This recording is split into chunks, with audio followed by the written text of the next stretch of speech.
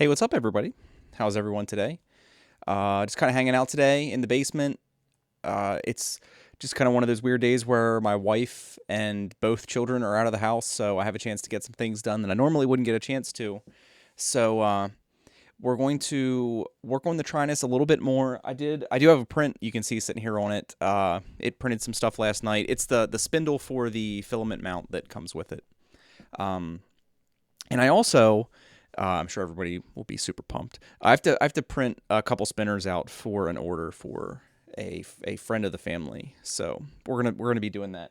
And normally, like if you print anything in one color, obviously you don't really have to tend to it. But with these, like these spinners are two color, so there's a color change that we have to keep an eye out for. And the machine beeps obnoxiously loud, so it's not like we're gonna miss it.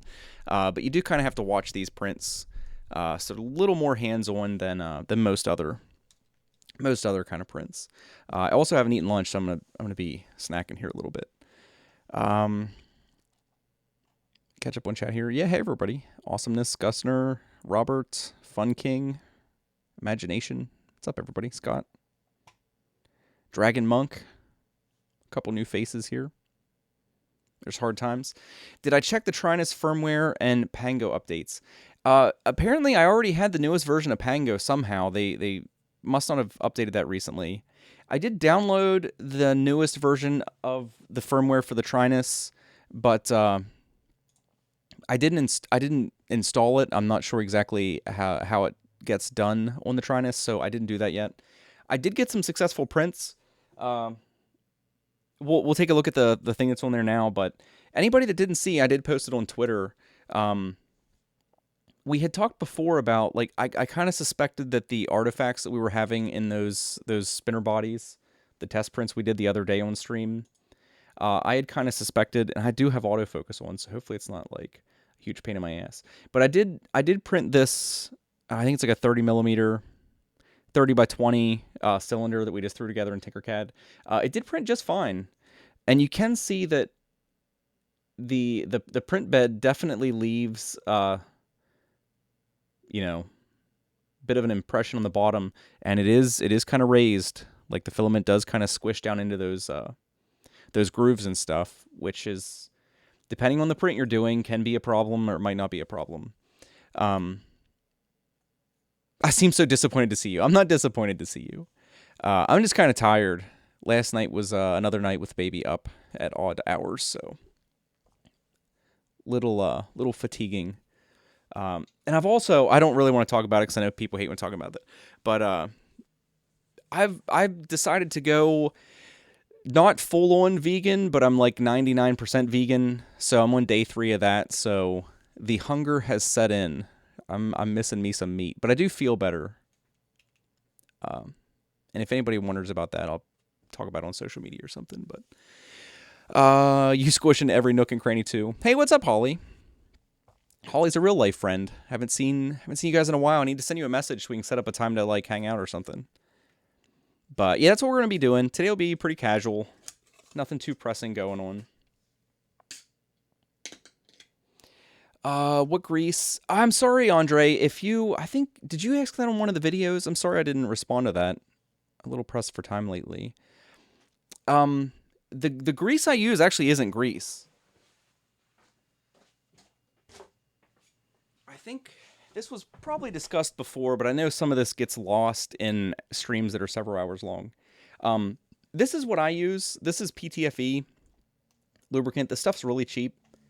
There is stuff called Super Lube, I think, that's better than this, arguably. This stuff's fine, but the big thing is you want to get something with a PTFE in it, which is Teflon. It has Teflon in it, so the longer this stays on something, the more lubricated it gets, which is really good. And this stuff works good. It's really thin. This is like water, basically.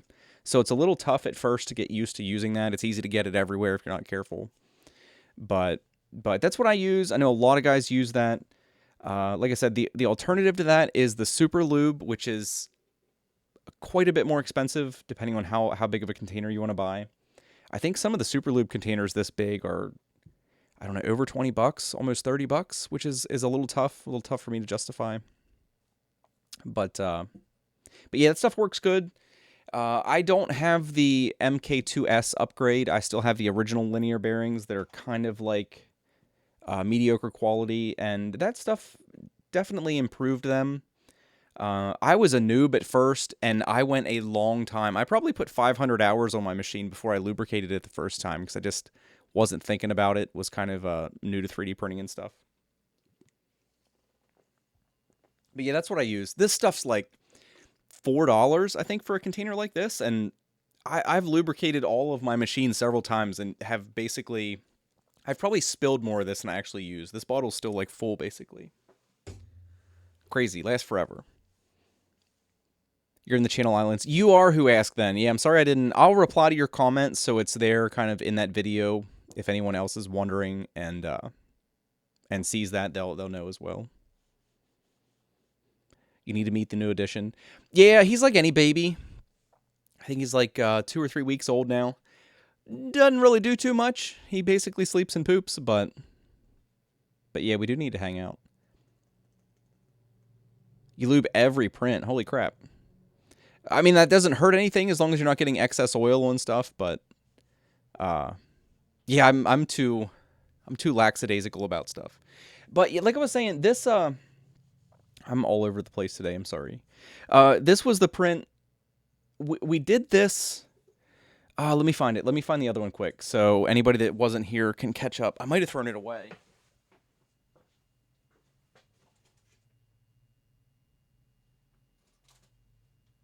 Oh, that's right. We actually didn't even let it finish. This has a raft and some hair on it from being in the trash, but this is what this cylinder looked like straight out of Pango. Hopefully that'll focus. And you can see this has the same, like, weird, and this is why I hate autofocus. This has the same weird, like, ribbing around the outside, and it's just really odd. I hate autofocus so bad. It is the worst. We'll tend to that in a second. But this was sliced in Pango, the kind of slicer / control interface software that comes with the Trinus, and apparently it's something to do with that. And like I said, I checked the versions, and apparently I have the newest version, so maybe I can try uninstalling it and reinstalling it. But took the same exact STL and sliced it in Slicer, and it's not perfect. The start and stop places on some of the layers, there's a little bit of bulging, but it's really minor. Top layer probably could have used another layer or two. I think there's only 3 on there. But overall, really clean print. I'm pretty happy with it. There are the artifacts on the bottom from the build plate, but if that's an issue for you, they sell build tack sheets pre-cut for the Trinus, or you can just use painter's tape or something. Fix that problem too. Pango to Tango Wango. Debating graphite lock oil. I had tried that, but that stuff builds up a little bit. I actually use it in locks, like I do lock picking, and I use it for that, but the thin PTFE lube seems to work really well. But I don't know. It's kind of like a preference thing, whatever works best for you. But anyway, what are we going to do first? I guess the first thing to do would be to start this spinner print. And like I said, I know most of you guys have seen these quite a few times, but this is what we're printing. This one doesn't have the button on it. We'll have to print some buttons too. But these are the 2 color spinners that I designed. They have 3/4 inch steel balls in the outside and a relatively standard 608 bearing in the center that we pop the shields off of, soak them in acetone to get the lubricant out, and they spin really well. They work for me. People seem to like them. The steel balls give them like a really... I don't know if high-end is the right word, but they make them seem nicer than they actually are, which is pretty handy for selling them. Like, they're pretty easy to sell, if any of you guys aren't making them yet. Something to do with your printer. Like I've said before, I'm not going to print this one on the A8. I'll just use the MK2. But my A8 has basically purchased an A6 with the money that I made off spinners, printing it on there. How do you pop the shields off? Basically anything sharp, like with a little edge, like a kitchen knife or a X-Acto or something, if you're careful, there's very little holding most of those shields on. There's a very, very shallow lip on the inside there. And again, it's never going to focus, asshole. Very, very, very shallow lip. And if you just like pry against the edge, they pop off really easy on most bearings. It's like a really, really easy thing to do.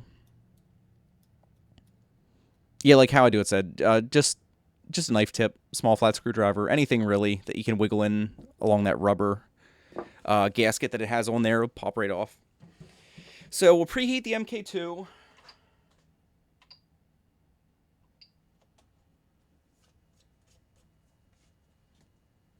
And wipe the bed down with some alcohol.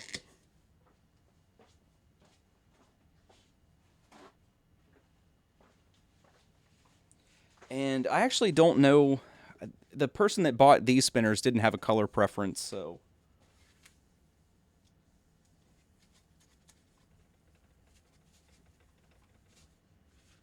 I have this this kind of gray, silver, and blue one. I need to print some blue caps for it.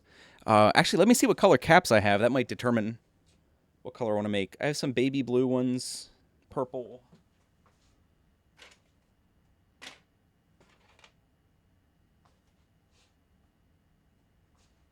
Okay, so I have some baby blue and purple. I guess we're going to do a purple one. The purple looks sweet with the silver, I think. I guess we could do black too. I need to print. I need to stock back up. I'm like running out of these. Still made off. Yeah, she kind of gave up. This is one of my wife's kitchen knives. It's a cheap like Chicago cutlery knife. But I've kind of effed it up a little bit, so it's kind of mine now. What's hers is mine, and what's hers is mine. Nilla, have I checked the weather outside? It's 104 over here in Waynesboro. Oh, that's right. You're in town today? We should like meet up today if you want to. You should stop by my place. I'm like just outside of Waynesboro. Like I don't know what your schedule's like today. My place is like a hot mess. But yeah, because I have a garden, so I'll probably have to water a second time today. I already watered earlier. Get some dental tools. I do have a dental pick over there I use for like a ton of stuff. They are super handy. How heavy is it? Do you mean the spinner? I've never actually weighed them. The steel balls are pretty heavy.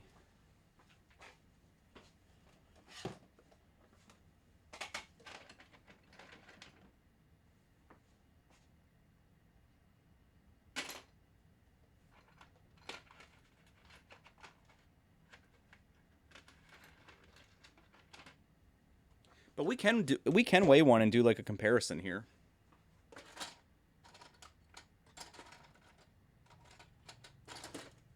Because I used to print like old regular ones with bearings in the outside, so we can throw one together here and weigh it. See approximately what a regular one weighs.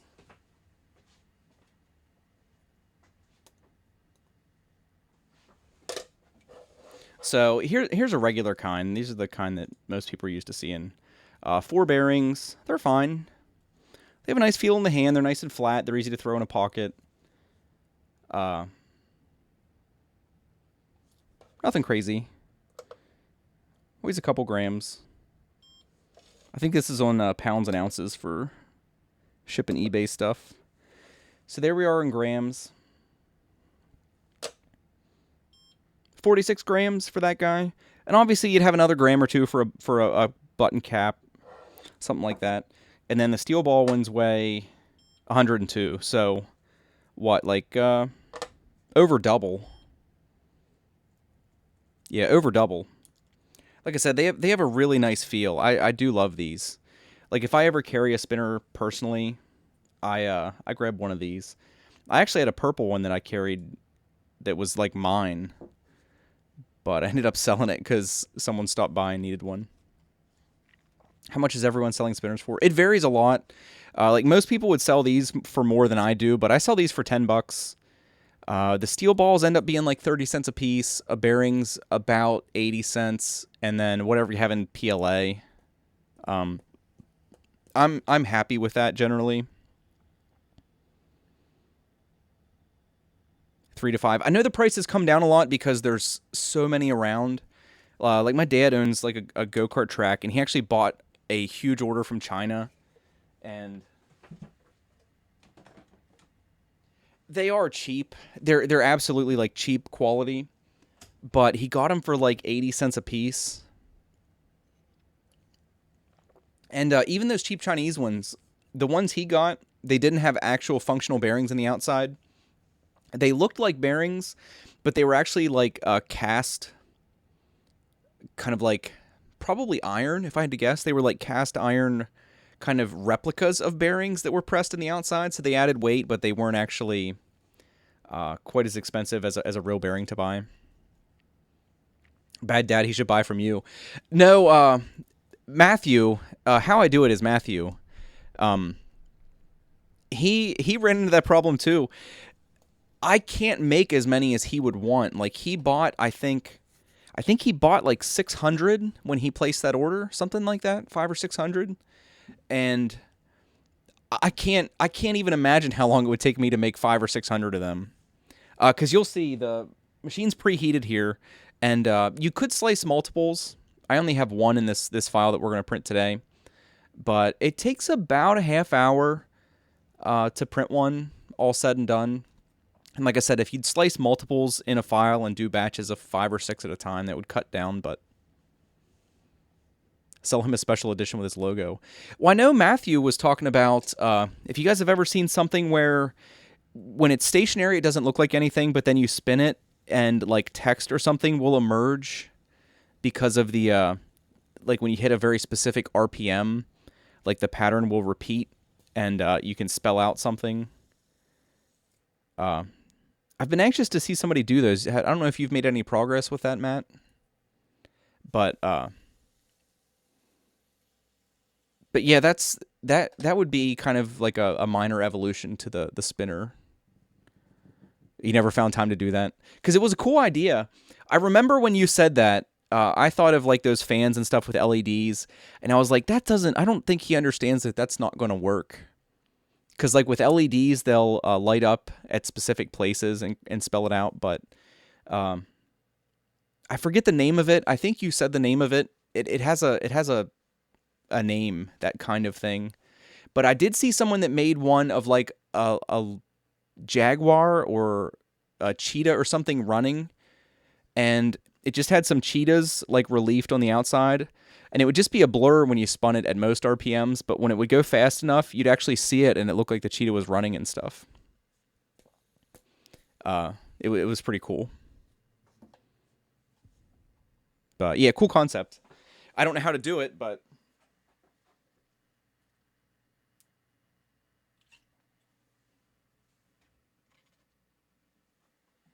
so I do most of these bodies in silver. Shit, I'm out of the silver. I did not realize that. I have this gray. That's a gray, but this is actually like a silver color, and I love it for the bodies. I guess we could do one in a different color. Because I don't think I have enough of this silver to do a body. There's not very much on there. I need to order another roll of this. Yeah, I don't think that's enough.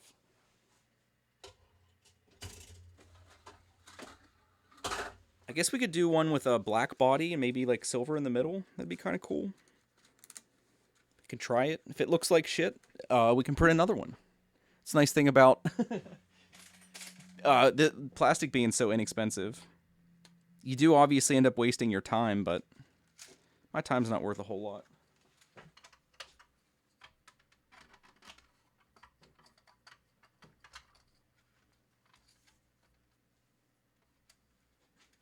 All right, and this has come up a couple times. I know you guys can't really see the machine, but I actually preheated this with the Pinda about an inch from the build plate, and it's not really a good idea to do that.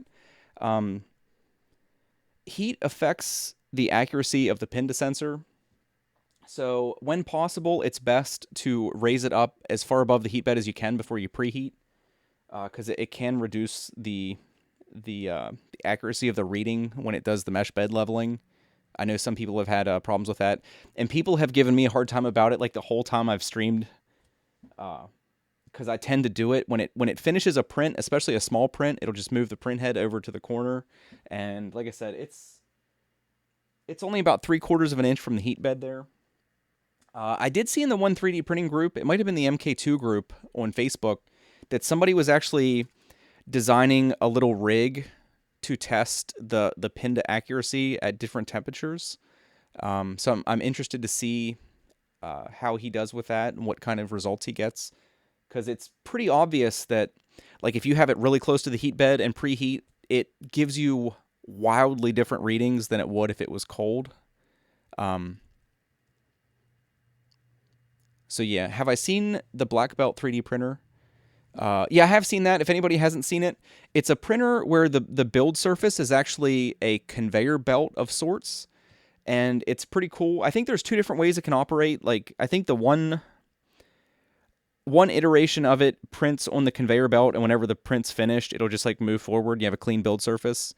And then there was another version of that where they actually printed while the conveyor was going, and they could print basically infinitely long things in the y-axis, because you could just like basically, like, if our y-axis was here, we could print kind of to the side, shift it, do another layer, and you can do that indefinitely. Like, they printed like really long things, which was kind of amazing. I think that was the same printer. But yeah, it's cool to see the technology evolving. Um, I always say that I'm really interested to see where things end up in a couple years. Things are evolving really quick. It's like any technology; it'll seem like nothing's happening, and then you'll see, like, every couple weeks you just see something new, like a novel approach to stuff, and yeah, it's kind of exciting.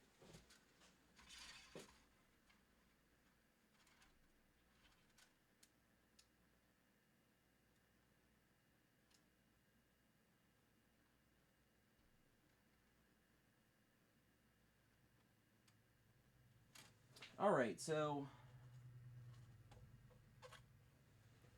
I used to use the filament load and unload functions on the MK2, but I don't anymore.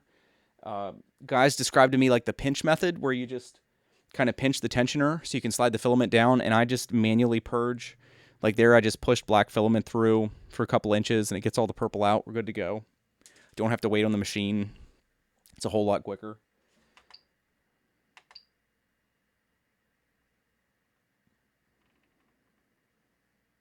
I can't say I can't actually say what the file name is for this. Uh, I sliced this a couple weeks ago when I was having some problems with the MK2 and I was getting really frustrated. I ended up slicing this file like 12 times that evening to get it right. And there are some obscenities in the file name, which it makes me laugh every time I print these.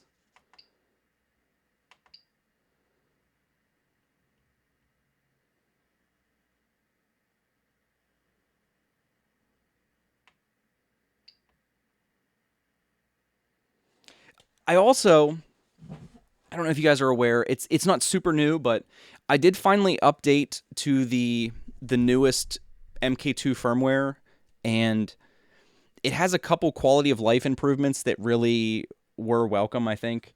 Like, they changed uh, a couple ways that the live Z adjust works, which is really nice. Um,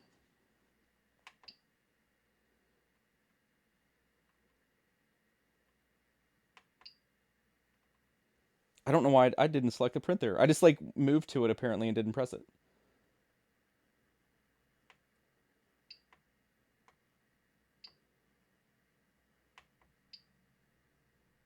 There we go. But yeah, they changed. It's subtle changes, but it is noticeable when you're printing every day. They changed. Like, I don't think you have to do the V2 calibration anymore to have your V2 or your live Z settings stick, as far as I could tell, which was really nice. It was really frustrating especially when like I change nozzles all the time. And the other day I had the point 0.3 in there, and the V2 calibration file's kind of useless, because it's like pre-sliced for point 0.4. What brand is your silver? This is all the eSun PLA Plus. All of the ones on these clear rolls are the PLA Plus. I really love this stuff. It's also what the black is, and it's what that purple is. And I also have, it's what the gray is behind me. And then all the other colors I use, like I have this green sitting here. It's what the print we looked at earlier in my coaster and stuff that I'm not actually using. But my coaster is out of this, the AIO PLA, which I also really like. But I do like the eSun PLA Plus more, I gotta say. Stuff prints great.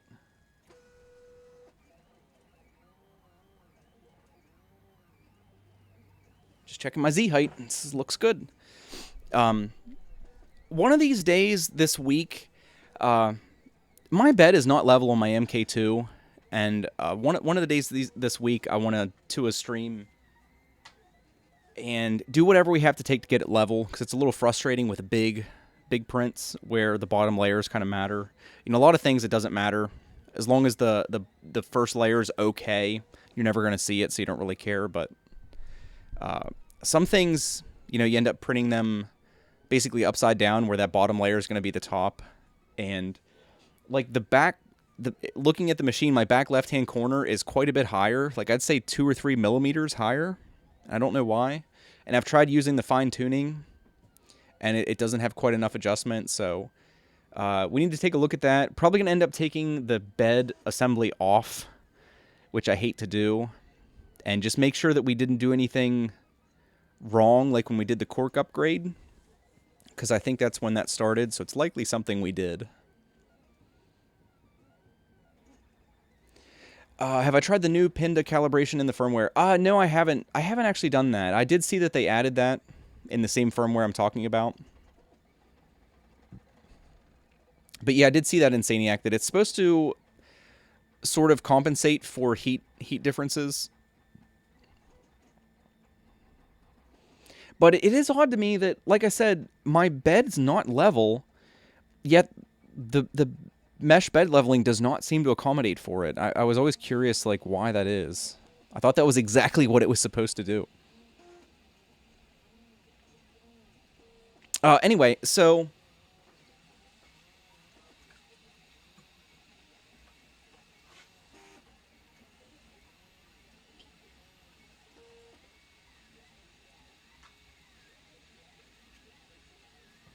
right, so while that's going, we'll take a look at the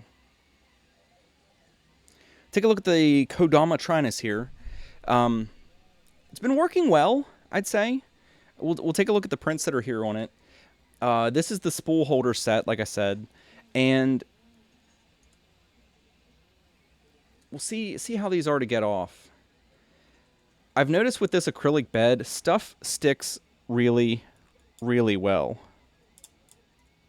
which is like another reason I think I want to go to like painter's tape. Like, I think you have too much adhesion, and this is just PLA.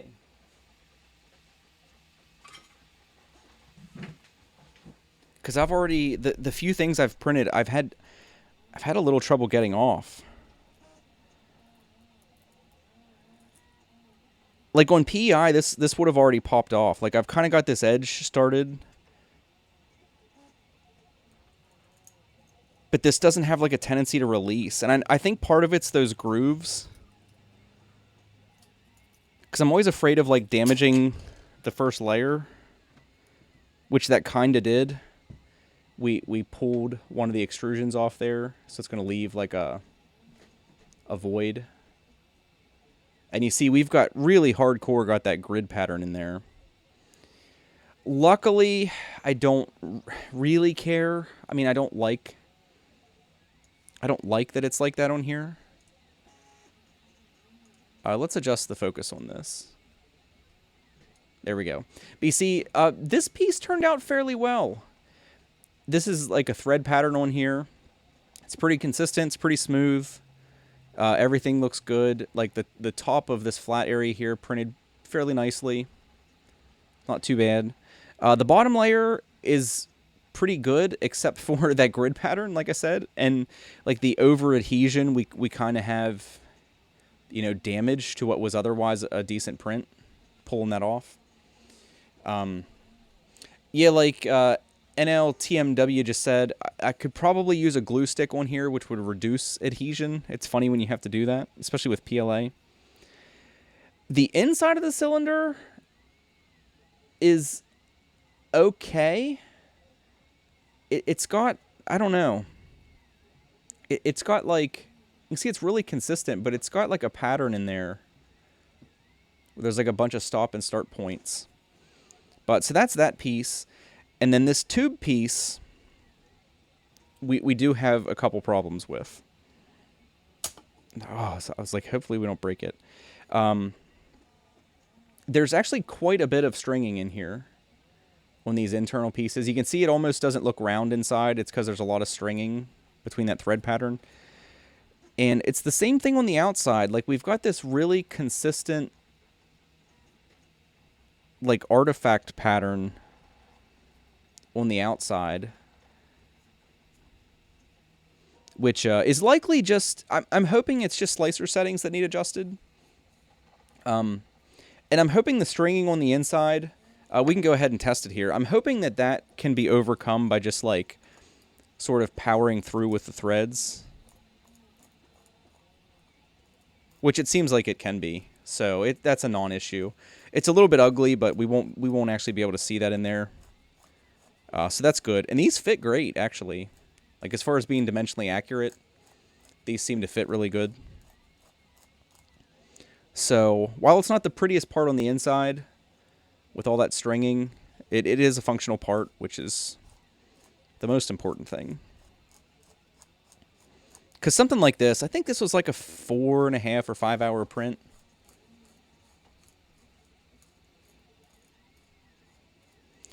Meester, though, is that with this Trinus and the acrylic bed? I know with PEI, I agree.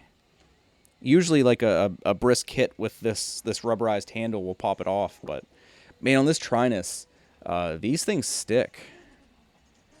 I could definitely see breaking some prints on this, depending on what kind of print it is. Because, like I said, it just grips so good. Oh, that came off actually not too bad. But it just grips, like, so well. And you see this one, too. You can see the skirt circle there.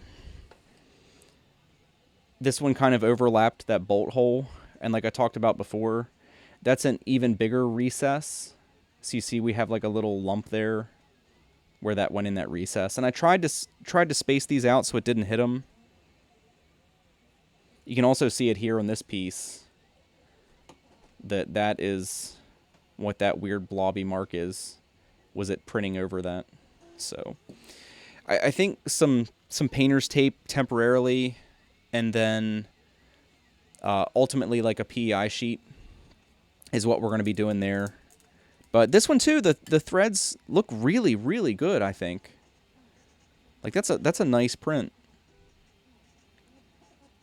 So I think when there's nothing else kind of in the way, I think this thing's going to print really consistently because it's so, like, there's just no play in any of the axes. So I think this is going to be a good printer for doing, like, real high-resolution small prints, which is exactly what I want it for. But yeah, just powering through those stringing lines in there, and good to go. Use a raft on the Trinus. I know that's like the norm, but I don't want to. I just don't want to. And if I can avoid using a raft by putting some painter's tape on here, that's what I'm going to do. John, we already did that, actually. I did it on a stream, and I know this is dirty, but I actually did have a piece of glass. The problem is clipping it on. There's nowhere to clip it on. There's so little clearance on all sides of this bed, and then on top of it, the nozzle, it's a little hard to see, but the nozzle does not stick out past the cooling fan almost at all. So when the printer's homing, I mean, it's almost flush. That's almost flush with the cooling fan. So when the printer's like homing and stuff, it will, there's so little clearance, it will slide those clips off, and it's terrifying. You could do some borderless frame clips and stuff, but I don't know. I did glass as a temporary solution. It's what I use to print those couple spinner bodies and stuff with the weird Ripley artifacts. So I did that to get by for a little bit, but there's no real good way to put a piece of glass on here, unfortunately. If you can believe it, and I know what you guys mean about like a frame clip, there is not enough clearance on this front edge for one of those. If you can believe that. The nozzle basically touches, you can actually see where it does like a purge strip. The nozzle touches the front corner of this. So, like on that corner, you don't even have enough room for one of those, which is kind of crazy. There's just like no room around this build plate, which is kind of crazy. But not a bad idea, because that was my first idea, because I bought this thing used, and the build plate it came with was in terrible shape. Like somebody had just scratched the living hell out of it. I think I initially thought they might have done that to improve adhesion, but in hindsight now, it might have been the case they were trying to reduce it, because they might have had like the super sticking like I've been getting. So it's possible they did that to actually get prints off easier. Hire ninjas to remove prints. Zapal said I'd just build tack it. Yeah, that's my plan. Like I said, I'm gonna get some blue painter's tape probably today. I'll run to the hardware store. I wanted to have it for this stream, but I didn't get a chance to go. But I'll do some blue painter's tape. Put it on there so I can print stuff for the time being, and then ultimately probably get a sheet of PEI. Yeah, probably get a sheet of PEI and put on there as like a long-term solution. But let's see how this thing fits. Let's see how the spool holder fits. Like I put this on last time. This was the spindle off of the Hatchbox filament holder I had. And we just kind of used some big washers. We won't heat this up and take it off. We'll just set this filament down. But I just used some big washers to pinch it on this side. Which worked temporarily, obviously. But we'll put this guy on and see how it goes. Fits in there good. I think the purple was going to look cool. That's why I did it in the purple. I thought it would look cool with all the black. Foil tape works great to hold the glass on. That actually would probably work okay on this, because that acrylic print bed is really smooth on the bottom. That would probably hold it really well. Actually, that's not a bad idea. So this, as far as being like a good functional print, like mechanically, that's really strong. Everything fits well. They probably did need to do a double screw. Like this screwing on this side's a little unnecessary, but still kind of a cool print.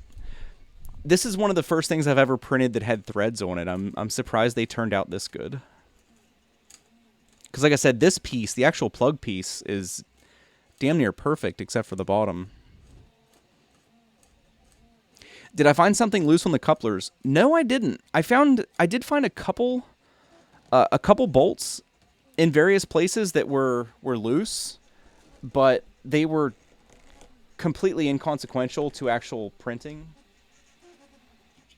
What the hell? I ran out of threads there. And then that other side is like locked in.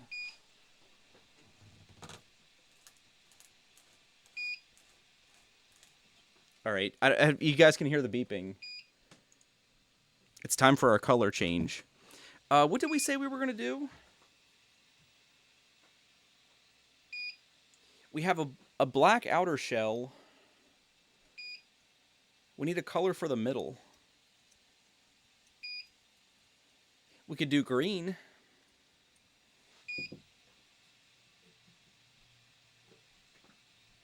We could do green. What do you guys think? Black with green, baby blue, purple. I have the Prusa orange. I don't have any yellow. Oh, I do have yellow, but I don't think I have any yellow PLA.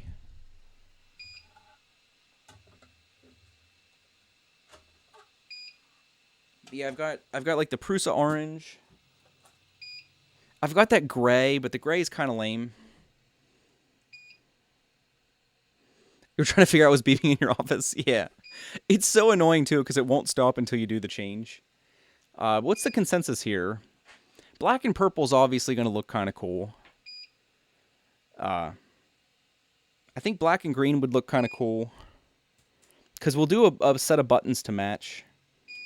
The black and baby blue might look cool. I guess they all kind of... Like, black goes with everything. We could do, like, a Prusa one that's, like, black and orange. I'm about to eeny, meeny, miny, moe this joint here.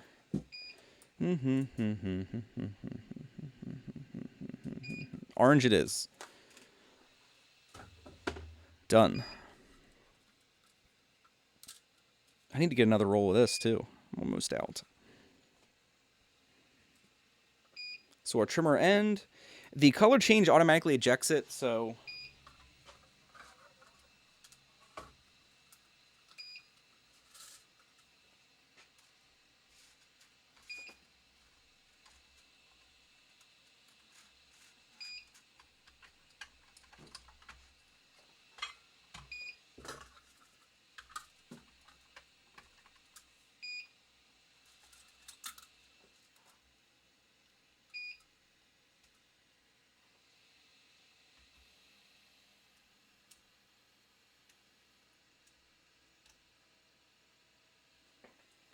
It didn't grab. The filament curled past the PTFE tube a little bit and didn't grab it. So we'll have to manually make sure this is purged out as soon as this is done pulling it in. But you have to watch on the color changes too.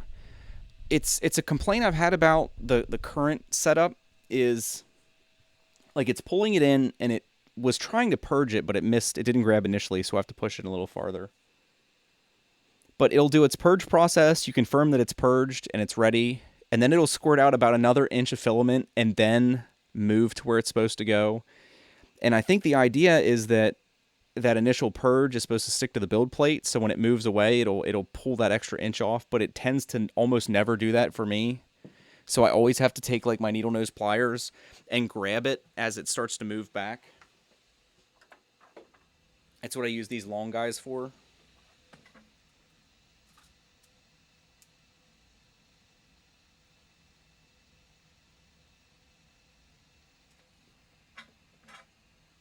Yeah, because the black, like colors like that black, take a little bit of extra effort to purge out to get like a nice clean orange.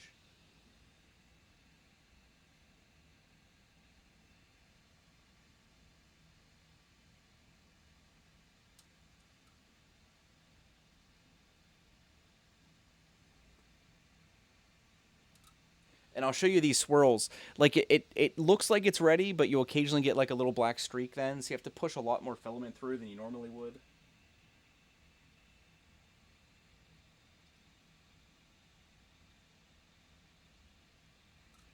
I think that looks good.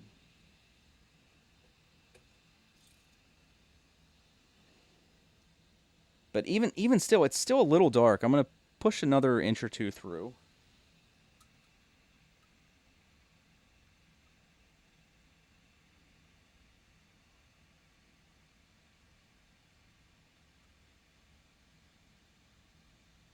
You'll notice some colors and materials tend to linger a lot longer in the nozzle. That looks better. Okay, so now it's asking us if it purged correctly. So I'll hit yes, and then it's going to squirt out like another inch and then immediately start moving. And you need to make sure you catch that or it's going to attach to your print and give you an ugly blob. Somebody fart while he isn't looking. I never saw that icon before. That's ridiculous. Is that like actually a fart or is that like a gust? Oh, a dash. That's a dash? That ain't no dash.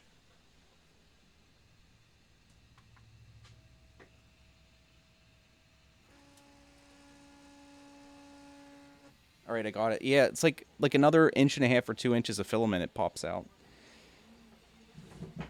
But yeah, you can see like this is the initial purge piece, and it starts black, and it's a really slow transition. Like it's like an ugly orange into like an okay orange that still gets like the occasional black streak, and it's still kind of dull even after that much. But purging some more, you can see we're kind of finally to the actual color that we want. And luckily on this file, I have it set with 3 perimeters, and it does the inner perimeters first, so it gives you a little bit more purge distance to kind of help it sort itself out. All right, so that's going again. It'll beep obnoxiously here in a little bit. Will I be getting the laser engraver unit for the Trinus? I'd like to. It is kind of cool. Yeah, it's kind of a cool thing. I don't know if I'd ever really use it for much of anything other than to play with it, but I don't know. It depends.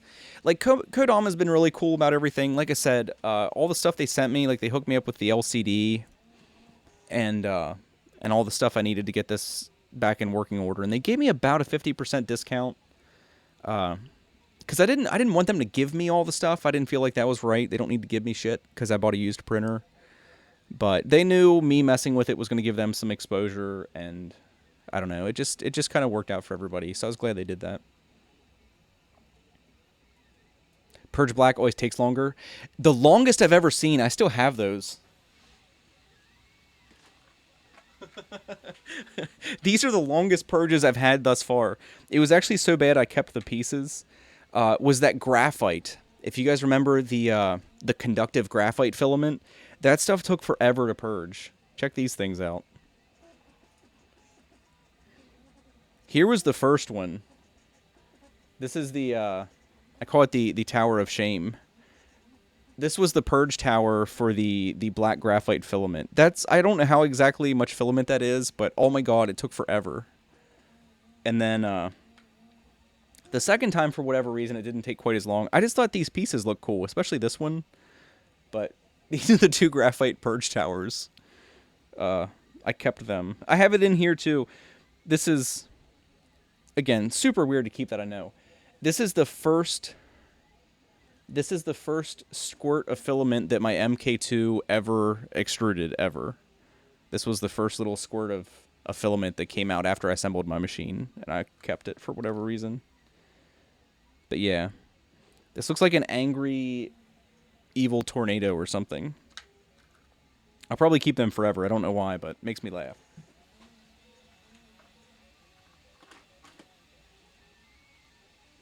But all the other ones, like, I had imagined, like, maybe the bronze fill would take a while to purge. Some of the other filaments I thought would take a while, but they're not too bad. It is a filamental. You could put a base on that and use it in, like, D&D or something.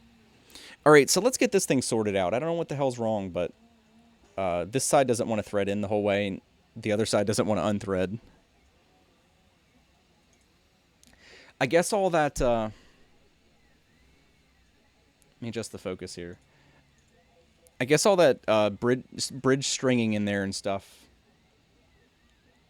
acts as like a mechanical Loctite. Does that sort of focus? Looks good.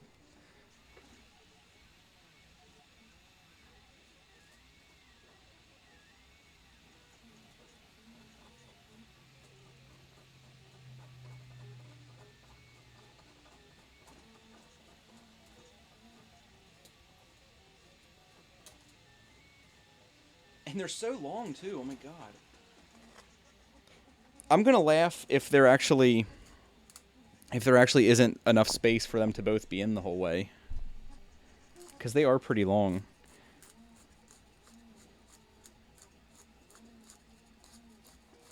We should have did this first. I'm sure there's... Alright, so that one goes to there. That's what I thought. Did I print the wrong pieces? What the hell? The plugs are longer than the piece. I thought I was meeting some pretty stiff resistance. I think they bottomed out. Let me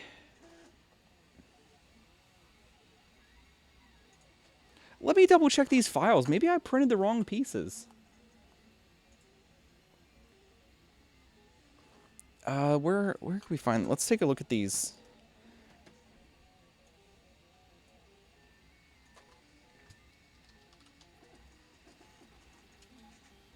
Kodama Trinus. Let me move over. I'll screen share.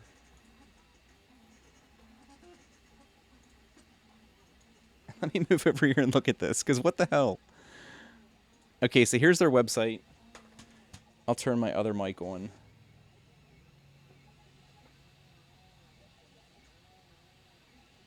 Let me move to the desk quick so I can see.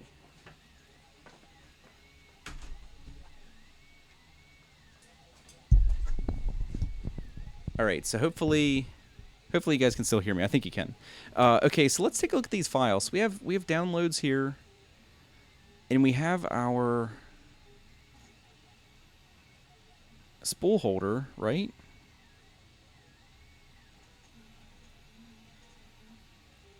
How big is that? 25 megabytes. Hopefully it won't take long.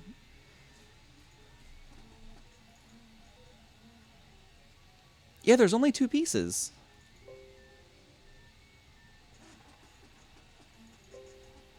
What?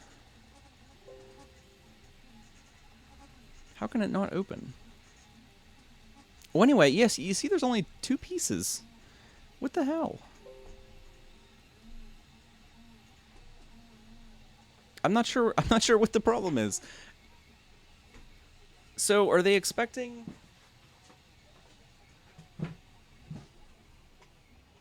I'm so confused. Are they expecting, like... well, there's 2 pieces there, and these are the 2 pieces. There's, like, the cylinder, and then the, there's the tube and the screw. And it's like the screw's too long. Because even if we accommodate for, like, the thickness of the metal... Or, yeah, maybe it's just not supposed to have a plug on the other side.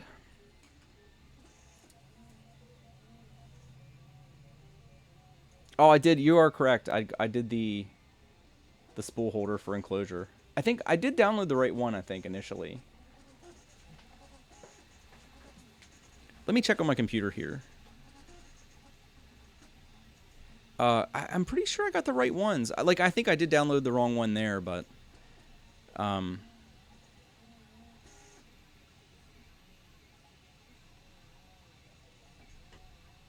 think I got the right one. Let me double check here.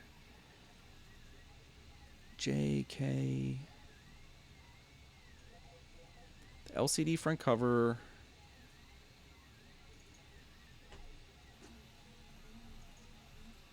Yeah, I had the right one that I printed, as far as I can tell. Oh, that's super weird. That's so weird. I think, like, it's not a big deal. We can just have the screwed part, you know, on the one side, not the other.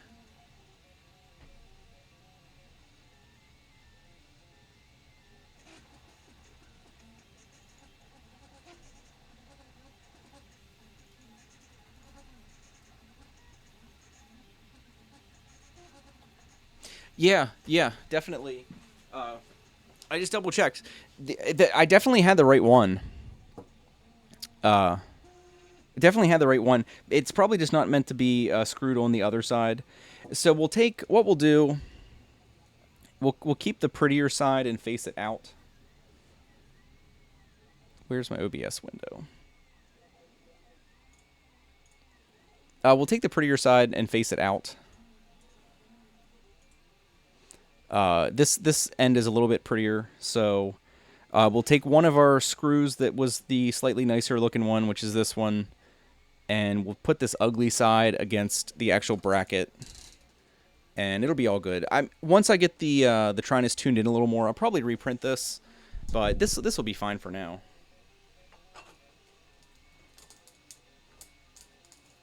Like, it has a lip on this side, so it's not like the filament's gonna fall off.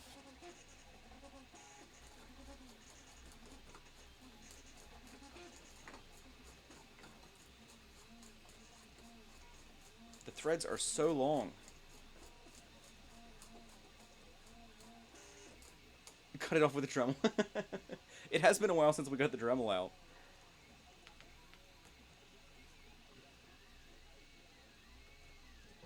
I think that's solid. We could chop that with a Dremel, but we'll spare our fingers. I know you guys want me to get the Dremel out, but that's fine. That's a pretty legit spool holder, I think. Looks good, works good. Looks like it'll fit pretty much any size spool without any problems.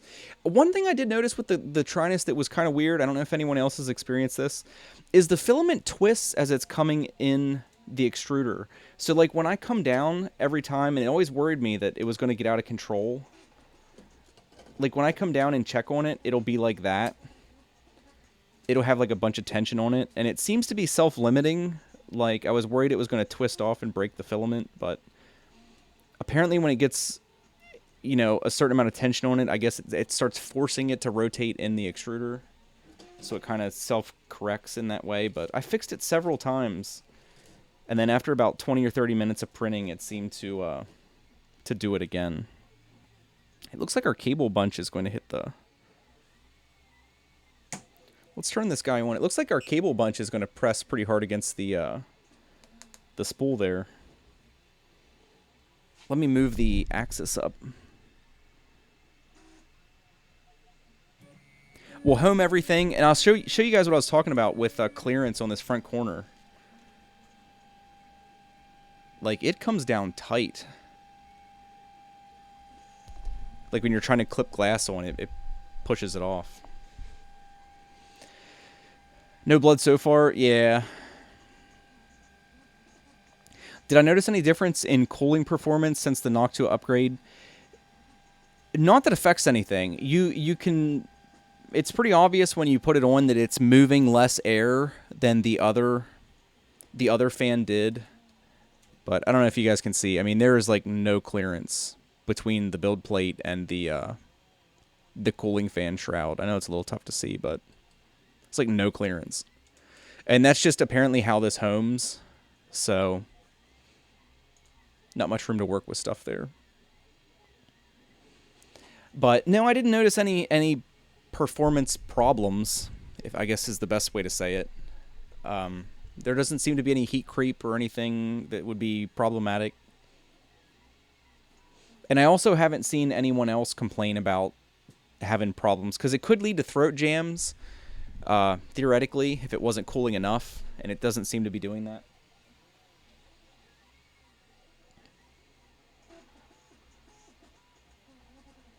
Let me catch up on chat.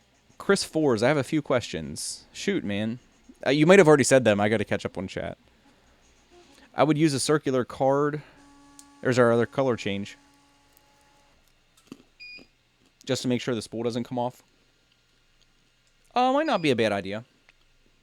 But I don't think it would. It doesn't seem like it would. It seems like it's on there pretty good.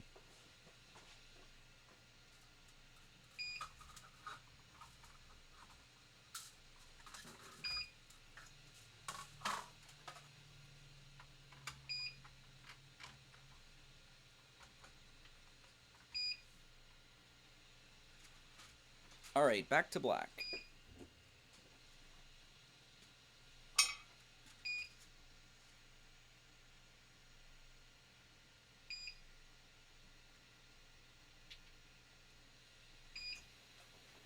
There, and the orange to black should purge without any problems. Would you use a circular card? Talked about that. 42, obviously the answer to all questions. No blood so far.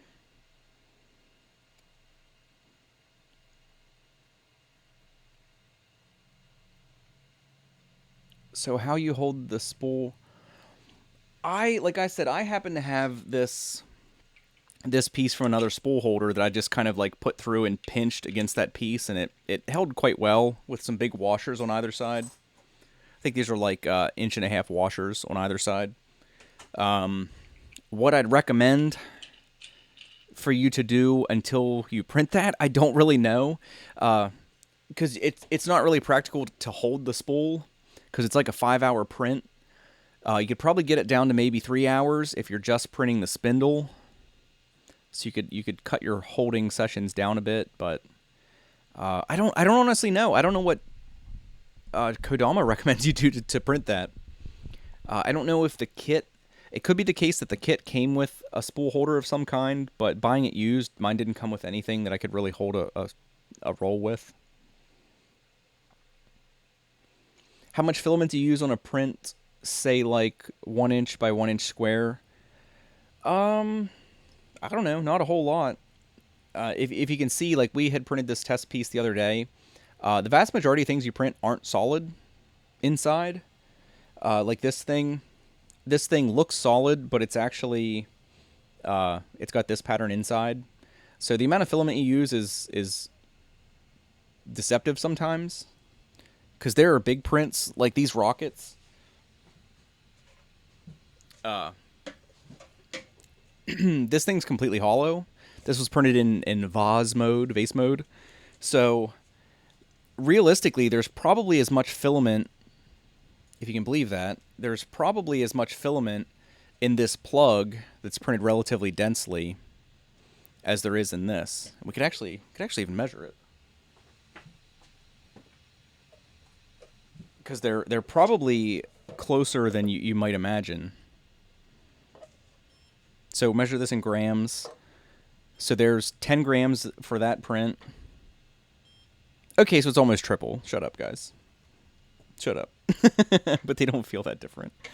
But yeah. There's not as much filament in some prints as you might imagine. Because even this, like this level of infill is actually fairly dense compared to what people tend to use. This is probably like a 20 or 30% infill, and some guys use like 5 and 10% depending on what you're printing. So it can be deceptive.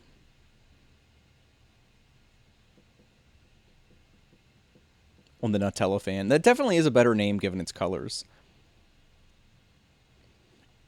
Is it a 1-to-1 ratio? I don't know what you mean exactly. Hopefully my answer kind of gave you some insight. Somebody might have already addressed this. That I just haven't caught up to that message yet. Yeah, and like Earl said, a lot of slicers have estimators in them that will tell you the actual weight and length of the filament that you're going to use. So you can usually have a pretty good idea of what your usage is going to be.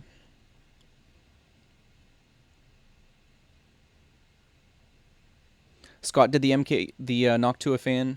I think it is. There's a couple upgrades that I would hesitate to recommend to people in the MK2, but the Noctua fan I think is a solid improvement. I have this cheap ass little decibel meter. And when we tested it on that stream, there was a 20 decibel reduction in noise from that 40 millimeter fan, which is huge. Absolutely huge. Oh, let me start this again.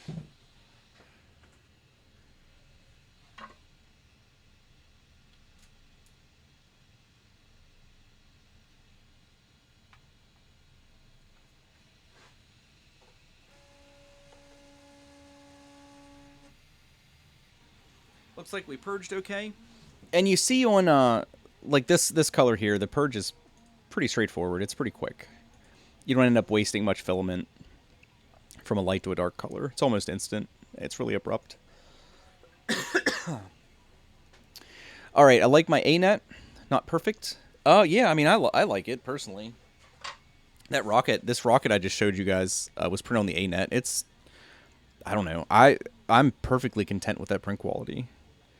I really don't have any complaints. I do have an E3D V6 light that I want to put on it here at some point, but I'd happily print away with it as it is.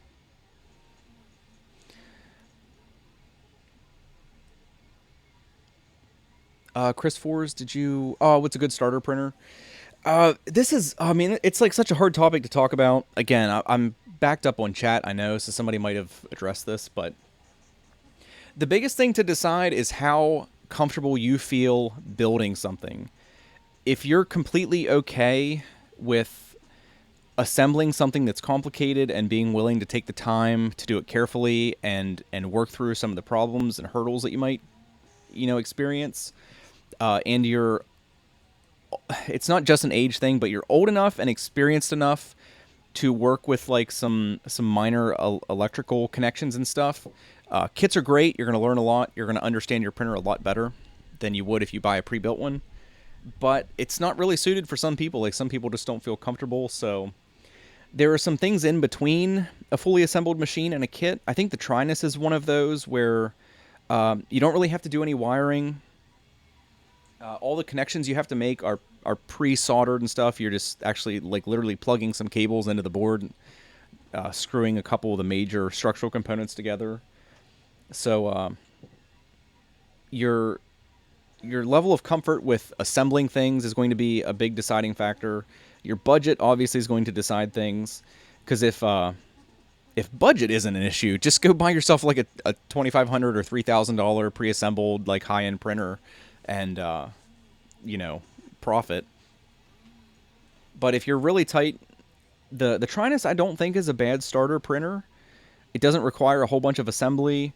It's built really well, so it's going to be forgiving if you do something stupid to it. It doesn't have a very big build volume, but it's not going to give you a bunch of headaches as far as like assembly and tweaking settings and a bunch of that crap that I can tell. But then there's like the ANET A8, which is a really cheap kit. Mine's sitting back here. Like I said, it printed this rocket with a little bit of tweaking. It seems to print well. There's a lot of room for upgrades if you do end up wanting to spend a little bit more money on your printer. But yeah, it's a difficult topic to discuss. There's a ton of variables,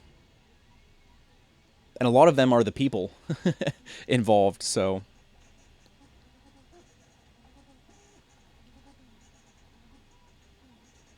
But yeah, I'd like to do... It's a tough thing to do. I wish I could do a little bit more methodical build video for some of these, for people that are really new. I think there are some out... There's almost certainly some out there. I think the ANET has a pretty good series for building printers. Reading a lot, still can decide about $300 USD. It is funny that's like the magical number. It's like,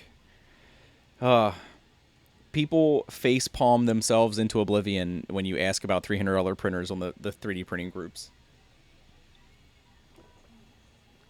But I think I still haven't gotten mine, damn it. But like the Wanhao i3, I think, is a printer that's in one of those sweet spots between like a full-on kit where you're just handed like 500 pieces and you have to build your machine in a pre-assembled machine, because I think it's like major components you have to bolt together and do some relatively minor assembly.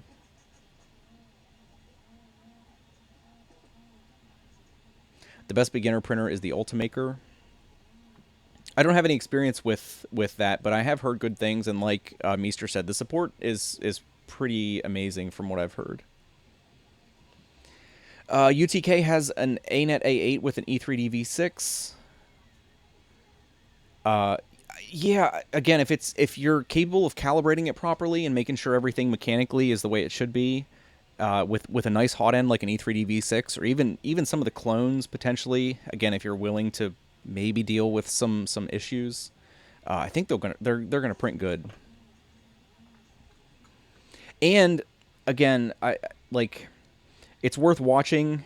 If anyone here isn't subbed to 3D Maker Noob or hasn't seen his video, he just recently did a kind of a safety video for the ANET A8, kind of specifically that printer, but it's applicable to a lot of the cheaper printers, about like electrical safety. That's worth checking out if you haven't seen his channel. If you just search for 3D Maker Noob, his channel will come up, and I think it's the most recent video he has. So if you're looking at those, it's worth checking out his video, to have an idea of something you should maybe consider doing for like safety with a cheap printer. The Wanhao is 2 to 3 pieces depending on which version you get. Yeah, exactly. It's kind of like a sweet spot. It'll give you a little bit of experience, like putting your printer together, so you might be made more aware of some of the major components of it. I mean, there's not a lot to these machines, even though they look kind of complicated. But I wish I had my Wanhao right now. But like how I do it said, I really can't recommend buying it from Wanhao USA if you're in the market for one of those. I've been waiting, I don't know exactly, I want to say almost 2 months for mine, and they were estimating 16-day wait. At this point, I could have basically bought any other printer on the market and had it already. You're running dual MOSFETs on your A8?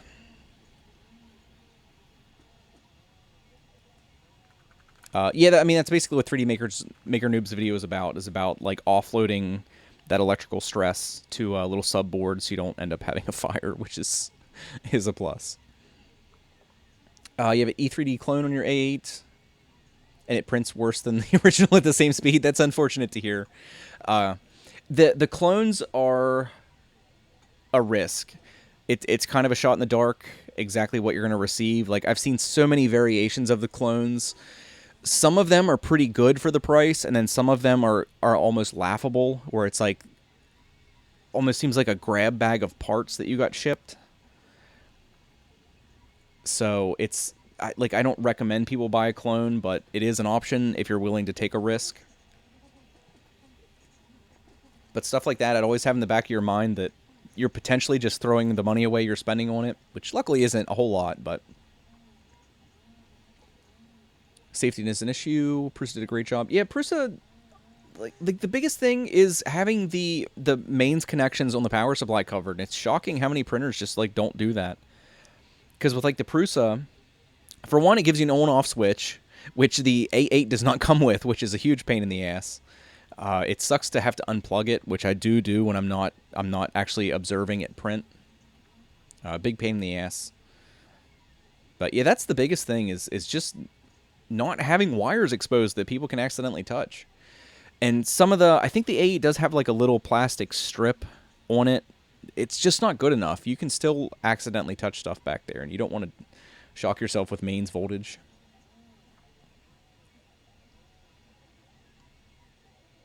You have an original E3D V6 on your A8?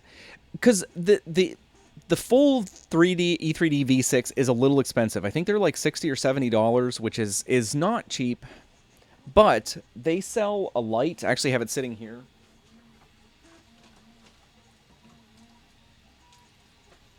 This is actually the entire kit. Because Philistruder actually sent me this for free, which was kind of amazing. But this is the entire E3D V6 light kit. And you got your fan. You got a really nice machined heatsink and stuff. You've got a heat block that's basically the same as the E3D V6, except the same nozzles and stuff. They send you a sock. Same heater, thermistor, pretty much that's on the big boy. Little cooling fan, clips on. I haven't tested it yet, but this is a pretty solid little extruder, and it's like $25, which is pretty hard to beat, in my opinion. This is what I plan on putting on my A8 at some point here when I get a chance. I have to print like the stuff to mount it. It's a little bit different. Oh, an authentic is only $53. I thought they were more than that. I'm not debating or arguing with you, but I thought they were a little bit more than that. But I know the clones are cheap as hell. They're shockingly cheap sometimes. And you often get what you pay for, unfortunately. Yeah, and then like Matt said, how I do it, there are a ton of the Wanhao clones around. The mono prices are they're not even really clones, right? They're basically the exact same machine. Yeah, I'm pretty sure that Wanhao builds them and just redistributes them to be rebranded. Is it Chuck who does reviews on cheap 3D printers? I think he has in the past. If anyone saw the community stream, Chuck was actually on there, and he said for various reasons he's gotten away slowly he's gotten away from doing reviews. Trouble spitting that out.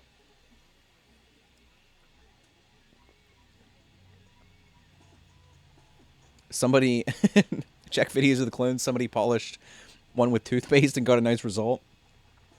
It's kind of interesting.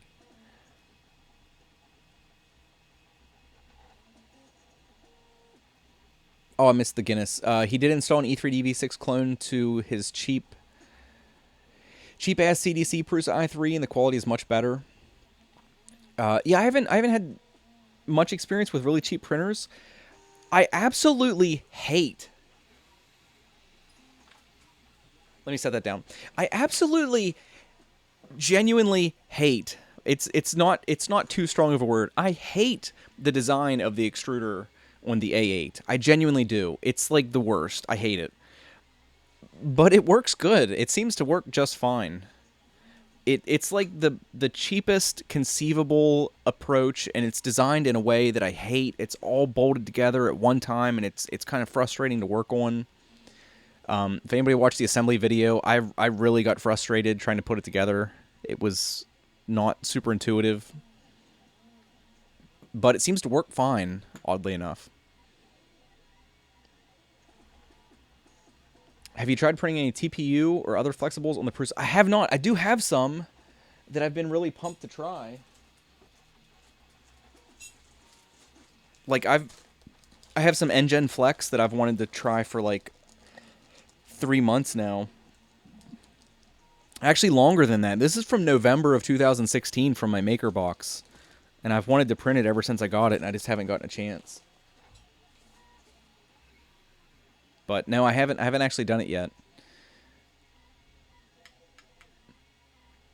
Nilla, check my Twitter DMs. I can do that.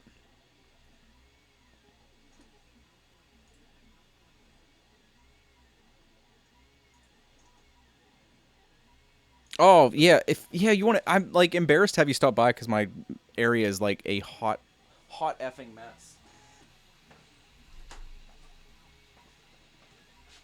But no, that would be cool. You'd be the actual first like maker that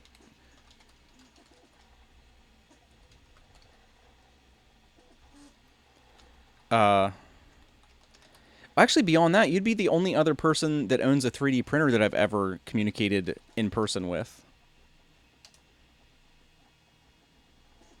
But there, I sent that to you, Matt. It sounds like our spinner's done. We'll let it cool for a minute so I don't bend it.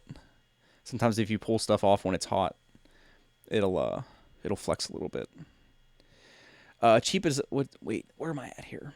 Check my Twitter DMs. Did that. Maybe that's one change I want to do sometime, but want to keep it direct drive instead of Bowden. I agree. I'm totally on board with you there.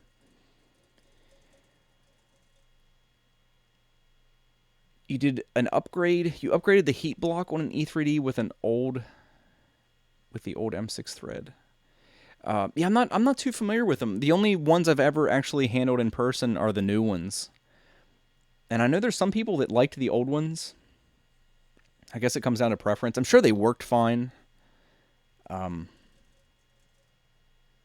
Yes, I don't have really strong opinions there. Cheap is a design goal. It totally is. It's beyond that sometimes. Cheap can be an MO. Can be a lifestyle. What would be a good design program to design my own ideas? I'll tell you, man, the absolute easiest way to get started is Simplify 3D, or not Simplify 3D, is Tinkercad. And I know it makes some people cringe. It's one of those things. There's division in the community about it. We can pull it up here. I'll show you. I can actually show you something I did recently. Tinkercad.com. I tend to use it. This printer is in my way.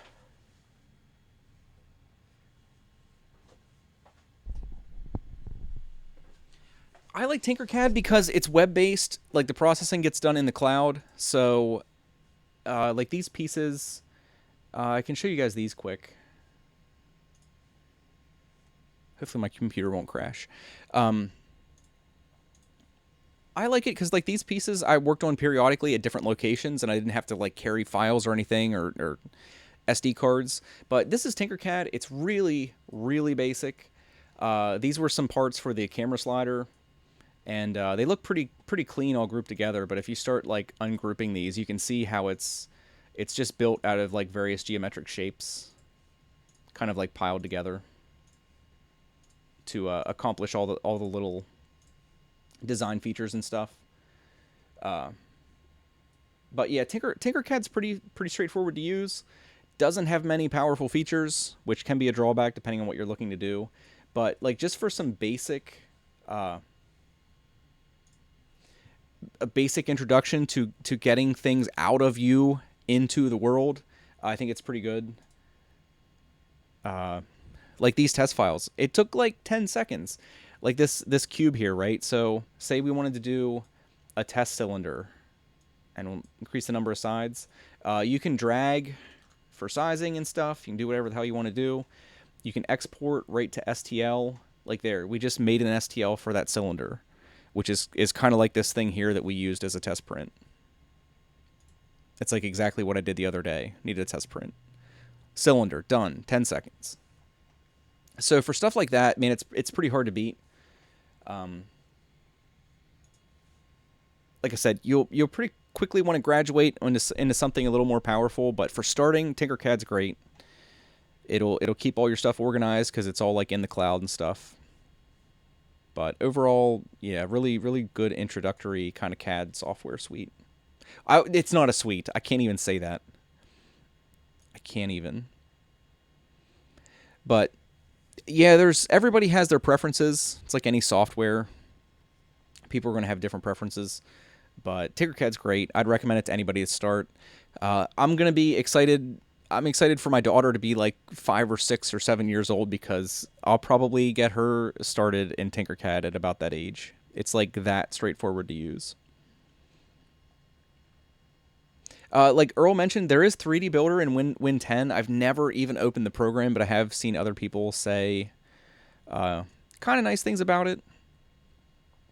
But yeah, as soon as you get like a grasp of the basic concept of like having an idea, doing some sketching on paper is always a great first step and get some rough dimensions. You're not like in there trying to clunk around in the software. You have like a solid idea of what you want to make before you actually get in the software.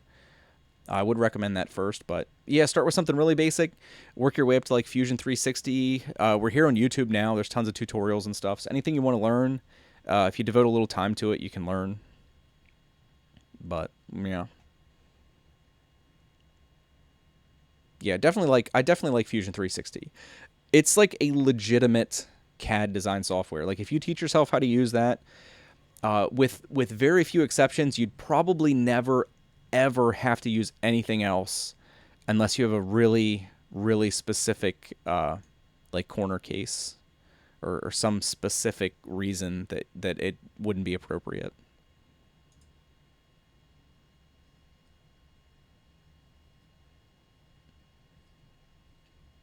Oh, not on a V6. You use the older E3D block on the ANET MK8. Oh, I got what you're saying. So you use the heat block on that little threaded piece that comes out of the A8. I never would have thought of doing that. Oh, that would let you. Oh, that's such a great idea too, because that would let you use pretty effortlessly most of the nozzles and stuff that I already have. It's not a bad idea. What is the special about the E3D clone?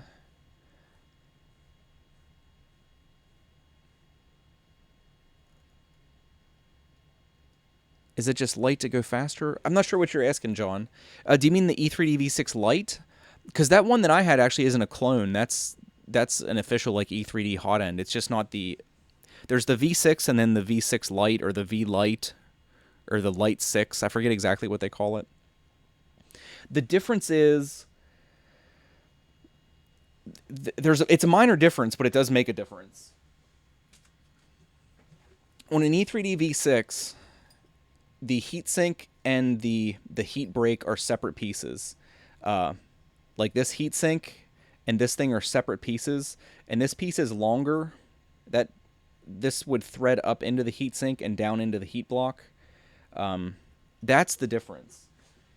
And what that accomplishes is like on a real V6, the Bowden tube probably stops about like halfway up here, and then from there down, it's all metal. Like the filament never touches anything that's not metal. With this one though, you can see the PTFE liner comes clear down through the end, and will actually, when it's assembled, I think I haven't. Did I have a nozzle laying here? I thought I did. Yeah, I have this .15. It's in the bag. The difference is you have PTFE liner that goes down through, and like if you imagine your nozzle being in the heat block, and this coming down, that PTFE liner is going to press against the nozzle. So it's slightly different. It can lead to some issues potentially, but for the vast majority of printing, like if you're just using PLAs and stuff like that that are at relatively low temperatures, it shouldn't really cause any problems. But being that the PTFE liner goes down in the heat block and stuff, it does limit you on your max temp. I forget exactly what the numbers are, but if you go to their site, you can get info on that. 8 minutes out. Hey, Matt might be on stream then, because I probably won't be done in 8 minutes. You guys know how I am. Yeah, you'll have to just beat on the door, Matt. My doorbell doesn't work.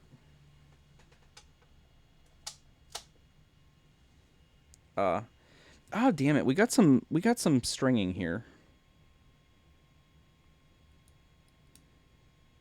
Damn it, we're gonna have to reprint that. Shit. That's frustrating. Wonder why they did that. But no, otherwise the spinner looks pretty cool. It's got like a Baltimore Orioles vibe. The black and orange does look cool. But yeah, we got some freaking stringing on the underside, and when you pull it off, it kind of damaged the print. It's how it goes sometimes. Where was it? Right there, in that smooth area. There was a little bit of stringing across here. It didn't lay the filament down right in the crotch there, and when you pull it out, it's got like, yeah, kind of an ugly area. So we'll have to reprint that, but oh well, it happens. Otherwise, nice clean print.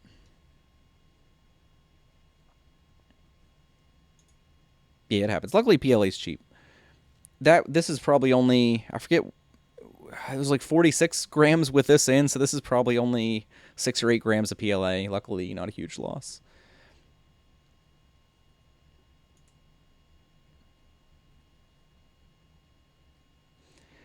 Chris, that was all of my questions for now. Well, yeah, hopefully it was helpful.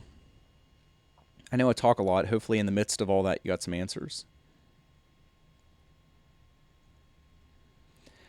The E3D6 Lite is made out of steel, but the heat's bad heatsink material. Is it steel? Yeah, it is. I never really took notice. Yeah, it is. I never really acknowledged the weight. I guess it is. It's not aluminum. It never struck me picking that up that, yeah, that does weigh quite a bit more than it would if it was aluminum. So yeah, another difference. The heatsink on the big boy is aluminum, and then the heat break itself, the part that screws up in, is steel. Another difference. Yeah, thanks for that, Jan. I was not aware. Steel is not the best heatsink material. Less weight. It is less weight, though. If you're in a direct drive setup, the stepper motor weighs so much that I don't know if it makes a huge difference.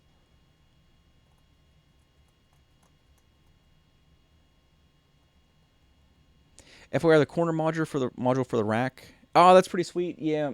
Anybody that doesn't know, Earl's making some paint racks for like hobby paints and stuff. And I guess that's you're going to have the pieces that will allow you to do like the 90-degree corner, which would be pretty sweet. Silly, but can you use the Warhammer strings? You can. Yeah, you totally can. It's what I was using earlier is like some flush cutters. You can, but the problem is it's like if you were laying a bunch of sticks down, and when you go to like lay the next stick in the pattern down, you lay it across.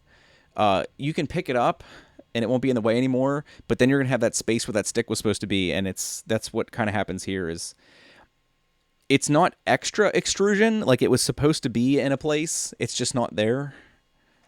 So when you pull it off, it kind of like, I don't know. Some people probably wouldn't mind, but I would never sell this to somebody. Just slightly unfortunate.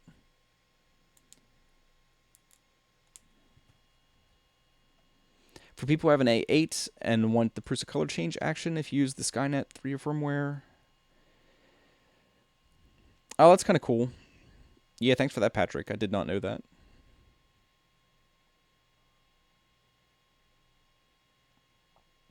You got a differential extruder belt drive X axis in the works. It moves the extruder off the X side.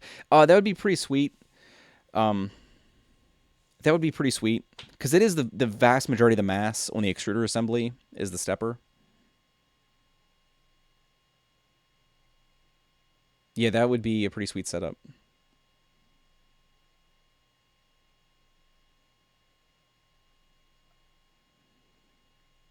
Don't forget Lars Christensen. Yeah, I missed that comment. I saw Dawn responding to you. I missed that comment. Yeah, he does have a cool channel. A bunch of Fusion 360 content. Some tutorials. There's tons of that stuff out there. I mean, it's pretty much the world we live in today where if you want to do something, the info's out there. You just have to devote a little bit of time to it. Guys, I'm going to step away for a minute. Matt's stepping by. I want to prep my wife so she's not up there breastfeeding or pumping or something when he gets here. So I'll be back in like a minute, and we'll start this damn print again. We'll talk a little bit more about the Trinus, and then probably wrap things up soon. We've been going like an hour and a half, which is shocking. It's only been that long. But yeah, I'll be right back, guys. I'm going to run an ad, which I very rarely do, but hopefully most of you guys are running ad block anyway. This is 2017. But yeah, I'll be back in a minute or two. So yeah, here's a word from our sponsors.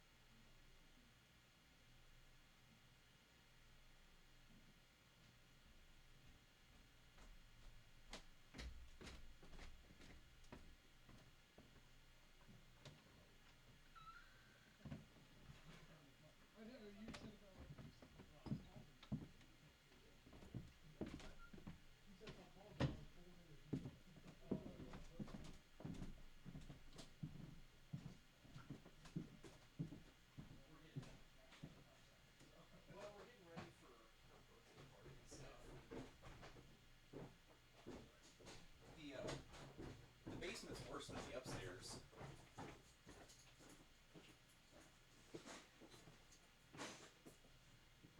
It's always doing stuff that's not cleaning up.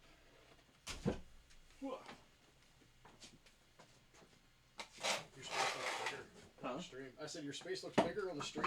I know. It's deceptive. Yeah. That's about like mine is. So. Oh, you read the chat from that far away. Oh, I know, it's ridiculous. If that would be me, I'd be squinting like crazy to read the chat. But yeah, so Where's our window at? So the timing worked out pretty good. There it is. You can scoot over. We can put the Trinus back. Where do you want to go with it?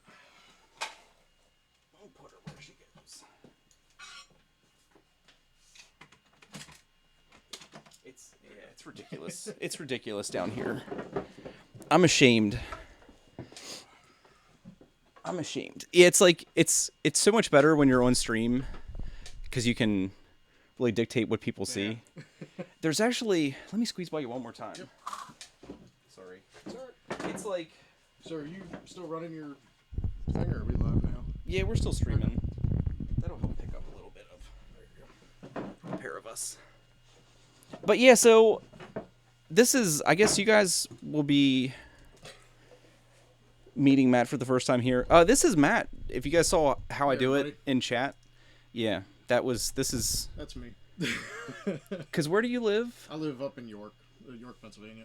Which is what, like 45 minutes from here? Yeah, about an hour and a half, depending Oh, on like traffic. quite a bit more. With going through Gettysburg and all that to get down takes a little bit. But yeah, Matt happened to be in the area. Because what do you do? I don't know if you want to talk about that. Work. HVAC. And you just happened to be in the town I live in. Yep. Because you had mentioned before that... there we go. You mentioned before that you came down in this area, which is kind of like so effing random. Like, I live in such a small town. Yeah. It's like a town of like 20,000 people, I think. Yeah, 25,000. You said one thing on one of your streams that I happened to be on, that I was watching. You said one thing, and I knew exactly where you were the moment you said it. That was that spinner we printed. That actually came out a little ugly, unfortunately. Set the mic closer to him. I know, like, the mic situation is... I can more centrally locate it and turn the gain up. Which is this, the pink one?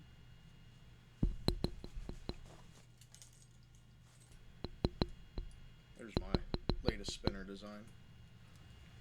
Oh, nice. Yeah, Matt does the ones with the nuts.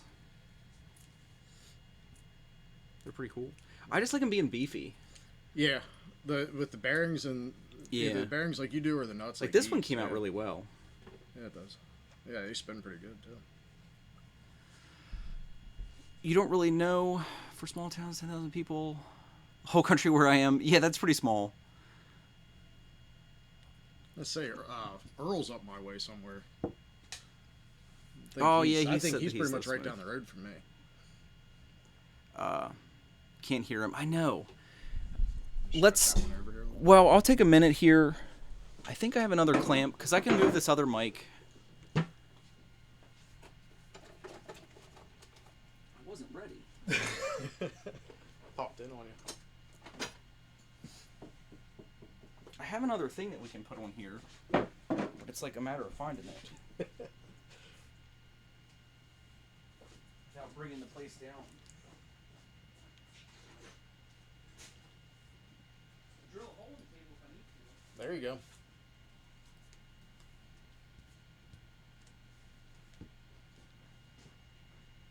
That might actually just be the easiest thing to do.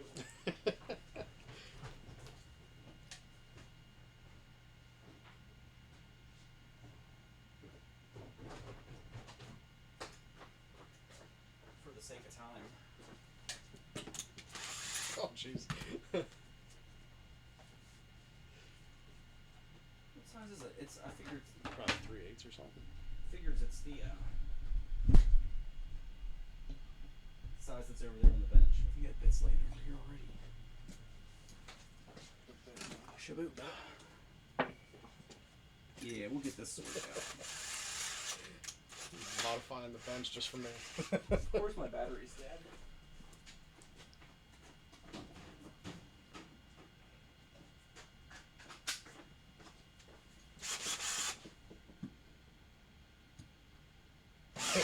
Yeah, Robert says, don't you know if you visit in person you have to bring your own audio setup? Here we go.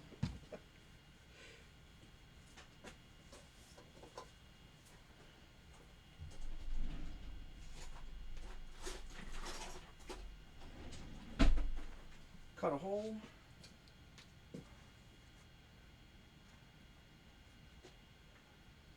watch this be the first blood on today's stream. Yeah, I know. You with knives, it may not be a good idea. It's all good. Just watch your mouse. We're getting her sorted out here, guys. We haven't lost anybody. People are pretty patient with me. They're used to the chaos, I think. They're just waiting to see you cut yourself, that's all. Alright. That should be sufficient.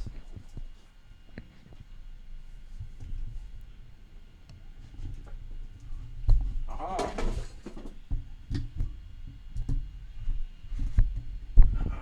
Alright. I know one thing, I'm gonna have to get me some webcams like that, though. A nice wide angle. The 930Cs, yeah. Is that what it or is, the 930C? or an E. 930E. 930E. Alright, there we go. That wasn't too bad, right? Hopefully it works. Levels look alright. Hopefully that's on. Alright, guys. Drill some holes. Create some chaos. We're good to go. Alright, now I'm sweaty too. I made you do work. Let me check up on chat here. Pro skills. It doesn't take much skill to drill a hole in a table. What ball bearing size? Oh, is that somebody already asked that? The ball bearing size. There's 608s. Skateboard bearings. Do they mean your outer bearing? Oh, the ball bearing size. They're 3/4 inch. Yeah, they're 3/4 inch steel bearings or steel ball bearings, and they're pretty cheap. They're probably not as cheap as the nuts. Yeah, the nuts I've just the last box of nuts that I got was 1,200 nuts for 3 cents a piece. I think it was like $50 for 1,200 of them, something roughly around that price. Like if you guys want to see, you're going to show her. Like these are the ones that Matt does with the nuts, and they are they're still better than bearings, I think. But it's cool that people just in general are like branching out. Because these are okay. Like, I don't know how you feel about them. They're okay. When the ones I've been selling, like we had our yard sale. I live in a little town called Helm. We had a community yard sale last weekend, I guess it was. And my wife and I set up at our yard sale. Sorry. I had the spinners out for sale, a bunch of pre-made ones. And everybody came by, and their biggest comment was they don't have bearings in them. They like the difference of not having the bearings. Yeah. Sorry, I'm not stream proper. You got the double phone set up, man. I do work and actually one's just That's for podcast. That's pretty next level. Or Nilla user audio. Yeah, thing. everybody says about the nuts like yours having the bearing in the outside rather than the actual bulb or the complete bearings. Would you like a date or a pistachio? I have a bowl of dates and pistachios Everybody here. talks about that though with the difference. That's what draws them to it. Now, like this one here's my newest design. That I've just been working on, and Simplify 3D's really been kind of crappy for this model. I've been having issues, and I don't know if you saw the other day. I tweeted that I'm finally doing the Cura versus Simplify test. Yeah. Yeah, this is why, because it's you can see. I mean, it's not. I had the problem. I said the day I sliced this file, I did like 12 or 14 slices of it, just like trying, like I was like basically pleading with the software. It just would not, especially on like the layers like that where the places where it lays filament down are really, really critical to get it like gapless, and it was kind of frustrating. It just would not put the extrusion lines where I really wanted them, and you don't have any control over it directly, so it was kind of frustrating. This one's been sitting in my work truck, so it's been abused by the temperature. It doesn't spin as well right now. They're pretty tough, though. They are. I mean, like on mine, I actually strip all the lubricant out of them and use rubbing alcohol. When they start to tighten up like that, just put a little bit of rubbing alcohol in, man, they free it right back up again. I have noticed taking the shielding off, if you let them in your pocket too long, you can get like dust and stuff from your pocket will jam them up. Yep. People are complaining they still can't hear you well. I don't talk loud enough. Well, I'm used to... How's that? That's probably better. Buller. I'll move it closer and talk quieter. Where did you buy them from? And what quantity. The first couple batches I got, I think I bought like 25 of them on Amazon. I forget how much they were, like $16 or On something. Amazon right now, you can find typically ships within a week, 30 of them for like $16. Yeah, I think that's what it was. And they're, I don't know with the bearings, like because these little bearings are nothing like I deal with at my day-to-day job. I would deal with a lot bigger bearings, but they have like these ABEC ratings, and everybody keeps telling me when it comes to spinners, you want ABEC 9, which is probably what you're getting when you're buying your reds. Yeah, I was gonna say these are just ABEC reds. 9. Yeah. The ones I've been getting on Amazon, it seems like I got a variety of them. The last time I bought 50 at a shot for $20, I think, which really drove the cost on the bearings down. But it's a mixture of ABEC 7 and ABEC 9 as I go through and pop the shields off of them. Even these 9s, like some of these, that's why I actually have these set aside. These are turds. Mm-hmm. Like you'll just notice that some of them won't spin right. Yep. And when I first started making these, the tolerances for the bearings to fit in were too tight, and I was using a hammer. Don't do that. Like it's so easy to put flat spots in the steel balls, and they will be forever. Now I'm too high. No, you're too high. Come on now. Let's say I don't have the right contacts in to be able to see the screen, so I gotta pull it up on my phone. More gain for Matt, less for Nilla. So Nilla's there. Nilla's a loud son of a bitch. There, how's that sound now, guys? You were asking about the ball bearings. Like I said, the ball bearings I get are just reds. They're just regular skate bearings. I had gotten yellow jackets the first time, and they were okay. But the reds have been more consistent. Now, do you pop the seals off both sides? Yep. Now, some people do one side. Every now and then I'm lazy. I'll just pop one side off to be able to get it. Because I buy all my bearings when I get them, like the pack of 50 I got. I'll go through, I'll pop all the seals off of them, at least off one side to open it up. And then I have a pickle jar with acetone in it. I just throw all the bearings in there, and they just sit there till I'm ready to use them. I just have a glass cup over on my desk. I did have to move it away from my desk because the acetone will get to you after a while. Yeah. Yeah, damn it, I can't believe this. That's like the first one of those prints I've had fail in a long time. Doesn't look too bad, though. Where'd that one? Oh, that's the one I got up. It doesn't look bad, no, but I'm a picky bastard. Let's see what you mean. The extrusion width looks like... I'm assuming this is... Yeah, that's the bottom there. Did you see what I named that file? That was the one from when I was frustrated. That was seriously like slice 13 or 14 of that file. I was like at my wit's end. I think I was up till like 4 in the morning. And I stay up late, but I'm usually not that late. I've got a couple of those files on my SD cards that are just print, damn it. Yeah, I couldn't go to bed. I was so frustrated. Like I would not have been able to sleep. I was so irritated. And I had people that had already paid me. Because usually it's less than 24 hours. Like if you give me money for a spinner, it's like less than 24 hours. I'll knock them out. Even the 2-color ones, having to kind of babysit the printer, it's not too bad. Soon be eating your mic. Bear earrings are dangerous. The reds are smoother. I'd still like to buy a couple ceramic bearings just to experience them because they are apparently significantly better. That's what I've heard, but they're not cheap. Yeah, they're expensive. Holy crap. You're not talking a cheap bearing, and I just don't know that people are willing to pay the price for... I'd never try to sell them. I'd do it for myself or something just so I have one, but yeah, I don't know about selling them. Because they're like... You can probably get them cheaper in bulk, but like 15 to 20 bucks a piece. Yeah. For the bearing. When the first set of bearings I bought, I went to a local skate shop in York, and just one of those, I didn't know where else to go get bearings, so I went in there, and their ceramic bearings, $75 a piece. Yeah, they're... I thought, you're nuts. The ranges. So, Juan, apparently we still didn't answer Juan's question. You were asking about the 3/4 ball bearings. Oh. Let's break this down, right? Bearing in the middle is a reds. Like it's REDZ. Is it 2 Z's? 2 Z's? I think it's just one. REDZ on Amazon. Relatively inexpensive. I think they end up being like $1 and some change Something a like piece. that, yeah. And like I said, the 3/4 inch steel ball bearings, also I got off Amazon initially. But then after I found out that I liked them, I actually get them through my family's logging business because they have a hookup. I don't even know the name of the company, but they have a supplier for like industrial stuff. Best oil for the bearings. That's what I was just type in an answer to that one. I just don't. Yeah, no oil is better.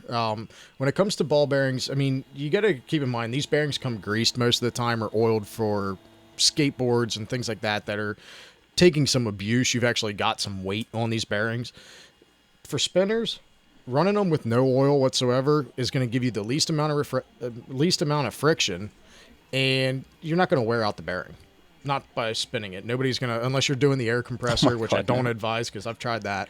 Especially with 3/4-inch steel balls. Yeah. That will put one of these through your face. I would be terrified to try that. I was doing it to break in the bearings. I'd lube them and then break them in to free them up even more. I'd hit them with the air compressor till I had one of these disintegrate. The only thing left was the bearing in my hand. I still have no idea where the nuts or anything ended up. It's scary. You don't have to look too hard on the internet to find pictures of people that have. Yeah, don't use an air compressor or pressurized can of air or anything. I used my airbrush, which is only like 20 psi, which isn't too crazy. I mean, it spins them pretty quick because, like Matt said, I used it to break bearings in initially, which it worked okay. But after I got like a system down for stripping them, I didn't need to. Yeah, that's where I'm at now. Soaking, like I said, I get mine. I throw them in a pickle jar with acetone. And like this one's pretty much silent. Yeah, mine are pretty quiet now too. Because people complain about cheaper bearings, like their kids will be spinning them and just irritates the shit out of you because you hear that noise like all the time. And I had a couple of those. Like this one here is a little bit noisy, but that's, I think, more because it's kind of gunked up at the moment. It's probably got some surface rust because it doesn't have. That is one downside. Like this one here spins pretty well. It hasn't been lubricated, but I just made this one on Saturday, I think it was. This stuff works fine. The PTFE lube that we talked about earlier, this stuff works fine. It's really thin, so it doesn't really bind the bearing up much, but it makes it messy. Yeah. It's really hard to get it in there like a tiny little bit without getting it all over everything. And it collects dust like way faster. You can buy a dry PTFE lubricant. It comes in an aerosol can, just like a spray paint can. That goes on clear, and once it's dry, it's dry.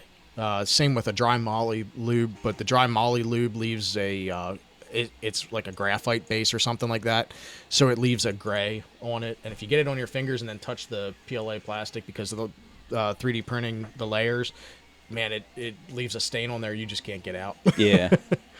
Yeah, my dad uses that on go-karts. It is a freaking mess. But it works great. It's an awesome... You don't want a wet lubricant, that's for sure. If you're going to lubricate them, I wouldn't... Even people are saying use like skateboard oil for that. Again, you're not using these bearings the way that oil is meant to be used. For a while there, I was using like really finely powdered graphite. And like, say I'd sit down and do 10 of these. 6 of them would be amazing with the graphite. And then 2 or 3 of them would like bind up weird, and it would like make the bearings not spin that well. So I just quit doing it. Yep. Hi, Mr. Bean. Hope you and the little Bean are okay. Yeah, everything's cool. He was crying when you got here. Oh yeah. Because he's a baby, so it's like he's either sleeping like the dead, or screaming like you're ripping his limbs off because he's hungry. There's like very little in between time. See, I got lucky with both of my kids. Neither one of them really fusses much at all. The 5-year-old fusses more now than she used to. My daughter she's still like one of the most dramatic human beings I've ever seen in my life. Yeah. She's ridiculous. You'll probably get to meet her when you leave here. She's sleeping right now. Sorry, guys. I'm not ignoring everybody. I'm actually looking at the chat. Yeah, you're just participating doubly. Yeah. Does that still have... Oh, that irritates me. That still has the old thumbnail. No, I'm paused. So if I... Oh, well, no, YouTube tends to not update the female. Or the female. It doesn't update the female. Oh, the thumbnail. It's irritating. What happened? I left to get food, and now there is a new person on screen, and everyone is only talking about spinners. It's like your worst nightmare. No, this is... Do you want to talk about yourself for a minute? I guess I didn't really say in any detail. I'm Matt. My channel on YouTube is How I Do It, which is sort of... My channel's a little lacking in content at the moment. Just been really busy with work and stuff, but I'm really active on Twitter, on the 3D printing community on Twitter, occasionally on the Facebook community. I started the Friday 3D printing Hangout streams that we've We're doing now bi-weekly as of last week. Which would be this Friday, right? Yep, this coming Friday we'll be doing the next stream. Do we have a host? We do not yet. You want to host? Actually, I was going to say that. I always forget. Like, I'll forget about it until it's like the day or two before. Then I'm like, shit. Like, it's so last minute. Like, I feel kind of weird, like, saying about hosting. But if you want to host this week, you can. Yeah, so far I get to make that choice apparently. So it's funny. Like, I had kind of tentatively planned on that. Just the rest of the world didn't know. Yeah, I didn't say anything to you. That works. Yeah, so every Friday night, a bunch of the 3D printing community, we get together. Not every Friday night now. We're now bi-weekly. We get together and discuss. The way we usually do it is somebody hosts on their channel. The host of the stream gets to pick what the topic is for that stream. So you have to start thinking what you want to talk about Friday night. I know. I don't really have an idea.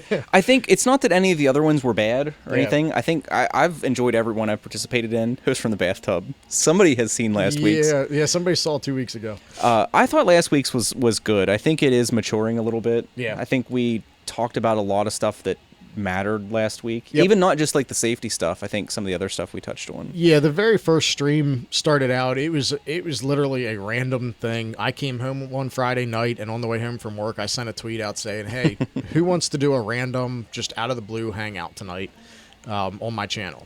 And I think we had Lauren from A-Buzz Design, Vicky Soma was on, Heather. Vicky hasn't been back in a couple weeks. She's been a little bit busy. I know she's been wanting to get back on. We might be able to catch her this week.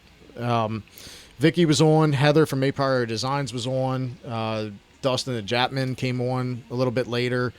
And after that stream, that following week, that weekend, I had got a bunch of messages from the community saying, hey, that was a lot of fun. We really enjoyed it. A lot of you guys that were in the chat jumped on, and you guys sent me messages saying how you liked that stream. Then later on in the following week, Vicky sent me a message on Twitter and said, hey, are we doing it again? So I said, sure. And that was kind of the dawn of it. It became a weekly thing. Then the third week, Travis from A-Power Designs picked up and hosted, and that's where the whole rotating host came from and everything.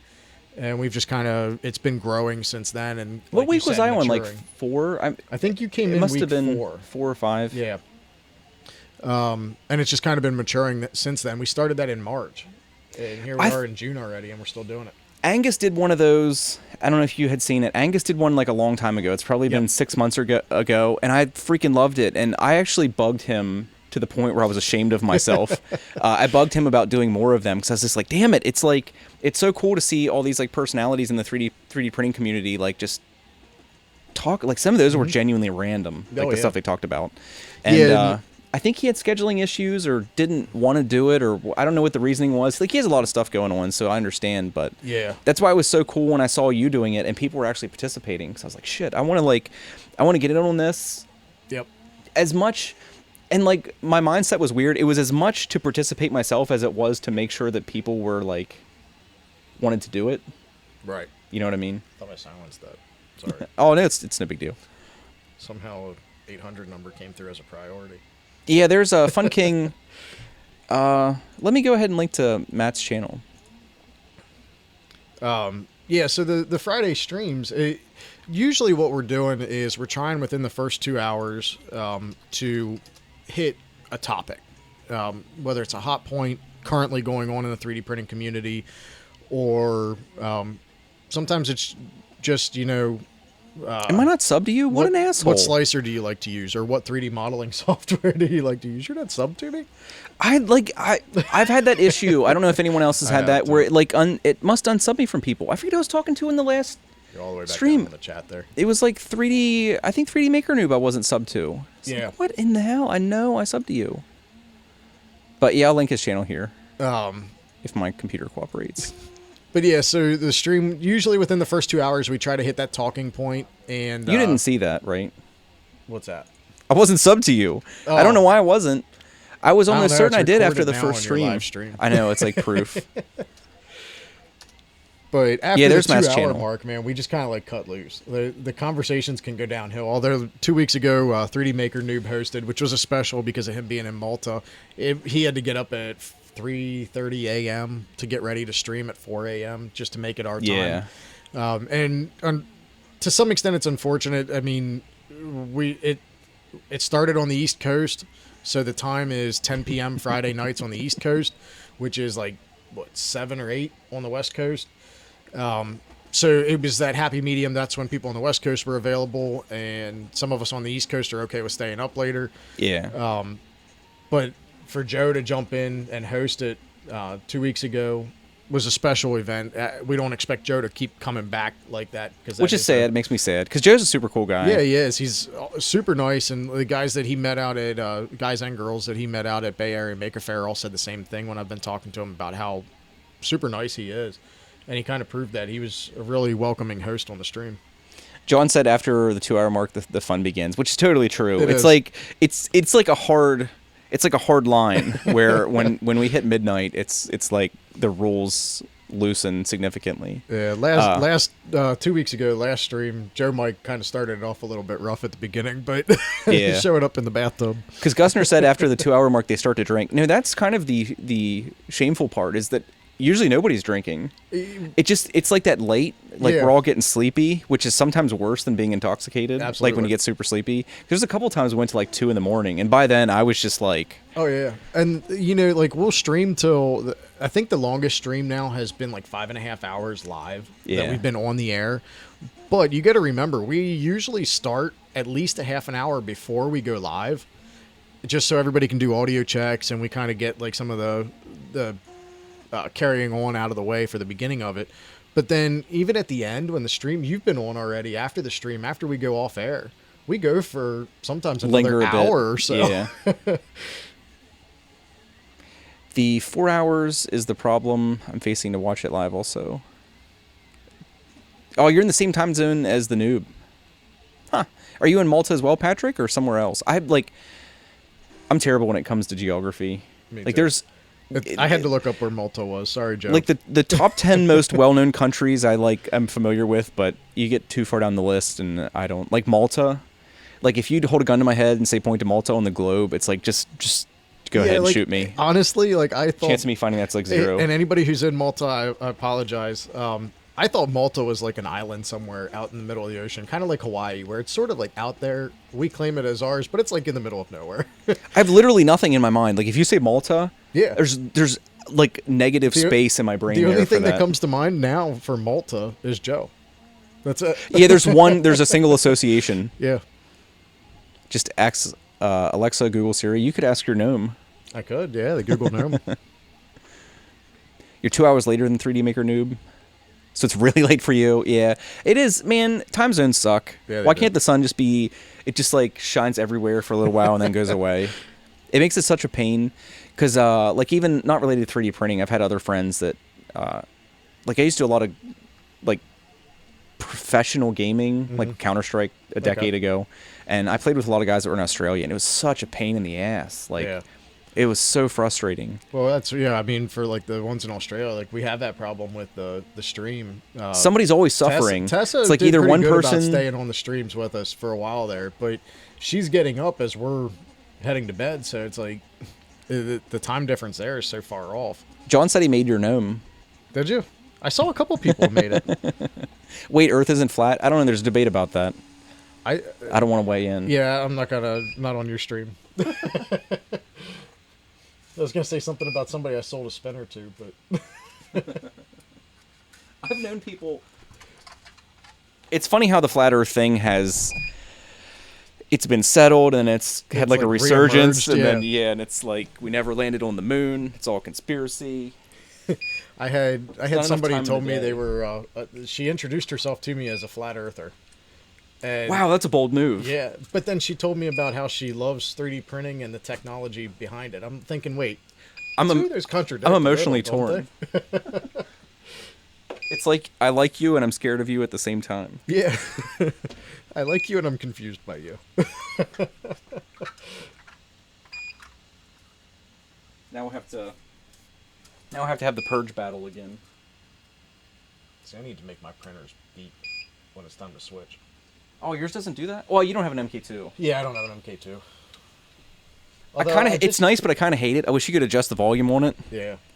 I just upgraded my TiVo software the other day to the June 6th Marlin release, and it started beeping.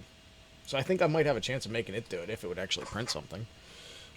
See the MK2 clones that guys made? I know I've showed that on stream before, Yeah. but it's actually a really nice heat bed, I thought.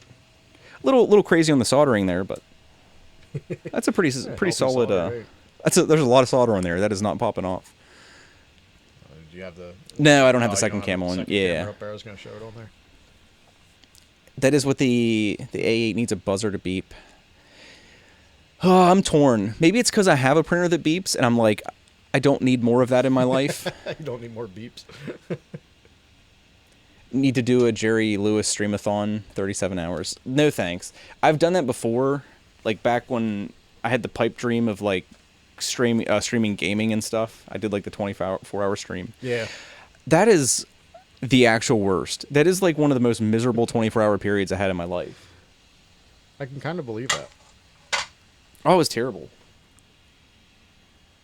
I genuinely hated it. And then I've known guys that have done that for like a week, basically. They'll take like a 4-hour break, Yeah. get some sleep and food. Have somebody else take over for them while they're taking their nap. I typically will pull long hours. I mean, I'll work a full 8-hour day plus. Like right now, I'm about an hour and a half away from home, depending on when I leave here, and I'll end up going home. I'll stay up with my girls till they go to sleep, which is usually about 8-9 o'clock at night, and then that's when I go down to my office and I start working on my printed projects and stuff like that. You got to catch that guy, man. It sticks to the print. Because I remember when I first started using the color change stuff, I was like, what am I supposed to do? Because, like, I think, who mentioned that? About changing... I did see your comment. I'm sorry I'm not following chat.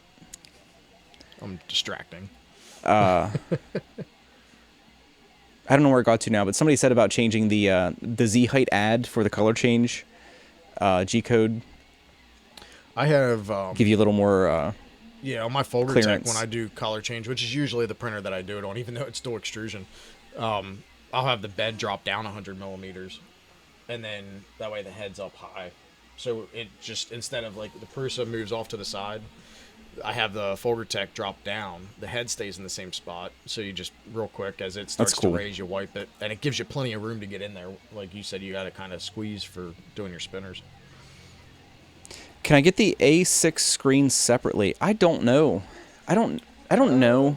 That's just Arduino based or MKS based, right? Yeah, I think you can buy those components. Like, the screens are shockingly cheap. I think I've seen those for like $8. Yeah, Like they're cheap. super cheap. Look up Arduino. If you Google Arduino 2004 display, I'm pretty sure that's the kit that will work on most of the ramps or MKS base. As long as it's Arduino based, it should work on them. They're super shockingly cheap. Just they are. I remember extremely looking cheap. at those because I was exploring options because for a long time the little LCDs for the Trinus were out of stock. Yeah. And there's some other options that people had used. And that's when I had found them, and I was like, holy hell, how do they make them for that? I still have no idea how. My Delta that I built for my first printer, I've had that thing for almost 2 years now. And I still have yet to put a display on it. I didn't order it with the display. I looked at them plenty of times. Like you said, they're $8. I have no idea why I've never ordered. I've ordered plenty of stuff on last minute notice. Just click buy, and it's a lot more expensive than $8. Oh, yeah, I've made way bigger. Impulse My buys. MK2 was like an impulse purchase, sort Yeah. of. But yeah, it's such a quality of life improvement, like not having to have the Trinus tethered. It is kind of a shame. It's a $60 upgrade. Is that right? For the Trinus. Wireless. It's touchscreen. I don't think it even has wireless. So, in order to you're running it off SD Yeah, because card. otherwise it doesn't have an interface at all, and you have to print tethered. Because it's almost a required upgrade, in my opinion. Yeah. I like with the Marlin, Sailfish, being able to, if the printer doesn't have Wi-Fi built in some case, or an SD card reader, Raspberry Pi with Raspbian is an awesome way to go. I've actually, my Delta's set up that way. I could start a print from here by accessing a remote port on my computer or on my network. Yeah. let's get back to English. I see you guys saying saying things I don't understand. Little insider conversation there. But yeah, does anybody have any questions? I basically did everything I was ready to do in the stream today. I just wanted to touch on the Trinus a little bit. I think now that I've messed with it a little bit, I am going to buy the adjustable bed. It's a little hard to see because I moved, but I did have to shim the bed a little bit under the acrylic. I folded some paper. You can see on the one side. I forget what it was measuring. It was like, yeah, it was measuring like 55 millimeters from the base plate to the top of the bed on one side, and about 56.5 millimeters on the other side. And on a build plate that's only 120 millimeters wide, that's a huge difference. Yeah, it was significant. Because when I would get the far side of the bed to where my first layer was okay, the front corner was actually hitting the nozzle because it comes in really close. It does like a purge strip on the edge. I wanted to kind of avoid buying it. It's only $20, which isn't bad for what you get. You get like a mini version of like one of these beds with springs and thumb screws. But I think it's unavoidable. Yeah, I love having the adjustable beds because even when you start a print, you can see if the bed's out of whack. You tweak it quick, and you can just real quick tweak it. I always do that on all my printers. That's why I hate having all those little things like doing a skirt. I hate having skirt pieces around because they stick to everything and they get everywhere, especially if you do a lot of small prints. But it's nice to have that little bit of extra time to fix stuff real quick. Yeah, I pretty much print everything with a skirt, unless it's got a brim or something attached to it because of the style of the piece or whatever. But I always have that extra time. Like you said, it just buys you the time to make quick tweaks. And if the skirt sticks, you know pretty much the rest of the print's going to be good. It is nice. You're almost like co-hosting this week. It is nice to have somebody to bounce ideas off of. Because like the Trinus, I do want to do a review. It was part of the premise of them giving me a discount on the parts. Like, so I'm going to do a video talking about my experiences. Because I don't know if I maybe not want to call it a review. Like start the MEW series. It's my experiences with. It's not like a review. It's like it's just sharing. But like I feel like the Trinus is a great little printer, but it's one of those things where it's like the buy-in is pretty reasonable, and then some of the accessories, it's like the LCD that's $60 is not inexpensive for that thing, right? Because it's definitely not built like a tank, and like I commented when I put it on, it's the plastic is a little cheap. And it's noticeable when the rest of the printer's built like a freaking tank.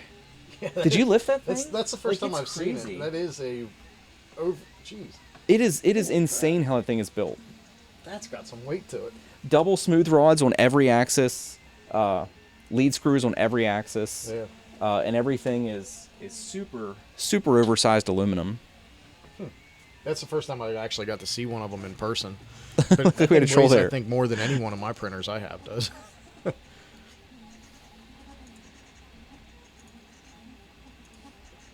Wait. Suck my balls. I'm glad. Thanks for being on top of that, Earl. But I'm glad that I could go back and actually view the deleted messages, because I saw like 6 messages get deleted. And I was like, oh no, what was that? My curiosity's like murdering me right now. See, I don't know what you do. I don't have that problem on my channel. I just want to know everything. But yeah, what do you think about reviews? I know Chep had talked about that a little bit. I think the problem with reviews in most cases is, I mean, like nothing against Joel or Dustin or Chuck, Angus. I mean, they all do reviews. They generate views like crazy. They do. I mean, for a like long for a period of time. Yeah, for the YouTuber side of it, like for our benefit, sure. Reviews are really beneficial, but I think for you guys, I think the better thing for the reviews is follow-ups. Like a year down the road. I think it is sorely lacking. But the problem is, like a year down the road, as quick as 3D printers are evolving, a year down the road, people pretty much forgot about that printer. I mean, other than like the Prusa, people pretty much forget about it. Like the ANET eventually is going to wear out. and it's probably coming sooner than later that the ANET's going to be replaced by something else. Well, it already has kind of by the A6, isn't that's You're like right. its successor? Yeah, it has. Yeah. So, like, in 6 more months, is anybody going to be asking about the ANET A8? Probably not. They're going to be talking about the A6 or whatever, which is kind of weird that they went from an 8 to a 6. But It is. They're like golf scoring it. yeah, They're going to get down to decimal places. It's why I was kind of torn. I have the MK2 review basically filmed, edited, ready to go, and I have for several months. And I keep like revisiting it and tweaking it. But I felt like, I remember I hit about 500 hours of print time, and I was like, okay, I feel like... And then I let some time pass, and I got up to like 750, and like my opinions slowly changed on certain things. Because during that whole time was like the IGUS bushing debates and stuff, and See, oh my god, did we get on like a trending page or something? Wow, I'm popular.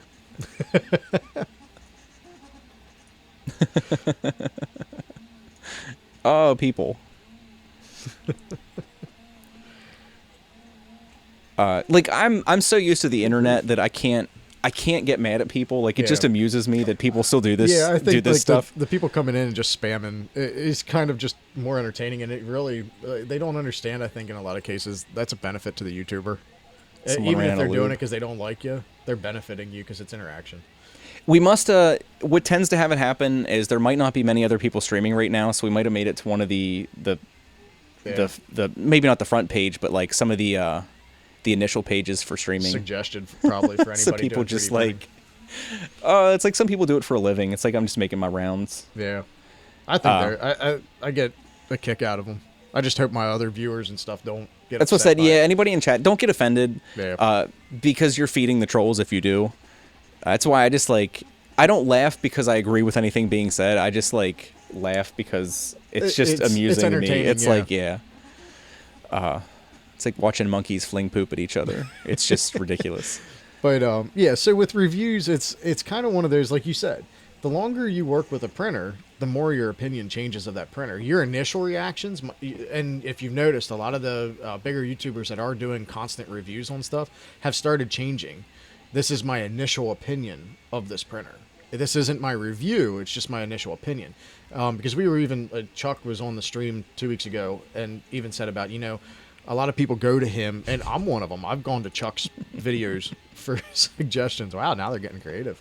Oh, God. I could actually see that, though, that big. It's hard not to see that one, yeah. But, like, people actually go back a year from now, and they're going to be looking for printer suggestions. They're going to look at your channel and say, well, Nilla recommended the Prusa a year ago, so it must still be a good printer. Well, your opinion... I could hate it. Prusa could have changed their firmware. Yeah. You upgraded it, and now there's no rollback feature, and now you absolutely hate it. It's sort of like the love-hate relationship I'm having with Simplify right now, Simplify 3D. Right now, I absolutely am hating Simplify 3D. Asked me a month ago, it was the best thing out there. Did you see, I'm assuming you saw Japman's video, Dustin's video? Comparing the code? Yeah.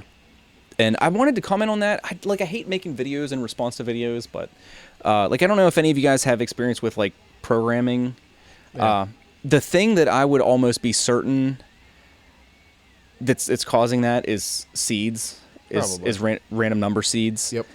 They might have just made a call at one point to generate a new seed every time the program runs, because like in games it's important. Like I used to do like just hobbyist stuff, but programming for games, and Jesus, like I wonder if it is the same person with just like 10 accounts, because there's like a minute or two between like they're logging off and logging on. Yeah. Yeah. They're banned now, so I guess they can't hear this. this. See the but username on the last one? I do applaud your detonation. Dedication. I do dedication. Yeah, that's probably. The I don't same applaud one. your detonation. But no, I kind of mixed feelings about it, and like I don't know if you're like that. I'll get in a funk over something where I'm kind of undecided how I feel, and it'll take me a while. Just like I spent the month of February, my Fulgertech, or not my Fulgertech, FlashForge. I wanted to throw the thing out the window. I only had it for a month. It was just outside of the return warranty from where I got it. That's how I felt like it was about 2 weeks ago. I was with the Prusa, yeah. I was in a funk. I had switched to using the A8 as my main. Yep. Like whenever I'd have to print something, I'm like, I need this to print. I don't want to F with it. I had the Flash Forge was giving me problems in February. I actually, because I had stuff I wanted to get printed, I was working on my Shore Trooper helmet, and I went and got the Wanhao because I was just that upset with my my Flash Forge. So I just went out and bought the Wanhao duplicator i3 v2, I guess it is. The one with the touchscreen. I bought one like 2 months ago. Yeah, so I didn't paid even for hear it. about that. What's the deal with that? Well, I had people recommend that I don't buy it from Wanhao USA, Yeah. and I did. And at the time I ordered it, it was like a 16-day wait. They were back ordered. Yeah. And like a month passed, I emailed them, and they were like, well, we're experiencing slight delays, was verbatim what they said. And it's been like a month since then. I haven't really heard anything back. Yeah, I was talking in the chat earlier when we were talking about different printers and stuff, and I said about in the chat, don't order from Wanhao USA. I personally don't have any experience with them, but a lot of the other YouTubers and people who are involved in the 3D printing community on like Twitter People told and stuff, me. I didn't listen. They've had all kinds of problems with them. I didn't listen. And I came to find out they're not actually a Wanhao. They're not Wanhao. They are just another Reseller. company Yeah. buying up the printers, bringing. But yeah, I really hate. I hate telling people to do anything, but I really hate like saying negative things about companies. But man, I have not had a good experience with Wanhao USA. Yeah. Now, with that said, I would say there's nothing against Wanhao, the company. No, it Their has printers literally are nothing to do with awesome. them. I mean, yeah, their printers, just like every printer, has its quirks with it. I'm sure there's things with the Prusa that there's special things you got to do with the Prusa in order to get certain results out of it. The same goes for the Wanhaos. Wanhao, the coolest thing I figured out with mine, I don't know how many other people have actually stumbled across this. It comes with a spatula scraper to scrape your prints off the bed. yeah. I found that works perfectly as your to level your Z towers because it's a random. dual rod. It works perfect. It just barely touches on the left. You go over to the right hand side and adjust the screw until it just barely touches, and that is perfect. Whereas people are printing out these calibration towers and stuff, like, it came with it. You just don't know it. Yeah, it's pretty funny. One of these days I'll do a video on that one. It's a neat trick, and I've showed my brother. I showed my cousin, who's also bought the Wanhao with my recommendation. If you're looking to get into 3D printing and you don't want to spend a fortune, check out the Monoprice Maker Select Mini and the Power Spec Duplicator i3 V2. They do have a regular i3 that has the separate control box, Yeah. which I don't like. I mean, that's just asking to get knocked off a desk or something and yank your whole printer to the ground. Meester said the troll messages still appear on screen on the on-screen chat. It will in the stream, and I would assume Meester said that Tom's live streams don't. I don't want to argue with you, but they probably do because they're encoded in real time, unless he's somehow downloading them, editing them, and re-uploading them. It would still be baked in. See, we got Chris from Practical Printing's in the chat. Hey, Chris. Oh, did we? Oh, that was the last message. Did he message before and I missed it? He Or is might it- have. I'm like horrible at paying attention to the chat. This is why I don't stream a lot, because other than the Friday streams, I suck at paying attention. Well, I to could chat. make my window bigger. I'm just like used to sitting here squinting. Yeah, well, hey, what's up, Chris? Anybody that hasn't checked him out, Chris is a pretty regular participant in the community streams. Yeah, he's got a 3D pretty printing much been channel. on everyone. He wasn't able to make it to the last Is that one, but he actually? usually at Is least that pops actually in. Chris? I'm starting to wonder. Oh, he's got the right logo and stuff, but just because the name says it doesn't mean it's actually Chris. Go to his channel once. I feel bad if that is. Oh, it's not Nah, him. That was a fake one. Who Okay. the hell is False doing that? alarm. That wasn't Chris. If The you 3D. actually, if you, We've made it. The 3D printing I know. community has like They're- actual trolls. Even if yeah. they're bots, it's like somebody still took the time to set that up. see my Somebody three- had to register that account. I know. Somebody actually had to go through the effort to mimic Chris. I'm gonna have to tell You him have to tell on him that. Twitter. He'll be like, if somebody told me that somebody had done that to me, I would kind of feel like I had accomplished something. He's gonna have to change his channel to the real Practical Printing. Yeah. That's funny. No, anybody. There is a guy that has a channel called Practical Printing. Yeah, go to youtube.com/Practical Printing. We'll take This you to guy- his channel. That was not the right guy. This guy, as you can see, is not that person. But they took the time even if it's an insignificant amount of time. They took the time to make a fake channel with his logo and Earl stuff, said which it's is the same one, same IP kind address. of hilarious. Same IP as the Tard before. Some people have very little going on in life. The review from Tom about the Prusa i3 had a spare PI sheet. Yeah, I think Prusa has even addressed that.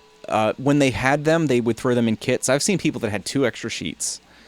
I got 1. It's what's actually my spare Prusa sheets actually on the A8. Yeah, I got my Wanhao is the power spec version, and it came with 2 build tack sheets. They're rebranded build tack sheets. Yeah, Nonetheless, same. Because that's what the. Maybe I should get a piece of build tack just to try it. Did you see my message in the chat about how to attach glass to it? I know it's just like everybody The corners. else making, well, or with not foil using tape. clips. Somebody said about foil tape. I just use painter's tape. Take it right around the edge of it on my Flash Forge and my TiVo. Because it would bond pretty well to that because the acrylic's smooth. Yeah. All I do is just enough to hold the glass on the top edge of it, and then roll the rest of the tape down around. You can use foil tape or aluminum painter's tape. No, that would definitely work. Yeah, if somebody's in a pinch, because like I said, I did it for temporary purposes, because like I do plan on it being like a little workhorse, so I want to get something on there that I don't have to bitch around with like too much. I love printing on glass because of the finish that it gives, but every now and then it can just be a royal pain for sticking. Build tack or PEI, which lasts longer? I don't personally know. I would imagine build tack lasts longer because it's thicker. I've come very close to screwing up my build tack. The very first time I printed something on the Wanhao, I printed too close because I set it up for a regular as a regular bed, and before that I had only ever printed on glass or on painter's tape, and I set my hot end too close, or my nozzle too close to it, and found out from build tack that set it up a little bit thicker for like a thicker business card or something like that, the heavy duty business card as your thickness gauge. It crams it into the build tack too much, and it makes it not want to release. Oh, the filament you mean? I thought you meant the tip. That well to the build tack that I thought I was going to tear the build tack trying to get it off. Because the PI is pretty tough. It's a relatively thin sheet, but it's really build tack's tough. Pretty. It's not as thin as PEI, but it's tough as well. I mean, you really kind of got to like dig into it to tear it up. I've seen people rip their PEI off, like with a print that has just like ton of contact surface, and they get a little too aggressive pulling it off. I've seen people rip chunks of it out. I'm an idiot. I mean, you guys watch me stream. Well, I'm not dumb, but I don't know. I don't know what it is. I'm not as patient as I should be sometimes. Like I just want to get things done, and my PEI sheet's still in pretty good shape. Like I don't know if you think that's in good shape, but that looks good. You almost would not know that was used. Yeah. Really. I mean, build tack, like the first time you print on it, you see the outline of what you printed. So every time you print from there, it does with out, this too. You'll see it. You'll see little bubbles, and I'm sure a lot of you are used to that. You'll see little bubbles under the perimeter, right? And that's before you even pull it off. It's like I don't know what causes it. Like this spinner won't do it, but especially big prints, you'll see it. And then when you pull it off, you can feel that it'll be really tightly attached to the heat plate where the print was, and it'll be a little puffed up around the outside, but it has like a self-healing quality to it as it like heats up and cools down. Yeah, I think build tack's kind of the same way, like that. It sort of has that little bit of a self-healing. If you scrape it or kind of like dig into it, as long as you don't peel it up, you're okay. It'll be fine. I'm teaching by example. Not really. Not if you're doing things wrong. Yeah. I guess you're teaching people what not to do. Yeah. Yeah. Still learns when people do the wrong thing. Keeping Earl busy. I think build tack's a little bit easier to source than PEI. PEI can be a little bit tricky to buy because it's a material that already exists. I think build tack's a little bit more specific to 3D printing. Actually, or is it not? A few months ago, Joseph Prusa actually posted on Twitter what build tack actually was made out of. It's a sign material. Do you remember, now you don't need them as much because we got optical mice, but back when you had the rolling ball mice, you had your mouse pad. Yeah. You remember you had the mouse pads that were kind of like hard on top? Yeah. That was build tack.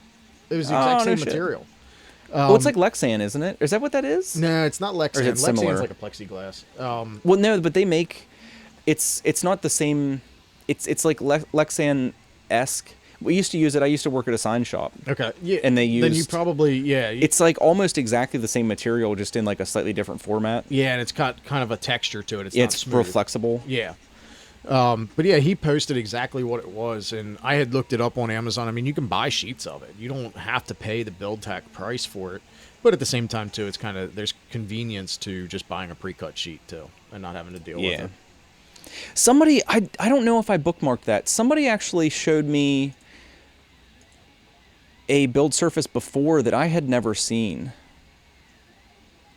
I want to try just straight plexiglass, like the cheap plexiglass from big box stores, Home Depot, Lowe's.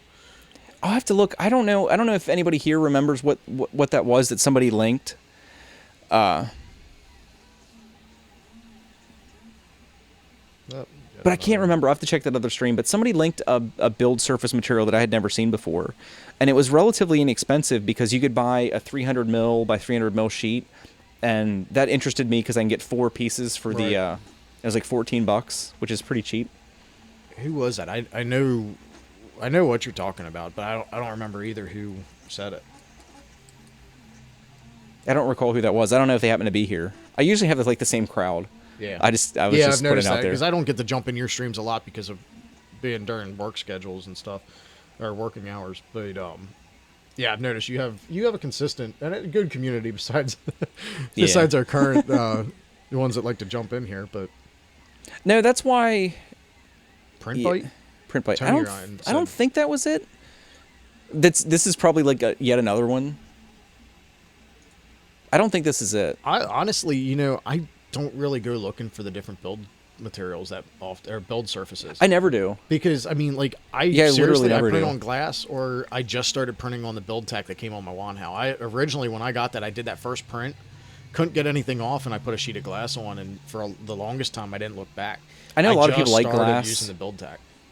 I've seen guys that like glass. I think one of the first 3D printing channels I ever watched, the guy printed on glass, and he liked it because he had the little like office clips. Yep. And you basically have removable build plates then, even though your printer isn't designed that way. Yeah. So it's pretty handy. It wasn't Print Bite, though. You guys can check these things out yourself. It wasn't Print Bite, and it wasn't Print and Z. What the hell is that? But no, it's cool. Like I say that a lot. It's cool that there are companies that are kind of catering to the consumer 3D printing market now. Like it is pretty sweet. There's a lot of stuff out there. Yeah. Yeah, I mean, your options, if you don't like one type of material, your options are almost endless at this point on what you can print on. Is that who that was? Is that the last troll iteration? Is that from Tony and Chelsea? I thought she looked familiar. Those messages are a wombat. Many you YouTubers moving to Twitch. Yeah, we talked about that, didn't we? Yeah, in the we last did week's talk stream. about that on the stream. I said I'm too small for it to affect me. I'm pretty much going to stay on YouTube and I think ride it Twitch. I think that's what I said on the stream. Is Twitch is great. It's okay if you're migrating an audience over to Twitch. I think you'll do okay. Yeah. But Twitch's categorization is still really piss poor for non-gaming stuff. Like if there's a game you're interested in, you can go to literally that game and find people that are streaming that. If you want to go find 3D printing stuff, unless people have their stuff tagged like really specifically and happen to be online at the same time, like that's another big thing. Yep. It's really hard to find them. Like they don't have a 3D printing category. It's all under creative. Yeah. Which What is a I little did tough. notice is a lot of YouTubers are streaming on Twitch, but then turning around, they've been taking their videos and putting like punished props. Yeah. They're almost always on Twitch, and then they take and release those videos on YouTube a day or two later. It'd keep your channel a little bit cleaner. Like if you'd want to do a little bit of editing, you could download those videos, do a little bit of editing, and then put them up on YouTube. Keep your channel a little cleaner. Because I do end up getting a lot of random shit on my channel. Oh yeah, because I I'm sure. jump on and stream for a little bit. Yeah. I tried streaming the other day. Talk about random. I was in the middle of the Susquehanna River on a kayak and jumped on and was trying to live stream. That didn't work too well. Cell service kind of sucked. I've heard of guys streaming from their bathtub. Yeah. Do you think a clone can be done of the new Modix Tango? I don't know what that is. I think you just mentioned that, but... Oh, is that? Yeah, that's that huge. Well, it's not that huge, but 60 by 60 by 60 centimeter single or dual E3D V6 Titan. Only $3,500. Only. That's if nobody knows what he's talking about, like obviously you can Google it, but this is the printer in question. Oh, it looks kind of cool. 24 inches by 24 by 24 is pretty cool.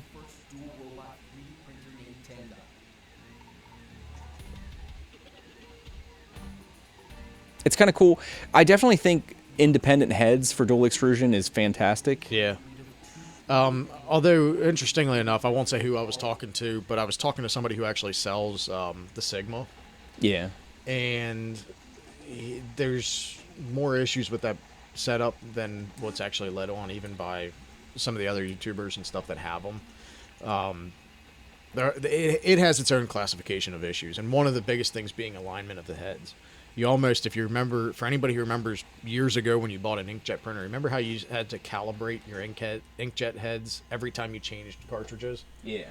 You almost have to do that on the Sigmas. It basically lays down a strip, and then the other head comes over and lays a strip down, and then it'll do a vertical strip or a X strip and then a Y strip, and you're supposed to basically center them into each other so they align one on top of the other. It's kind of interesting. Neat way to do it. It's kind of a novel but approach. Apparently, it's got some issues to it too. All dual extrusion has its issues, I think, at this point still. Yeah. They're getting better, but I use dual extrusion on my Folgertech or my Flash Forge, and that's the side-by-side heads. The biggest problem with those, leveling the head. When you get the two nozzles running side by side constantly, even if you're only using the one side, if the one's just a hair down too far, it'll drag your print and either put lines in your print. If you're lucky, that's all it does. Otherwise, it'll grab a hold and pull that first layer around with it. And was the build plate lock nightmare. build? I don't know. That doesn't sound familiar either. I thought I had bookmarked it, but I apparently didn't. It's funny. I don't think this is the same stuff. It's funny that asking that question ended up showing us, like, here's yet another one. Here's another. It kind of goes to what I was saying about how it's kind of cool that there's companies out here now. This is yet another build surface for 3D printers that is not actually the one in question. That looked interesting. Did you see that? That's a pretty narrow. That's pretty good adhesion. Yeah. That's not impressive. It's easy to get great adhesion. It's hard to get good adhesion and then let go. Well, yeah, yeah. Like that's yeah. If you get good adhesion, usually it doesn't want to let go of it. But yeah, no, interesting. Smaller parts where you end up breaking the part because it's stuck that well. I will have to take some time and check some of those things out. SLA DLP. Yeah, I don't know. Have you ever seen Earl? Earl's like a Earl's the staple one of the streams for me usually, and he's got the Wanhao D7. Does he? Yeah, and Earl, you're find me on Twitter, Earl, at Country Cowboy. These are all Earl's files here. I got a feeling his paint racks and stuff that he I think designed. I almost know where Earl's at, and if you got a D7, Earl, I'd love to come check it out, if you'd allow me to. But I think you're right up in my neck of the woods. I didn't like DLP. Like if I just look at the technology, I don't like it. Yeah. I like SLA's better to me, Yep. but then I see prints. Like I see the theory that with DLP you have some pixelation effect, but then I see like some of the pictures that Earl had posted. I'm like, man, that's a bunch of bullshit. That looks great. Like the test prints I've seen off the D7 are pretty great. Yeah, I'd be curious to see one of them in person. Somebody had told me that they were looking for smaller YouTube channels to send the printer to and stuff, but then I kind of tell me about it. Then I kind of like lost touch of exactly how to get in contact with the right people for that one. There with this one we didn't have the stupid stringing. So that There you go. did you notice? I don't know if you guys noticed. I don't know if you noticed like how sweet the top and bottom layers are on that. Yeah, they look. I found like a secret. Do you know the final step in my sanding process? What's that? Paper. Oh yeah, White paper. It's like 5,000 grit or something. It works so much better than a lot of the other things I had tried. So like this is I know some of you guys are throwing up in your mouth, but the top surface on this spinner is pretty great, right? This is actually what it looks like off the printer, which isn't bad, but it's not impressive to me. Yeah, I mean, knowing what prints can come off looking like, it looks good. The for side on straight the off build plate printer. is pretty good, but Yeah. this is the actual top. It's okay. I'm not going to complain. That's Yeah, it's pretty good solid. for a unfinished print. Yeah. What I do to make it look like this is just use 600 grit sandpaper. Well, no, I think I start with like 320, go to 600, and then white, just regular copy paper. And the white copy paper puts like the most pleasant, kind of satiny, not overly shiny, plasticky finish on it. See, I feel bad playing with yours because I don't finish mine. Why I don't sell that many. Yeah. And these, like, I would probably just ship this, but Right. These are to personal friends of the family. Yeah, I so mean, like, you're talking about the finish between this versus this one. it's noticeable. Oh, yeah. I mean, it's... So when you print on glass, or even, like, the PEI and stuff, it's smooth. It leaves a nice, glassy, smooth finish on the bottom of it. Unlike BuildTak, it's got some texture to it. This is glassy smooth on both sides, and even on the edges. I mean, Yeah. It's, like, you compare mine versus... Oh, Let me click a Rooney. Why I have my wireless controller set up, and I need to.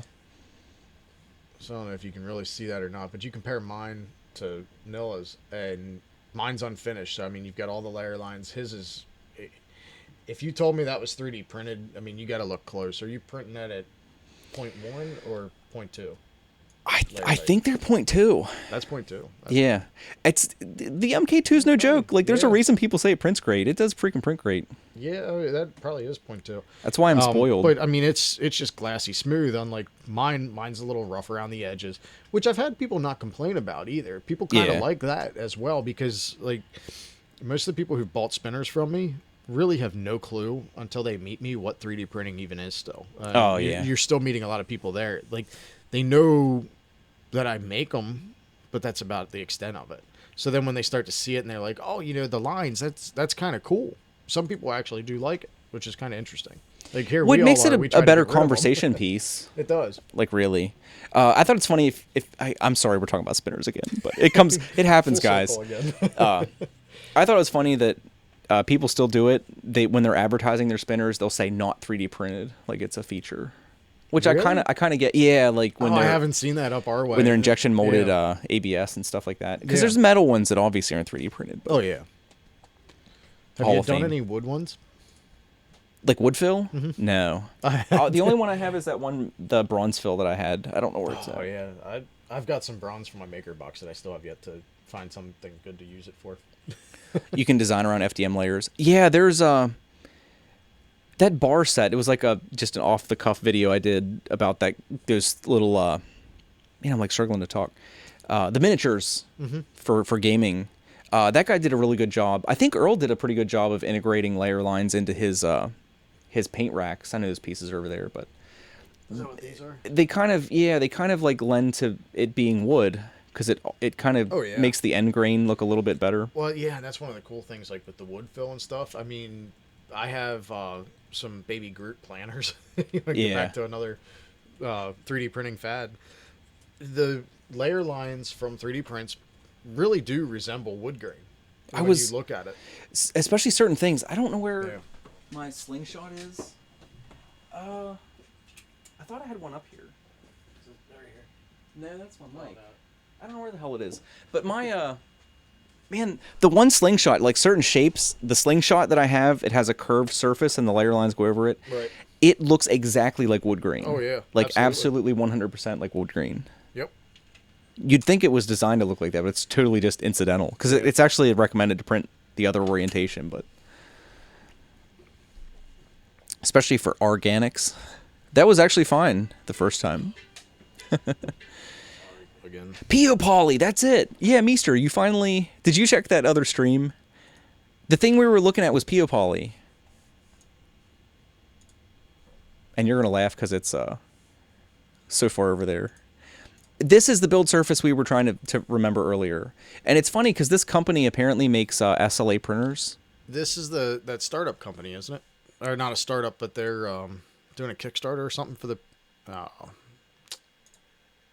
Man, everybody's been They talking might about their printer. It's the SLA printer that like glows green. Just one of the things that sticks in mind. Yeah, it's this one. Yeah. Yeah. Yeah, it's is that? That's Angus's video. I was gonna say that one looked like it looked like his. Yeah, that's the one. I actually remember him. I was actually watching that stream when he was messing with that one. But yeah, they apparently have a build surface that looked kind of interesting. The Pia Poly for FDM printers, because you can get a. It's 30 by 30 centimeters to 300 millimeters squared, and that's enough to get four cuts out of a sheet for the for that thing, and it's not too bad. $15 doesn't seem terrible. I mean, it's not super. It's not like dirt cheap, much but for a 8x10 piece of build tech already. Because I'm interested to see. It's probably just like you said, like old mouse pad material. It looks similar. It might just be the rebranded same material. Yeah, I forget what the name of it was. If I went back, I could find it, But I think I'm glad. Thanks a lot for that, Meester. Now you gotta remember to bookmark it. Stuff gets. I'm gonna leave that page open.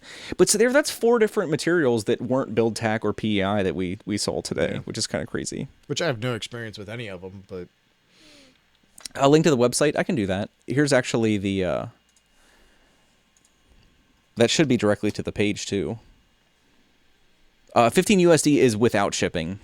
I'm assuming they're going to charge you a couple bucks for shipping, but hopefully it's first class or something. Something like that, though. Like maybe $6 tops. I would hope. I would think, yeah.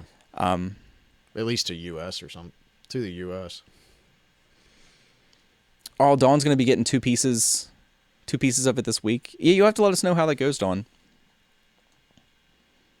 See, I feel like I need to get. I just need to buy all of them. Like it's funny how you get in that boat, especially when you're like making content. Yeah. Because like say I get a piece of Pia Poly, what frames of reference do I have? Like is it like build tack? Is it like some of the other things that people mentioned? Because there's a good chance it's just the same material. Something like your Trinus would be good for that because it's small. You can buy smaller quantities of the stuff. Whereas like if you're trying to do the Prusa's build plate with it, you're paying a little bit more. Yeah. You can do something small here and run tests with the Trinus. It's going to be easier to put on that little plate too, as opposed to the big one. Because I've watched videos of people replacing it, and I used to do decal applications, so I know how frustrating applying adhesive things can be. See, that was my thought with the build tech. That's why when I first got the Wanhao, I just threw a piece of glass on. I didn't want to think of, even though it came with the extra sheet, I didn't even want to think about removing it. I'm like, it can't be an easy process. That's why I went through the bother of figuring out how to resurface my PEI sheet, because I didn't want to replace it. Because you got to like freeze it and peel it off, and then you have like that adhesive that stays on there. That's the thing that scared me. Solvents was the to get backing, and it's like I just didn't want to mess with it. So it's easier. I can throw a piece of glass on it. If I break it, oh well. Here's another one. Lewis linked us Corapod. Or Corapad, I'm sorry. Yeah, I guess Corapad. Goodbye to mess and stress. I'm gonna have like 50 tabs open. Here's another one. That's crazy. It's crazy that the market has exploded like this. So here's Corapad. That sounds. Oh man, I gotta look up what Prusa said that stuff was called. Then they have their own like proprietary adhesive spray for 3D printing. That's becoming a really popular thing now. The liquids to apply to your build. Like product, like an actual product instead of like something rather than ABS slurry or Elmer's glue stick. Like that's starting to become a really popular thing. Is all these different like what's the one Magigoo or something like that. Yeah. Earl said nobody just licks their damn build plates anymore.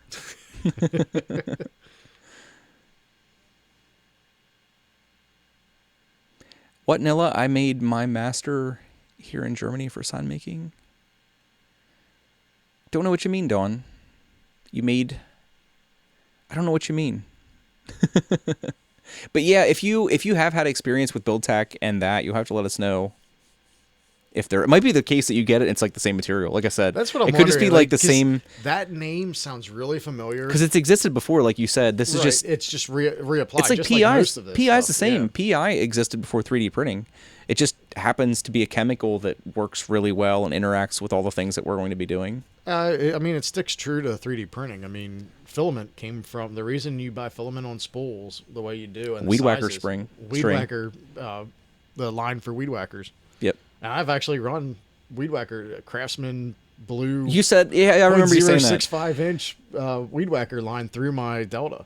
Because I want to do that just to say, nozzle, well, it's nylon, isn't it? It's nylon with a lot of it's got fiberglass reinforcement in it. Yeah, which you actually get a really tough part out of it. I've printed functional parts with it already, but definitely if you're gonna try it, unless getting you're back to the roots cheap, of 3D printing, yeah, it works. In all honesty, I mean, you get a lot of popping, hissing from it because it's probably got impurities and stuff in it. Yeah, it's got the fiberglass. Like you hear that stuff, the strands of fiberglass break, but it actually produces a really nice part with a really nice texture too. Just don't do it with a brass nozzle. You will. I ran a 10 millimeter by 10 millimeter cube. And you said you noticed a difference after that even. It went from a 0.4 nozzle to a 0.75 nozzle. Holy crap. I checked it before and I checked it after. And that's the difference. I had new nozzles on the way, which was the reason why I was like, I'm going to try it. Yeah, you're I had my what the plated hell? nozzle coming. So, but I've run it on a plated nozzle since then and it's perfectly fine. Hasn't changed the nozzle size at all. These trolls man you drunk on vodka. Frederick said it sticks well, but not too well. What was that? Window cleaner. Window cleaner's got like acetone or something in it. Well, it's got ammonia. Ammonia, that's what it is. So that probably just the cleaning factor of that alone. Like a lot of times on build tech, I'll just wipe it down with some rubbing alcohol. That's what I use. Like every once in a while, and I think I put that in the video about the PI. Like every 50 plus prints, it does help tack it up again to wipe it down with some acetone. Yep. But that's because acetone is a solvent for PEI. Right. So you don't want to like let it soak. You don't want to put dousing it in it. Yeah. Because I actually looked up the chemical properties of PEI. Like there's just data sheets you can look for that stuff. And PEI it is a solvent, but you need like they had exposure amounts and times, and it's like basically submerging it for 24 hours will have a noticeable effect, but like quick periodic exposure won't really do much of anything. I've heard of people using acetone on their build tech as well. I haven't tried it just because, I mean, acetone is a pretty harsh chemical. It's a solvent for most things. Yeah, it dissolves a lot of stuff. But I've seen a lot of people say about using it to wipe down their build tech. For me, rubbing alcohol works, and all you're really trying to do is get the oils off. Because when that's what I use. I just use IPA. Yeah. When you're 91% isopropyl. When you're trying to remove a print from your bed and you're holding onto the bed and stuff, the oils on your hands are what is making your print not stick. It's not like so much the surface. Like that's even this stupid little spinner, that couple moments of where are we at here? That couple moments of like using your thumb against and prying it up, you end up getting those little spots. And like I know a lot of people that don't actually clean their bed after every print. Like they'll do it periodically. Watch some of the YouTube channels. Some of the YouTube videos you see, their build surfaces are just absolutely like horrendous looking. Because people have told me that I don't need to clean it, but it takes 10 seconds to wipe it down with some alcohol, and then I don't have to worry about. It's unlikely that a place of any importance is going to hit that spot where there happens to be some oil. But man, if you end up with a corner there and it peels a little bit, well, I'd rather take the 10 seconds and just like make it look nice. The other thing that is always at the forefront of my mind when it comes to cleaning the build plate and stuff, because I use glass and Elmer's glue. That's pretty much solely what I use. Yeah. But after a while of applying Elmer's glue, because if I start a print and it doesn't stick and I know everything's level, I just hit it with some Elmer's glue. Well, you get a buildup after a while of Elmer's glue. I did notice that. And you take a razor blade and you scrape it off. But it looks like absolute crap. Elmer's glue is hard to clean off with alcohol. I found that out. Yeah, I use just water flat works. Razor blade. I just right across. Well, I guess you don't want to do that with like PEI and stuff, but yeah. The printers aren't cheap. I don't want my printer to look like crap.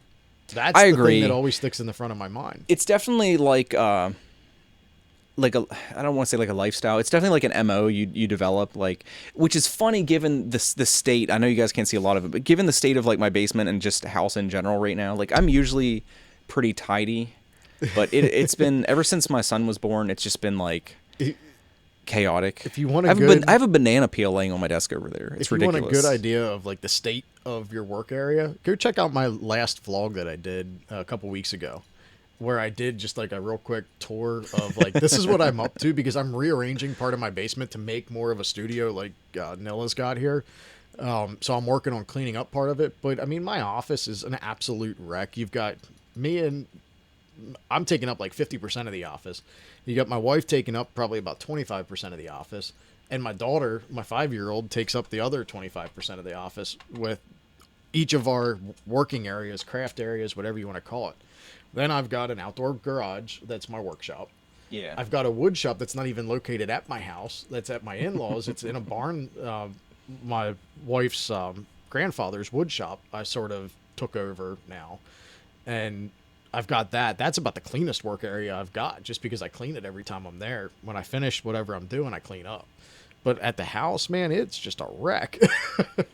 Earl said 4,000 plus hours using acetone and your PEI still looks new. That's what they're.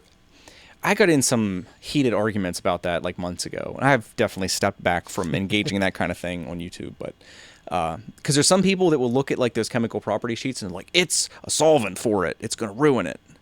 And I had used it a good bit at first, because it does, man, it really tacks it up nice again. Oh yeah. And I never saw any noticeable degradation. And there, Earl said he's got 4,000 plus hours. And his PI still looks new. Thing, cleaning it with acetone. Yeah. And who said that? Oh, Frederick said that pure IPA isn't available here. I've heard people say that. I think somebody from Germany said that. Pure IPA is not available here either. Like you have 90. That's true. 91%. This is only 91%, and I think what 70 or 72% is another common, which is rubbing alcohol. Yeah. Which is all I use. I just use the 70% stuff. I mean, if you want to get pure IPA, I'm not. You could distill anybody. that. Yeah, you could distill it. I'm not advising you do it because I mean, rubbing alcohol is flammable. It's just like any other alcohol. But yeah, you can distill the water out of it carefully and everything with a lot of planning. But you can make pure alcohol or IPA out of rubbing alcohol or the 91%. Isopropanol? Is that similar but different? Patrick said he has a box of 70% isopropanol. Yeah, it's wipes. the same thing.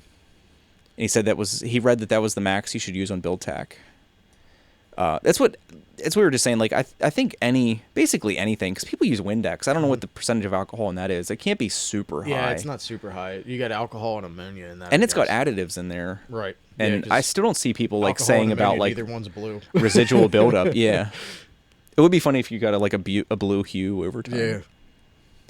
Yeah. You only found 60% IPA. Even that should still be okay. That's still pretty strong. I mean, as long as you let it dry.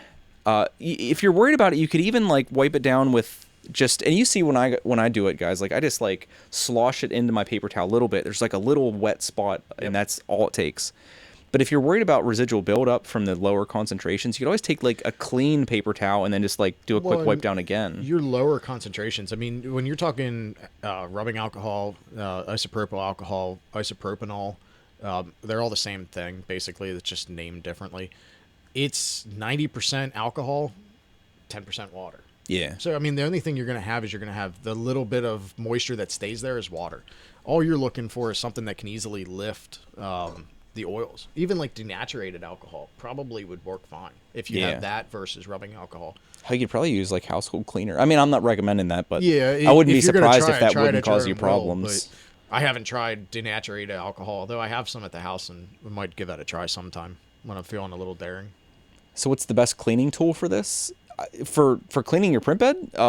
Paper towel. I use like the only tool that I use is this, regular ass scraper that I bought at Walmart. And like I've said before, I took like 600 or 800 grit sandpaper and just work the entire end of it. So like there's no points on this. It's still kind of sharp, so you have to be careful. But I can't easily gouge or scrape my PI with this. Yeah. And like I've shown on videos before, like you just don't use nearly as much pressure as you're compelled to use. Yeah. Like when I pop the spinner off, I just got under the edge a tiny little bit, put a little bit of pressure, and it'll peel off nice. So on PEI, I don't know how other same for glass, same for BuildTak. And if you try a part of your print, you end up damaging your prints. Also, I've done that a bunch of times. Put more of a ding in my print than I really did my print bed. But if you're having trouble, if you're trying to get this edge and it's not popping up, go to this edge. Try work around spots. You're gonna find a spot that didn't quite stick to the bed just as well as the rest of it. and that part will come up a little bit easier. Once you get under, then you can just kind of slowly work it around. Like I'll usually use a scraper like this one, and then turn around. I have the Build Tech scraper as well. I'll get that under there once I can get it up, because that one sometimes sucks for getting it under the print. I got that little one that came with the. I don't know where it is. Oh, that blue thing beside you there, that little chisel look thing. That came with the. That's a chisel. The Trinus Essentials kit. Well, this one's too small and it ends up having like. Oh, it looks like I chipped the corner of it already. It's too small, so it tends to dig in to the print and the thing a little bit. That's why I like this big broad edge. It seems like way oversized, but it's like perfect even for small prints. I wouldn't want to slip with this one. That one's sharp. That's a chisel. And you don't want to be getting any of this action. Right. Like I used to do that at first. Like I would really push. Yeah. Don't do that. I gouged the hell out of myself the first couple of times I was getting prints off. And usually because brand new PEI sticks like crazy. I work right on the edge. I'll use the point of the scraper. Try to get that under first. Once you start to get that to work under, then work the rest of it. Kind of just rotate it into the part. But I always just use like kind of the point on it, because then at least if it does slip, it's going into the print and not towards me. PEI does get stickier when you heat it up for sure. It softens a little bit. How's the Ballistica? Do you mean the crossbow? That's sitting over there. It's in pieces. I tore it apart because I'm redesigning like the trigger mechanisms and stuff. The aluminum arms suck because like if you pull it back very hard, they will just bend. Yeah. But I do have the spring steel rollers and stuff. I haven't had time to like revisit this project. That is a cool little crossbow though. Yeah, that's neat. I forgot that you had done that. But I wanted to redesign the trigger mechanism and stuff so it doesn't need to be like manually reset, but it's still in the works. It's one of those things that when I get a couple minutes occasionally I'll like come back to it. Projects. It's most of my projects. I think somebody asked earlier about projects, but yeah, I've got a lot of stuff. I've been making slow headway. Like I got the motor block and stuff done for the camera slider and been chipping away at stuff, but it's tough when like you kind of want to do YouTube, but you end up like having so much other stuff to do. Yeah, well, yeah, you have some. For me, I have limited time to work on my projects to begin with. I mean, most of my working on my project starts at 9 o'clock at night. A lot of times it'll go till 2, 3 in the morning. Yeah. If I can bear it. Here lately, I haven't been able to bear it, so I haven't been down in the shop working. Lighting your road. You meant this one. I think this is the one. This I freaking love this filament. This was the Omni. Okay. Oh yeah. I suck at using my maker box samples. I have a drawer full. I did kind of hurt this. You can I put the camera away. You can see this started to delaminate a little bit because I did a test to see if you could acetone smooth the Omni. You can't. It doesn't really react. You can see here like these layers were kind of like delaminating and stuff, and it's a little bit ugly. But no, as far as like mechanical strength, this stuff's impressive. The Omni's pretty cool. And they sell the Omni. If you have a micro center close to you, you can pick up Omni the same day. Do they really? Yes, they do. Wow, I didn't know that. I could It's shoot one this of your thing. slightly more expensive filaments, but they do have it same day if you need it. I don't have anything to shoot. I wanted to shoot something, but I don't have anything. Here, you can stick your. I was gonna shoot this little chisel thing. I think, given your track record, that may be a bad idea. I don't want to shoot that at the webcam though. No, but these are cool. These I have played with these. Man, I've taken these to so many places. The 3D printed spring on arms on there. That's kind of impressive that gives like that. Only in the Omni. I don't know if you ever watched the videos on this, but I printed this in PLA like 2 or 3 times. It snaps immediately. It works fine in ABS, and then this isn't technically ABS. Yeah, the Omni's another. It's mostly PLA. Yeah. Okay. It's PLA based. Or I don't want to say that. I could be wrong, but I think it is like a one of the copolyesters or something. Yeah. But holds up really good. This thing has been shot a couple hundred times. Yeah, and it's you're still using some force to pull that thing back. Yeah, it's man. I have a little aluminum rod bolts that I made that are actually sharpened, which they totally shouldn't be. But that'll stick those little aluminum rods in a box 10 feet away. I believe it. Yeah, that's got some tension on it. They're fun. I printed that one. That one's oversized, so it'll shoot number 2 or shoot Bic pens. Oh yeah. With the original design of that at 100%, it's just small enough that you can't fit a Bic pen in the end hole. And I was like, man, There's got an integrated safety. There's missed That's kinda opportunity here. But yeah, no, I have these. I have like 3 of them. I'm gonna have to try to print something like that. They're fun. It's I get like in a these habits where like I knick-knackery, just want to but print functional stuff, and then other times I'm printing just stupid stuff. That's the coolest thing about 3D printing. You can do serious things with it, and you can just have fun with it. one of those, I was shooting some of these 3/4 balls with my slingshot. Man, they're scary. Yeah, I believe that. Because they're heavy, and I had one that hit the slingshot like right above my knuckle, and I was like, oh my god, that would have shattered my knuckle if I had hit it. But don't shoot, Matt. I won't. I always shoot my webcam for some reason. I don't know why. I hit the deck. 3D printing Iceland. I think that's a new face there. Hey, what's up, man? From Iceland, obviously. Or he's 3D printing Iceland. That's true. Maybe he's from Australia, and he's 3D printing some Iceland topography. Icelandic topography. Any opinion on the polysmooth system? It looks sweet. I want to try to make it. I'd like to try one. I want to try to make it. Because it's just a little like atomizer, isn't it? Yeah, you can buy these this is going to be a stream full of don't do what we say. Don't do as we say. Just listen to us. Yeah, I don't know how much I want to be atomizing acetone in my basement.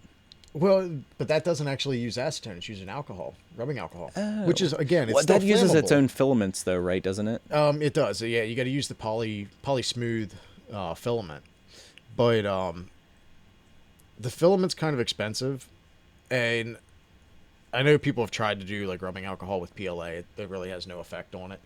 But the whole chamber and everything, really, all that is one of those ultrasonic misters for like desktop water fountains. You can get them cheap. Oh yeah, you can get them for like $15 on Amazon, and really that's it. You have that sitting down in alcohol. The filament's the magic there. Really, yeah, it's the filament that reacts to it. You could do the similar thing with acetone and make a fogger with acetone and do the same thing. But I mean, people have kind of proved doing the vapor baths works just fine with just a paper towel.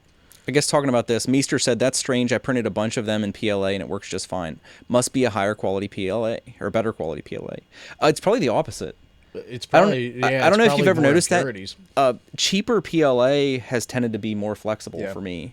And then some of the higher quality, like I think this eSun PLA Plus is it's not the most expensive by any stretch, but it's some of the highest quality as far as like print quality. It's like you said about the edges of this thing. Mm-hmm. Like it's shiny. Oh yeah. Like it's got a shine quality to of that PLA is really good.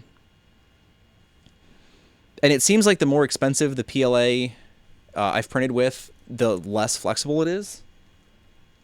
Yeah.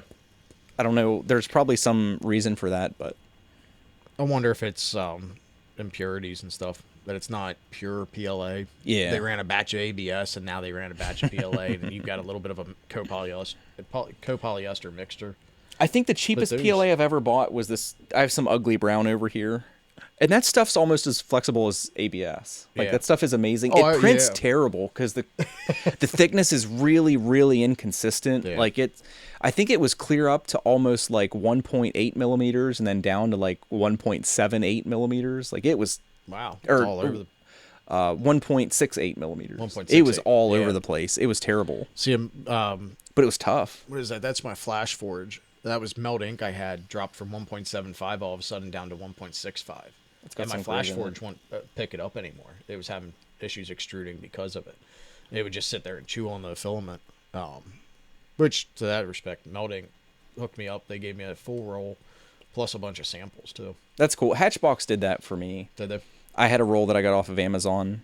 It was the first Hatchbox I'd ever bought because it weirded me out because people there's a lot of people love Hatchbox, and I got it. It was effing horrible. Really? Like it was like the worst roll of filament I've ever gotten. I've only ever gotten one bad one from Hatchbox, and that was the translucent black ABS.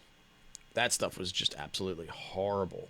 I've got another spool of it that I have yet to open, but that stuff, oh my gosh, I fought with that stuff to print. And I print parts from my dad for clay throwers, for sporting clays, for shotgunning. Yeah. To fix their sporting clays at the gun club that he's a member of, or the sportsman club that he's a member of. And that's what I used because I absolutely hate it for everything else. Yeah. It just prints horribly. But I have a whole nother spool that I accidentally ordered because I said I'd never buy that Hatchbox again, that type. The second roll I got of the same color was like totally, it was like a completely different experience. Yeah, I have yet to print with this one. I'm curious to see once I finish off that first one how the second one prints. But every other hatchbox I've had is printed perfect. I mean, it's beautiful. I've heard of people experiencing inconsistencies with various companies, especially on the lower end. Yeah. And that's where I'm usually at. About the only time I buy higher end stuff is if I get it in my maker box and I really, really like it, or when I printed solids right down in Delaware. We've made a couple of trips down there already, and I spend a little bit more money when I'm there. Did you get this last month's maker box? I was pumped with the stuff. It has that terracotta filament and stuff in there. Yeah, my wife. So my wife has been more and more getting into 3D printing, which is great and terrible at the same time. It is. I like it's great because I'm saying, hey, honey, I can buy a CR10 now, and you can use this printer. You can have the Wanhao. I'll use the CR10.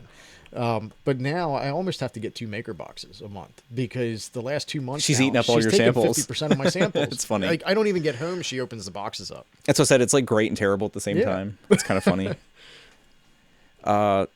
Who said that? Frederick said, I'm really falling in love with PETG. I have a roll and I have yet to print anything with it. Man, everybody I know that's printed with it loves it.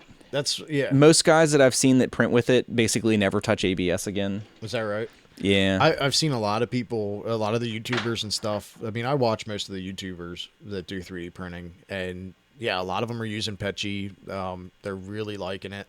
I bought a roll of it to make a flag holder for my front porch, and I have yet to print with it. Like, I just haven't set up the profile and played with it to get it to print yet. Apparently, it's quite a bit easier to print than ABS. Like, you don't have the same, like, layer separation issues and stuff. Right? See, and that was the problem I had with the flag holder that I'm going to reprint in PETG. And then it's as tough, or some people say tougher than ABS is. Yeah. I just, for the first time, finally used one of my MakerBox samples that you can anneal. Like, I've had Protopasta, the HTPLA. They're pretty cool. Raptor. Which was like that stuff prints nice October too. October or November. It was one of my first boxes that I got. Is that like silky bluish kind of? It's like a purplish blue kind of. Yeah. That stuff printed really nice. Yeah, it prints beautifully. It's like I printed silky. A hot end E3D V6 cooling fan adapter because I broke the 30 millimeter fan on my TiVo.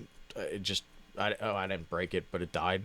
And the only thing I had was a 40 millimeter. So I printed an adapter, comes out in 90s up. It goes to the 30 millimeter bracket that clamps around the E3D because I was concerned about putting the filament that close to it. Yeah. I mean, there's plenty of prints out there. I just don't like. It's hot enough to melt it the first time around. It should be hot enough to melt it the second time. Yeah. So I used the plastic adapter that it came with and modeled in Fusion an adapter. You go from 30 millimeters, make a 90. Is it this thing? 40. This guy right here? Yeah, it adapts onto that. Gotcha. So I have that with screws running into a 30 millimeter adapter. He's talking about this little adapter. It clamps onto a 40 millimeter fan. The heat sink. And I did that in the Raptor, which I did it with that because you can anneal it. Put it in the oven at 100 C for, which I don't know what that is in Fahrenheit. The difference it makes is surprising. I have yet to do it. Like, I just printed that the other day, put it on the printer, and I'm using it right away. But I want to throw it in the oven. That's the first one. My brother's been playing with them, the HTPLAs from Protopasta, and he's loving them because he's printing clips and stuff for in his car, like carabiner clips. They will melt. Your car pretty quickly gets hot enough. Cup or something he had hanging from it was like a Contigo, one of those sealed coffee cups, hanging from it. And he came out to his car and it was laying on the floor. Yeah. But now he's been. And he even went, he was doing, that was just regular PLA that he used, like a Hatchbox or something. He was playing with annealing that, just regular standard PLA. And he actually had some results from it that seemed to be kind of interesting. He threw that same clip in the oven, let it soften up, and he reshaped it back into the shape it was supposed to be, and then let it cool down, stuck it back in the car, and it has yet to melt. It blows my mind that making it hot will make it more resistant to heat. Yeah, that's an odd concept. Which, I mean, is the same thing works with metals. You heat metals up. Well, it makes them stronger. Down. Yeah, it makes them stronger, but then there's also, you can make them more heat resistant by doing it. Like at my work, I do brazing. A lot of brazing on copper. And when you braze something the first time, it doesn't take as much heat. The second time to remelt that braze takes a lot more heat than the first time around. See, annealing metals makes a whole lot of sense to me because, like, you can picture the atoms in there. Like, when you heat it, the bonds loosen up. They'll reorient to like more tightly bond and then cool down. Like, that makes sense to me. It's just hard to picture the same thing in plastic for some reason, but it's the same thing. Yeah, exactly the same thing. But yeah, I agree. These comments are all kind of related. Meester said, but cheaper cheaper doesn't equal worse quality, right? It To doesn't. me, more flexible equals better quality. That's totally subjective. Like what qualities you're looking for really have nothing to do with the price. Like I know there's some super expensive filaments that have qualities that I don't like. Oh yeah, And then absolutely. there's like that cheap ass ugly brown I have that if you're looking for a flexible PLA, you'd probably be willing to spend 3 times what that actually cost. But if you're just looking for like a regular PLA with normal qualities, that filament sucks. Yeah. It's really inconsistent. When I don't know how many of you guys in Nilla's stream have seen my Shore Trooper helmet, but that was made with the cheapest filaments I could find. Yeah. Because For some things, it should have been, if it was perfect, if I'd have printed every piece without any issues, or there was a few that I just didn't like the way they turned out, so I reprinted them. Same roll PLA, I didn't change anything. I just reprinted it, and I ended up, because of a few fails and stuff, things not sticking. That was throughout my issues with my Flash Forge not wanting to print right. yeah. I went through 3 rolls. It should have only been about 1.5 to 2 rolls of filament to Big make that prints are helmet. scary sometimes. But I spent the same amount as some of the people who printed it in one go, 2 spools of filament. I still spent the same amount, and I used 3 spools Yeah. because I used the cheapest stuff I could find. Because then Dawn said, funny that you two have problems with cheap filament, which I don't. I really I don't. don't. Yeah, I It's like just, cheap filament. well, it's like the AIO PLA that I like and this eSun PLA, neither of those are expensive filaments by any stretch of the imagination. They're not like dirt cheap, but I remember I entered a filament contest. It was like a giveaway, and I won. And they sent me those unmarked filaments. I still don't know what they were, but the one that I think was PLA, it almost had to have been. It printed fine. Like I had no Yeah. problems with it. The biggest thing you run into is diameter inconsistencies Right. in cheap filaments because they just don't have as tight of manufacturing practices generally, and that can cause you serious problems. I Like- think if you go at buying cheap filament with the idea that you may get crap, Yeah, then you're okay. but no, I don't have any like inherent problems with cheap filament. No. You said mentioned winning a filament contest and getting like one of these variety packs. I got one from another YouTuber, wanted off their channel, and I got it in the mail. 3/4 of the little coils. It was basically the same size coils as what you get for MakerBox. Yeah. Of like 15 different collars of what's supposed to all be PLA. Some of that wasn't PLA. There's just no way. But about half of those, when it showed up, were all shattered. Like, I just had pieces like this big. Yeah, it's like pasta. Yeah. Martiginiaz said hello. I'm Dutch. What's Hello. up, man? I'm Dutch. I have Dutch heritage. Do you? I do. We're in Pennsylvania. There's a lot of was- Pennsylvania Dutch. A lot of us have Dutch heritage. There's a bit of that here. Sure is.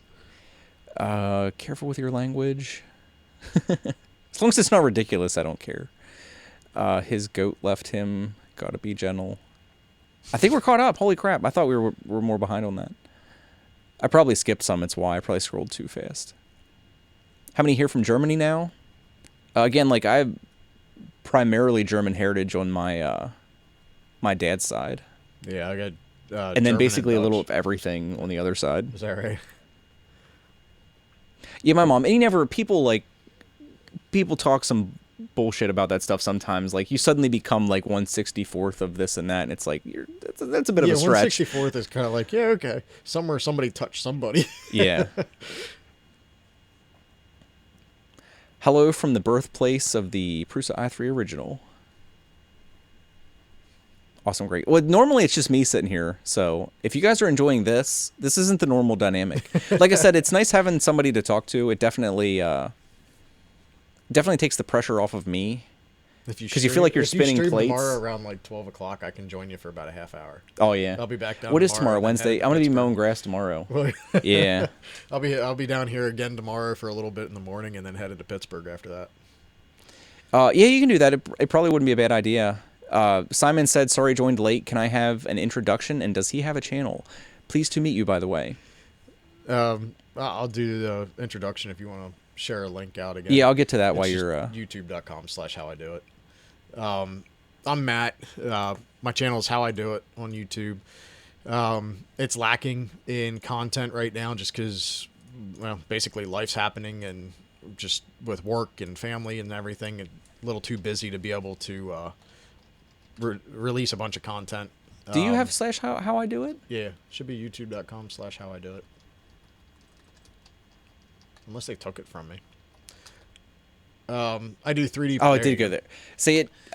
They changed that stuff at a couple different times. Yeah, here's a link. Sorry. So I didn't mean to like totally. No, you're fine. Interrupt there. I do 3D printing primarily right now, but I call myself a generalist rather than a maker because I have a general knowledge of everything. And I don't mean to like sound like I know everything, but more or less my attitude towards things are if I don't understand something, I start to research it and learn how stuff works.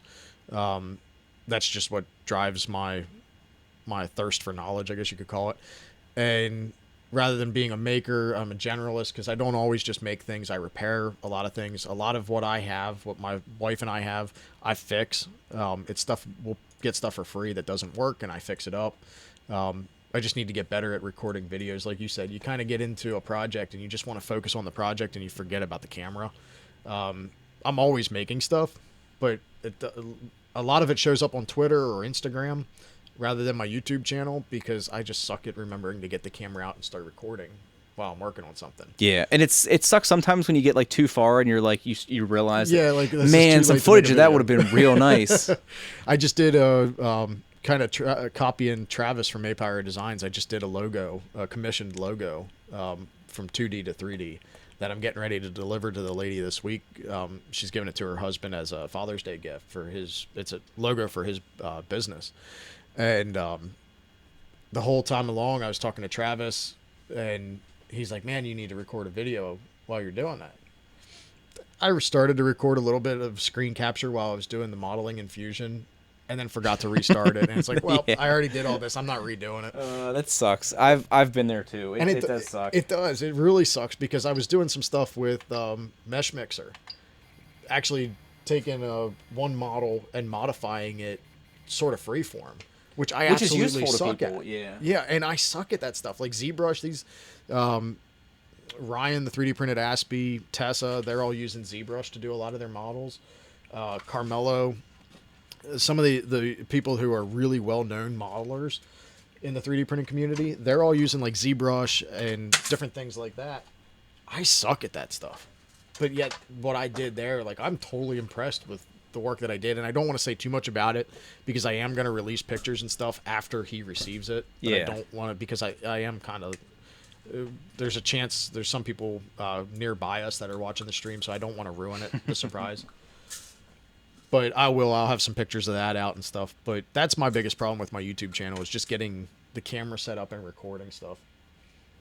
Yeah, that's why like I have this area set up all the time, and it's a chaotic freaking mess right now, but it does make things easier if you like most of the stuff doesn't come down, like the light boxes and stuff I move when we're done. Obviously they're in a freaking way, but yeah. But it helps. And that's what I'm working on. I'm working on more of a studio to work on the stuff rather than my office. My office is just too much of a multi-use area. That's why, like we were talking about, like if I do host this week, I've wanted to talk because we end up talking about it every Friday Hangout, like YouTubing. Yeah. And I'm sorry. Get in the hole. Sure. See, I flat cut it like an idiot. No. See, you got clippers all over.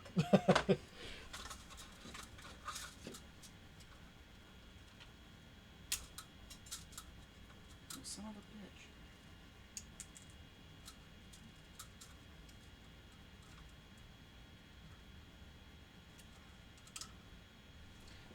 It's being ornery. Sorry, my wife's wondering where I'm at. There we go. Just like, holy crap, what's going on? So you got that problem too? Every now and then it just doesn't want to feed in. Yeah, there's not that much space. There's maybe 3 or 4 millimeters between the hobbed gear and the PTFE liner, and it. Man, sometimes it just wants to hook down in there. Yeah, drive you crazy. I'll purge that later. I was gonna print. I need to print buttons because I need to have these spinners done today. But people look at print. Well, they don't say that, Earl. I went through the bother of putting it on there. Hopefully they look. Twitch. Oh God, he got on Twitch. Well, that's fine. I can just block it on Twitch. Oh, are you streaming on Twitch and YouTube Yeah. now? Man, like honestly.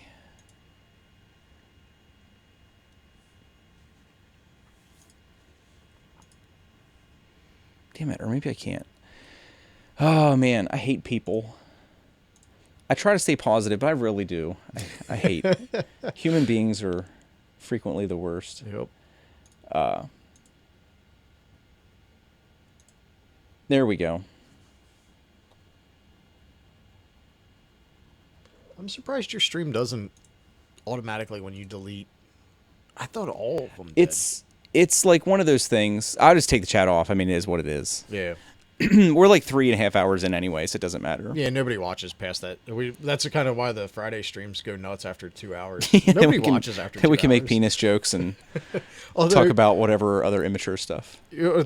talk about really weird, and it's kind of even funnier that we're sitting side by side now. So Friday night, this weekend, my wife and my daughters went camping without me because I was on call for work, so I couldn't go to the campground with them. Yeah. For Saturday night, I had gone out on the Susquehanna River kayaking for like 5 hours. I covered like 10.5 miles on the Susquehanna River going upstream, and came home. I was exhausted. I threw YouTube on the TV, hit a couple of videos that had come out Saturday.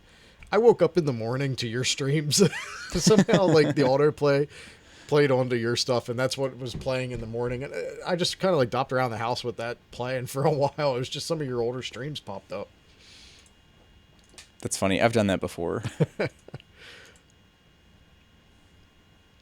Nightbot's taking a nap. No, I will. Somebody said, Frederick said that I should really try to find an add-on or something that can remove the deleted messages.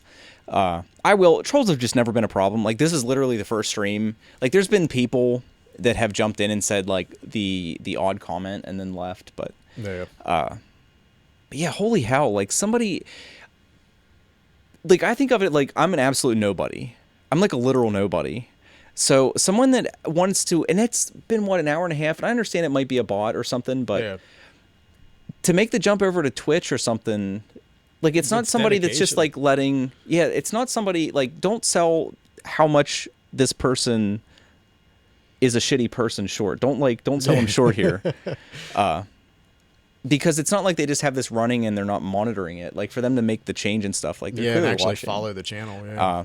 And the shitty thing is, and I don't want to say, but this is likely somebody I know. Those are the people who tend to. It's probably somebody I've interacted with before that like I disagreed with or something. Oh yeah. But yeah, people are ridiculous. But no, I will fix that next stream because it's been a while. I've talked about that before. It's been a while since I've changed any of like the actual software side, and it's just like having to use a mouse to change scenes and stuff. I did fix that. I just haven't like implemented it. Like I have a wireless controller that it's just a USB gaming controller. Have you ever watched Bob Claggett from I Like to Make Stuff on his Twitch stream? Yeah. Did you ever see his keypad or the setup that he has? It's more bugs with it than anything. I mean, you got to give him credit because he keeps sticking with it. But he's got an Arduino, one of the Arduinos that acts like a USB host to the computer. Yeah. Tied to this keypad, so he pushes a different button, and that brings up different cameras that he has throughout his shop and stuff, and does his camera switching. He has problems with it because he's in a wood shop or an actual workshop where he's creating a lot of dust, and it gets in behind the membrane in that keypad. Oh yeah. So it keeps gumming it up on him. He constantly has to replace them. But like for you, something like that probably would actually be. Well, I have a thing. It works fine. It's like a PS2 controller. Okay. It's like a wireless USB controller, and you can like I already have it set up in OBS. It's hotkeyed to the scenes. More. I have OBS, and I've done a couple of live streams using it, but I got to get better with it. It's so powerful. Like it's ridiculous what you can do versus recording. Because it's just here it is. The only problem I have is like interacting with the chat, remembering again because most of the time I work by myself at work. Yeah. I work by myself in my workshop most of the time. So like trying to remember, hey, there is actually a second person or whatever in the room because I'm streaming. It's kind of hard to do sometimes. I watch YouTube is like 85% of my entertainment usually. Like when I'm doing stuff. Yeah, we don't even have cable at home, so I mean everything we watch is YouTube, Netflix. All I ever watch for entertainment stuff is YouTube. Nilla, you're so lucky to have a fellow maker to call. I don't think I've ever actually called you. No. I think the only person I've ever actually called is Earl, and I was supposed to call you yesterday, Earl, and I didn't. And I'm sorry. But every single person I know in 3D printing I met through YouTube. Yeah. Literally every single one. It was kind of weird. I found out there was a guy that had bought some spinners from me, and he came over to pick them up, and he actually knew the guy who lives directly across the street from me. And remember, we're in like little pissant town in the middle of nowhere. It turns out that guy had a Da Vinci. They owned a vape shop, and they had gotten a Da Vinci to print accessories and stuff. And the guy across the street apparently has like the Da Vinci 1.0. Really? Because I was thinking of getting in touch with him and seeing if he'd want to sell it for a little bit of nothing. Because it's the likelihood that he does anything with it's probably pretty slim. Especially if he's like a lot of the vape shops the last year or so with Pennsylvania taxing it and everything. Yeah. A lot of the I don't vape think shops it's still not closed open. up. Yeah. I know a lot of the vape shops up our way. 3D printing really got big with the vape community because of the custom mods and stuff that they can make. And I used to vape. I quit chewing and started vaping. And got the 3D printer, and everybody's like, "Oh, you can do this and you can do that." And I'm like, "Yeah, I could," because I made all my stuff. I was just into vaping for as cheap as I possibly could, and I made a copper mod that was 3/4 inch copper pipe with 2 end caps on it. It looked like a pipe bomb. Yeah, that's not good. No, it probably wasn't the most appealing thing to take certain places, but again, you can get cheap 3D printers from vape shops that closed up because a lot of them bought them thinking, well, we can print our own enclosures and stuff. This was another troll comment, and I'm like, again, like the curiosity just like overcomes me. It's a fact that over 76% of men are unhappy with the size of the penis. I probably wouldn't disagree with that. As a sexual health MD, I can say it's true that just as many men require Alpha Pro Male. He's missing like a .com. It should have been like available at alphapromale.com. You know why? Because that would have Because probably they got blocked. would have gotten kicked from YouTube for posting a link. You sent me a link later. Hopefully that's not related to the comment that was just made. That was with the .com at the end of it. He got me discount Viagra. Yeah, Earl's in Wrightsville. Earl, I'm right over in Helm. If you're on Twitter, find me on Twitter. I'd like to take a look at that D7 if you got it. Yeah, you've definitely. Like I just want one because like FDM printing doesn't really. They're not technically FDM printers, or are they? The resin ones, yeah, they're not FDM. They're SLA. Because it's fused material, but it's not fused deposited material. Yeah, it's because they're DLPs, the D7s. Yeah, which I mean, besides like the way that SLA is done with a laser, DLP is done with basically a projector. Yep. Like a pico projector, essentially. That's why DLP is cheaper than the SLA in most cases. Like the D7's what, like $700 or something, like $800. I think it's not really an expensive printer. The D7, I don't think it's that much. Yeah, I think it's like $700. That's one of the points of wanting. No, I don't even think it's that much. I mean, I could be wrong. Earl, if Earl doesn't mind saying, wait a second. Yeah, that's what. $399. Yeah. Well, that's sorry, that's eBay. I didn't mean eBay. to point at you, but yeah, $399 on eBay. That's probably a Chinese. Yeah, I think clone of. I think when I saw them, they were like $480. That's even cheaper than I thought. I thought they were like seven or $800. Well, that's why I said I'm kind of tempted to cancel my order with Wanhao. As much as I would like to have the Duplicator i3, because I think it'd be a good workhorse. How much did you pay, if you don't mind saying? $379. Okay, you paid $379. Which is pretty standard. I just wanted it. It was kind of an impulse purchase. But yeah, like I'm tempted to cancel that, spend a little bit of extra money, and just get a D7 and be done with it. Like you do like the little like the dungeon-based gaming figures and stuff like that. So like you have a real good use for the real small I'd use stuff. the piss out of it. I don't know if I do or not. Like there's certain things, like now that I'm starting to do logos, because I've been working a little bit with Travis and actually got or somebody kicked over to me from Travis that he just doesn't have time to be able to do a logo for him. There's certain things there where I could see using the SLA that I could make use of it, but there's not a lot of areas that FDM would that I don't think FDM fit for me. Earl said it's $499. Yeah, there's some things like I'd like to print minis. Yeah. There's enough files out there that are of high enough quality that it's something you could do now. I know initially like files were and you could even do a practical use, I guess, for that, as far as like, something that I guess I could use is you do your minifigures and stuff. Yep. Well, I You could don't do because 3D. of FDM. Well, you don't. Yeah, Yeah. you don't because you can't with FDM, but with SLA you could, and you could actually get into doing 3D scans, like full body scans, and make miniatures of people. Yeah. That would be pretty neat.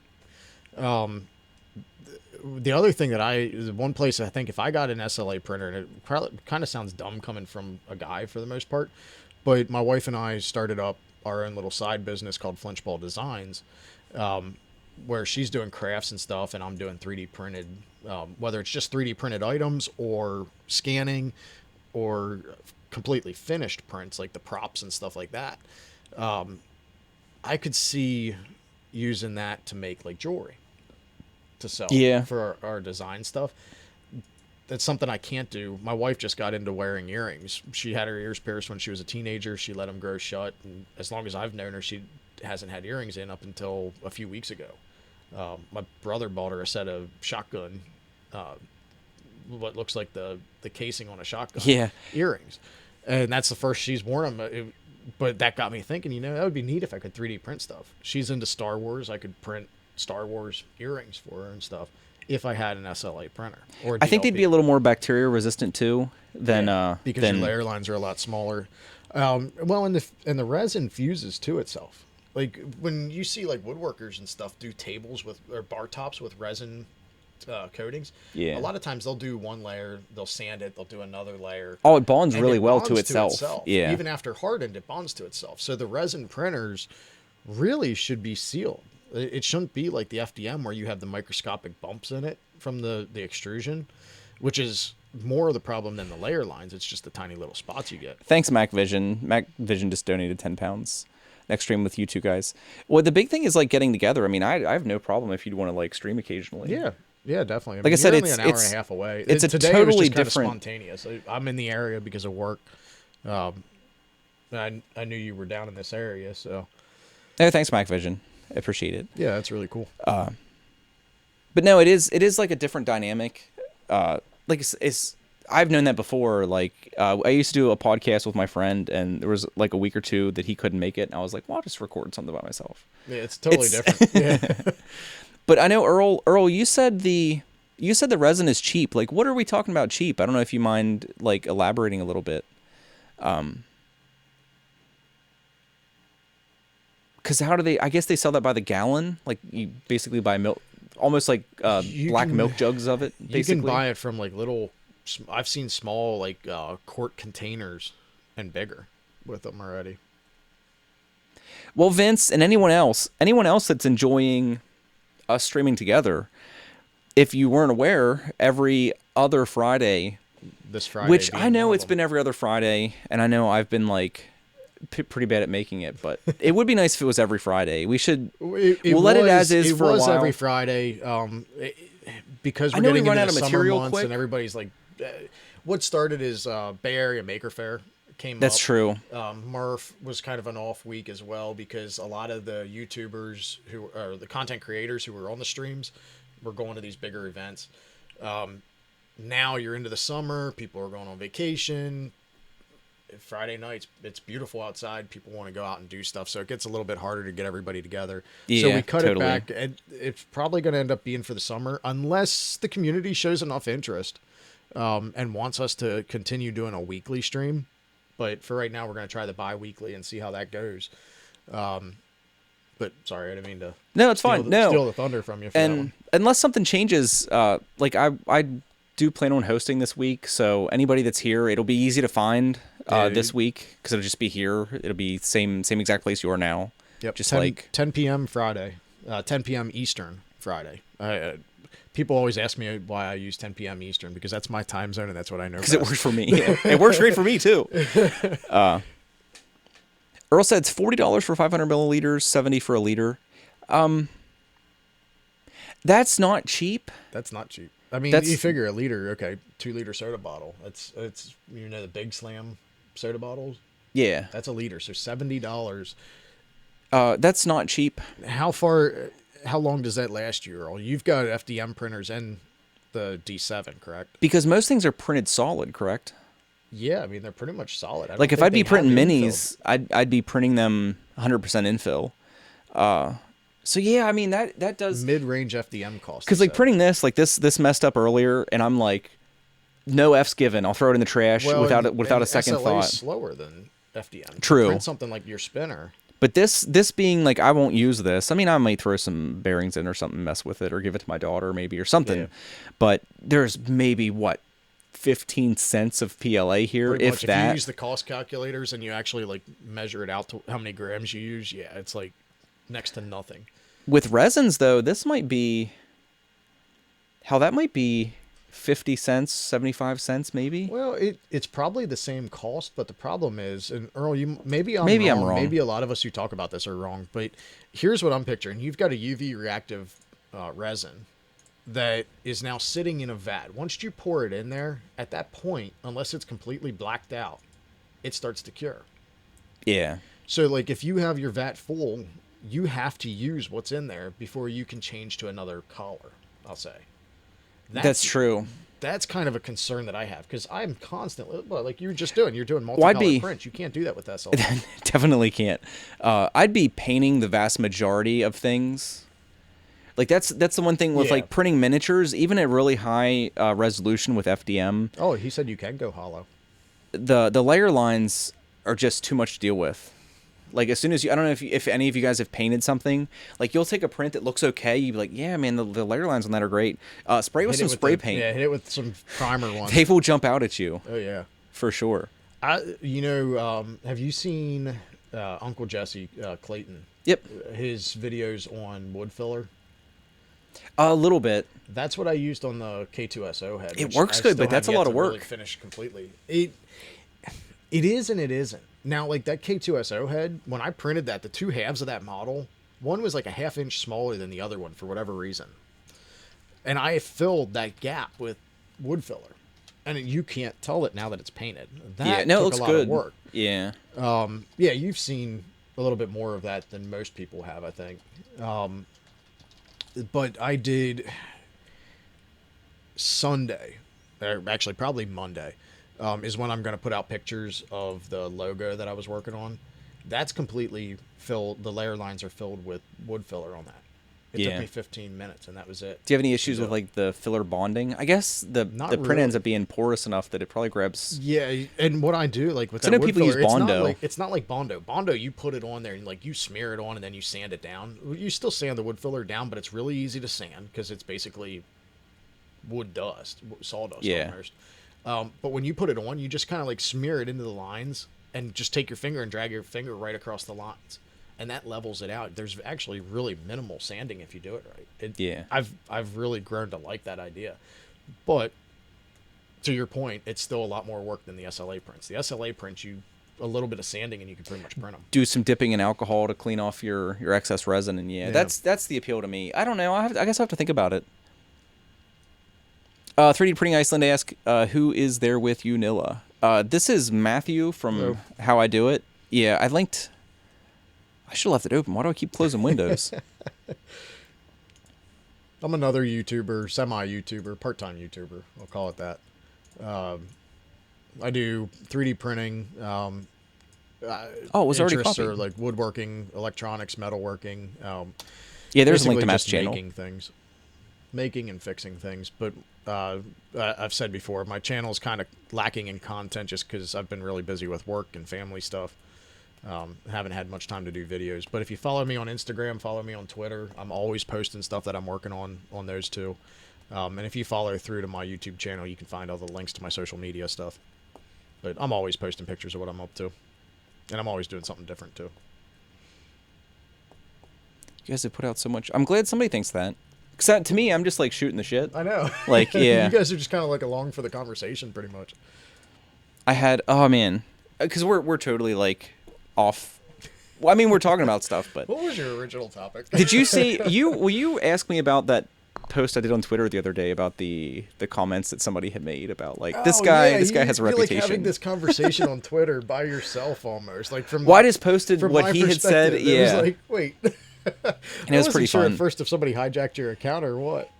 It was in the 3D printing group, you said you had read that thread. Somebody was asking about using an oiler, which I still don't recommend, which is funny that the guy went off on me so bad, because I don't recommend using an oiler.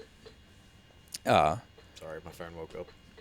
But yeah, guys, I have a reputation on YouTube. I'm a dude with an ego who, I forget what else he said. It was funny. It's just like... I honestly thought you were talking about another channel at first. Or another creator. They sometimes is a little, I'll say, not well received in the community. Just because of their personality. We never responded to anything, which is also frustrating. Yeah. Because I don't know. Everybody does that. I've made comments before where I was upset about something else at the time, and you kind of like come in a little hotter than you would normally. Yeah. Because, I know that's a contentious topic. That was a video I made, which is also funny, because you'll run into that when you make content. That was a video I made like 5 months ago. Yeah. And they're like coming in, and people still do that. Like they'll comment on videos that I made like long ago.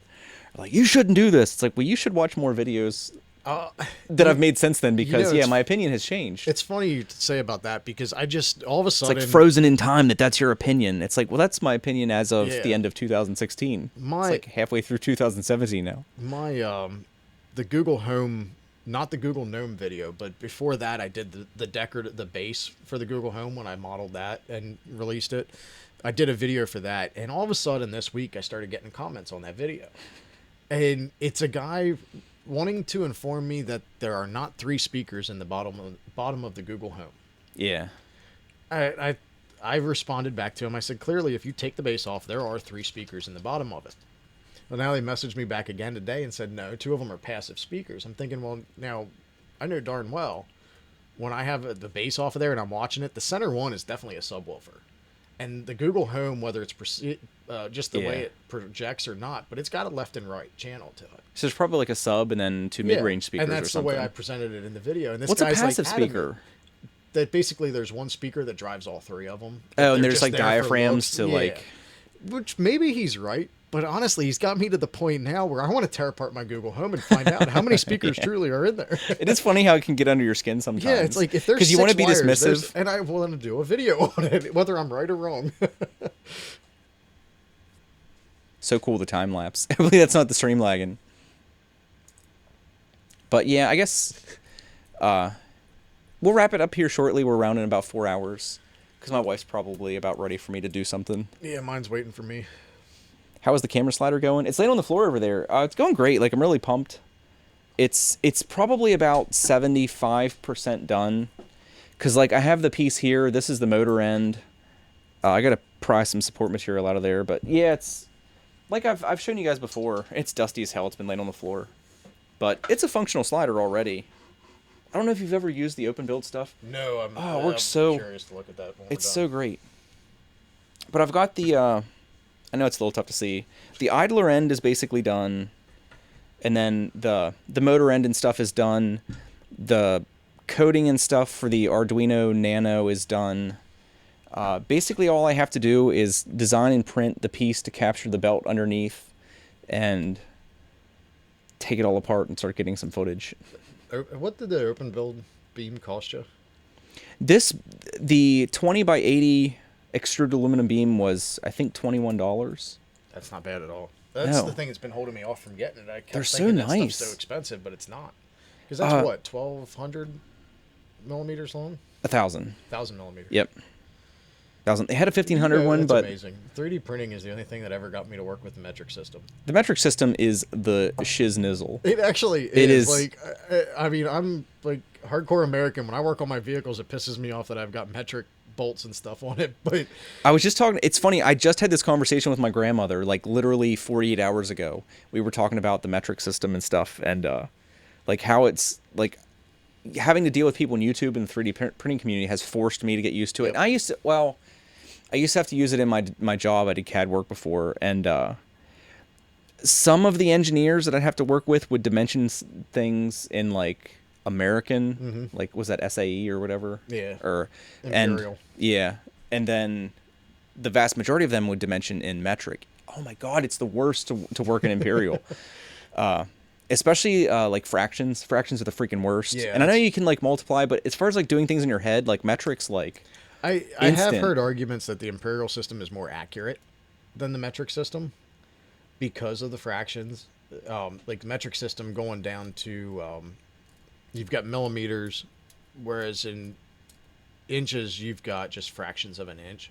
You don't have all the different term changes and stuff. And apparently, as far as actual accuracy, the imperial system is actually more accurate than the metric system. What's infinitely divisible, basically. Yeah. Yeah, whereas the metric system, I guess, at some point gets down to, like, you have nano and I don't even know.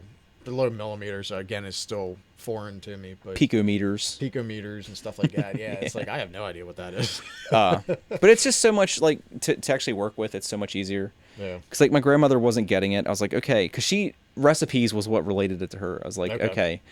Because, like, you've got, like, that's the imperial system too, like tablespoons and teaspoons? I think is imperial. They're the freaking worst, man. Yeah. The freaking worst. It's like 3 teaspoons equals a tablespoon. It's like, how the hell did you come up with that number? Yeah, well, like the thing that made her understand was like cutting recipes. Is like, say you have a recipe for like 16 people, and it's like, okay, you want to feed 5. How do you break that teaspoon down now? It's like if it's in grams or something, like it's easy. It's easy as something could be. Yep.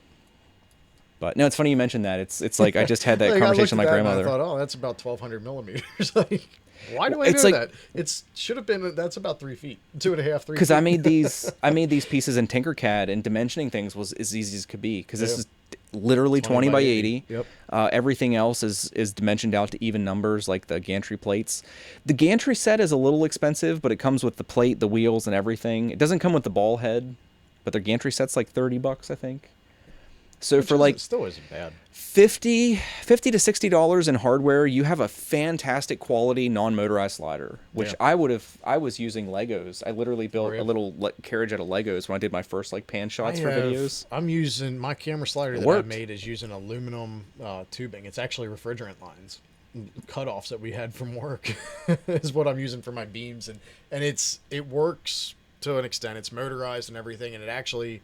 The trigger on my Sony A6000 is actually triggered by the Arduino. So that's what you said for time lapses. Yeah, time lapse. So it'll move, it'll stop. The Arduino triggers the camera, then it'll move again, then it'll stop. The Arduino triggers the camera, because at some point when you're trying to do time lapses and stopping, you're trying to do like if it overlaps, you're gonna get blurry shots. Yeah, all of a sudden you start to get off, and it gets off a little bit more, until your shot is completely nothing but blur. I know there's other comments, but Earl said the current administration in America is going to be changing the standard to huge. That'll be a unit of measure now. So we had some comments about the metric system. Well, like the metric system apparently has a finer granularity.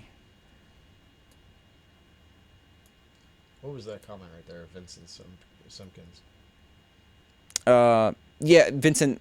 I'm printing a Fire Maltese cross spinner and was watching earlier when you said the MK2 kicks out a bit of extra filament when doing the color change. Just caught it in time.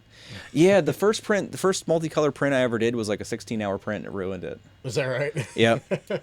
I had a couple bands of color at the very top of the print. Yeah. Just I didn't even have to do it. I just wanted to mess with the color change. Right. And you screwed up. And I got a little tail. Try doing it on like a Delta.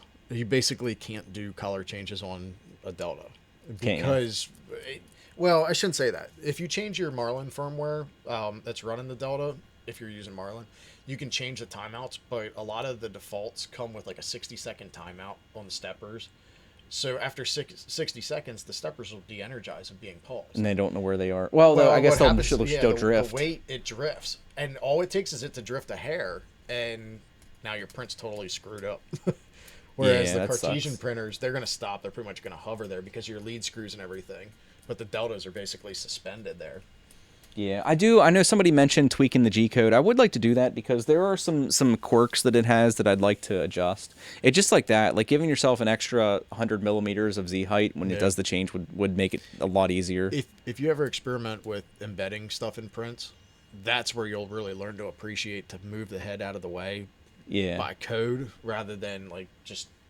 Some people will try to jog it using the jog wheels and stuff on their control on the display. That's a pain. Trying to get it back in the same spot. I have embedded prints. Actually go up and move and know where it moved to is awesome. It's been a long time since I did that, but I put magnets in some prints. Yeah. which was I still use those. I made gaming tokens Okay.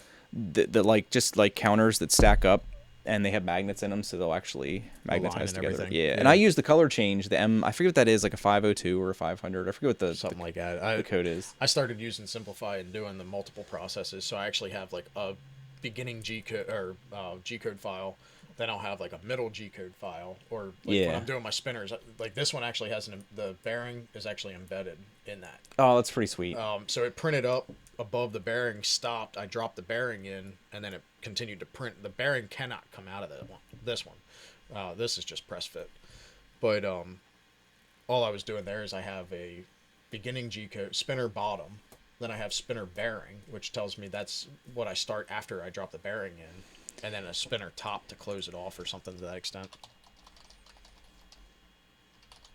I don't know if any of you guys have seen this. I don't know if you've seen this. Hopefully I can find it. Apparently there is a way. There was a guy that was printing single layer homers in the multicolor. I wish I could find that. I probably won't be able to find it. But using multiple processes in Simplify 3D, he printed multiple colors on the same layer. Yep. By doing separate processes, and you can like set it to print one section and then do a color change and print another section. And I don't know, I guess you could do a print that has thickness and then do that on the final layer. Yeah, well, I guess you could do that with each layer, really. Yeah, the simple way of doing something like that is you do multiple layers. But where the trick, like with that one, they sort of what's amazing about the way he did that is the fact that he did a single layer that has what four or five collars in it. So he had like 4 or 5 different processes that he started. He'd print, say, yellow for Homer's head. And then he'd stop and he'd print. Oh, I think it was right there at the top, wasn't it? Oh, no.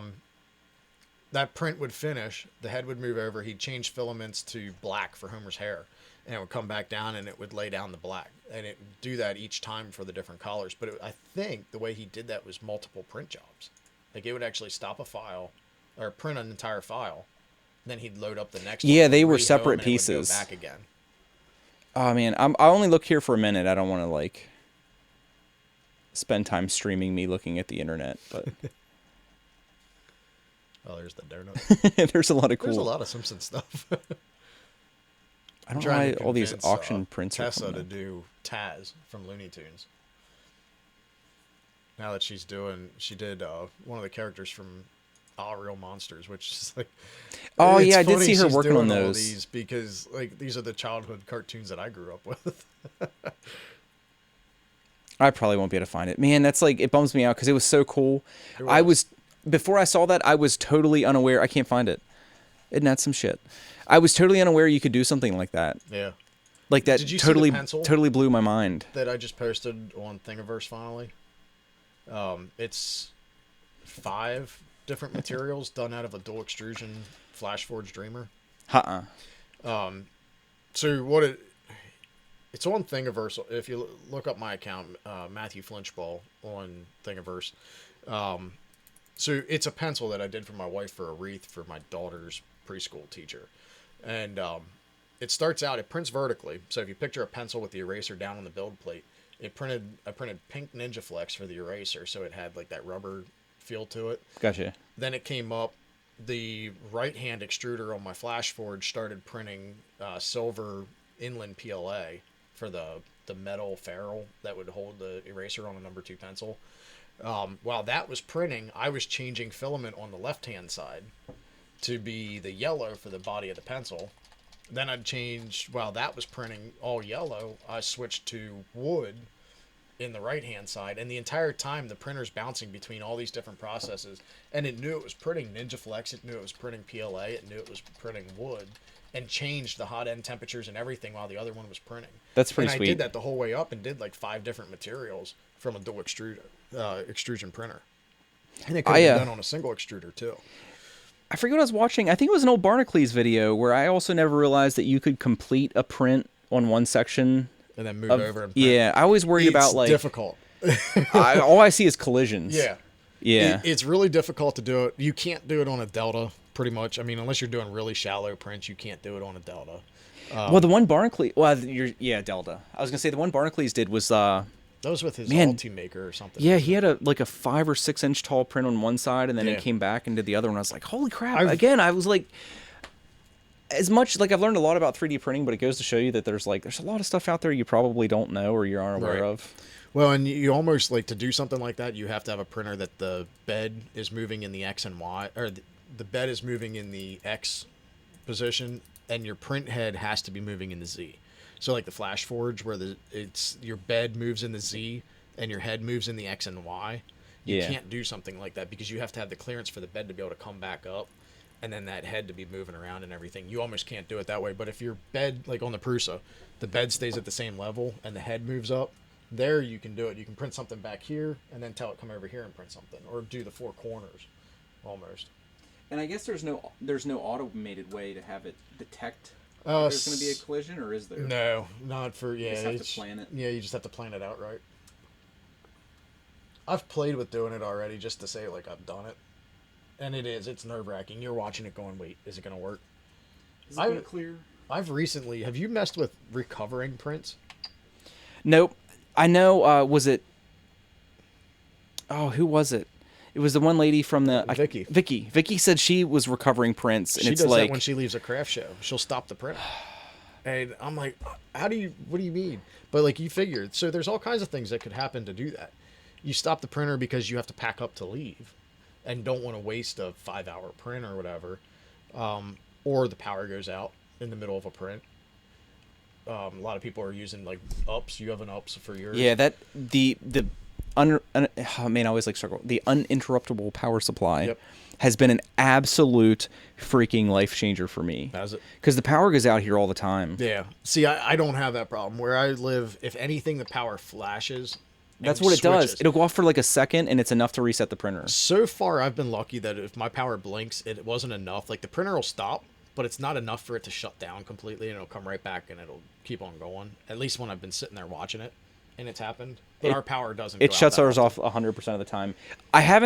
It's funny, I haven't had that happen since I had the A8, because the A8, you can tell, has like big caps in the Yeah. power supply. So I think it could survive Right. some of those. And that's where I've gotten lucky, is the caps and stuff haven't bled off, so it's still charged. Like the screen hasn't completely gone off, and it comes back and it manages to recover itself. But so you've got power outages, you've got reasons that you need to shut it off, and like, you got to pack up your printer because you're at a craft show or something. Yeah. Or the thing that I keep finding is underestimating how much filament's still on the spool. Yeah, and that you have too. a big print. I've been there already, where I take my calipers right on top of the print, stick the depth probe on the caliper down to the bed, and measure the height of it, go back to the G code, and Simplify is awesome because it actually in the G code tells you how many millimeters high that layer is. So you can just like search for 13 millimeters, and it's going to take you right to 13 millimeters in the G code, and you delete everything before it then. It's definitely interesting. Like, it's going to be nice when it's an automated thing. I know some Yeah. printers already have that. They do, yeah. Automated Self-recovery. recovery and stuff. Self-recovery, yeah. I did want to take a minute. I know it's like a total non sequitur to anything that's been talked about here, but if anybody just saw Stoops TV in chat, there's probably very little overlap. But I play World of Warcraft. I do a lot of PvP, or I used to do a lot of PvP. I've been trying to get back into it. And Stoops has a fantastic channel if anybody's interested in that stuff, especially if you're a Mistweaver monk.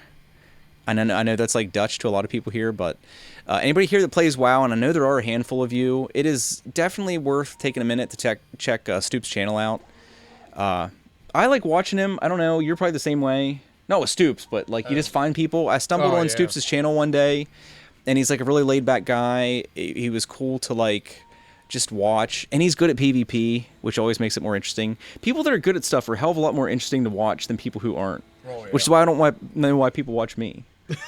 Like, it's because I'm like the polar opposite. I have like no mastery of anything, and people still seem to tune in. But yeah, like Frederick, if you like WoW and you speak English, check Stoops out, man. He's got a really, really cool channel. I was actually playing, I think it was last night, we were playing some rated Battlegrounds together.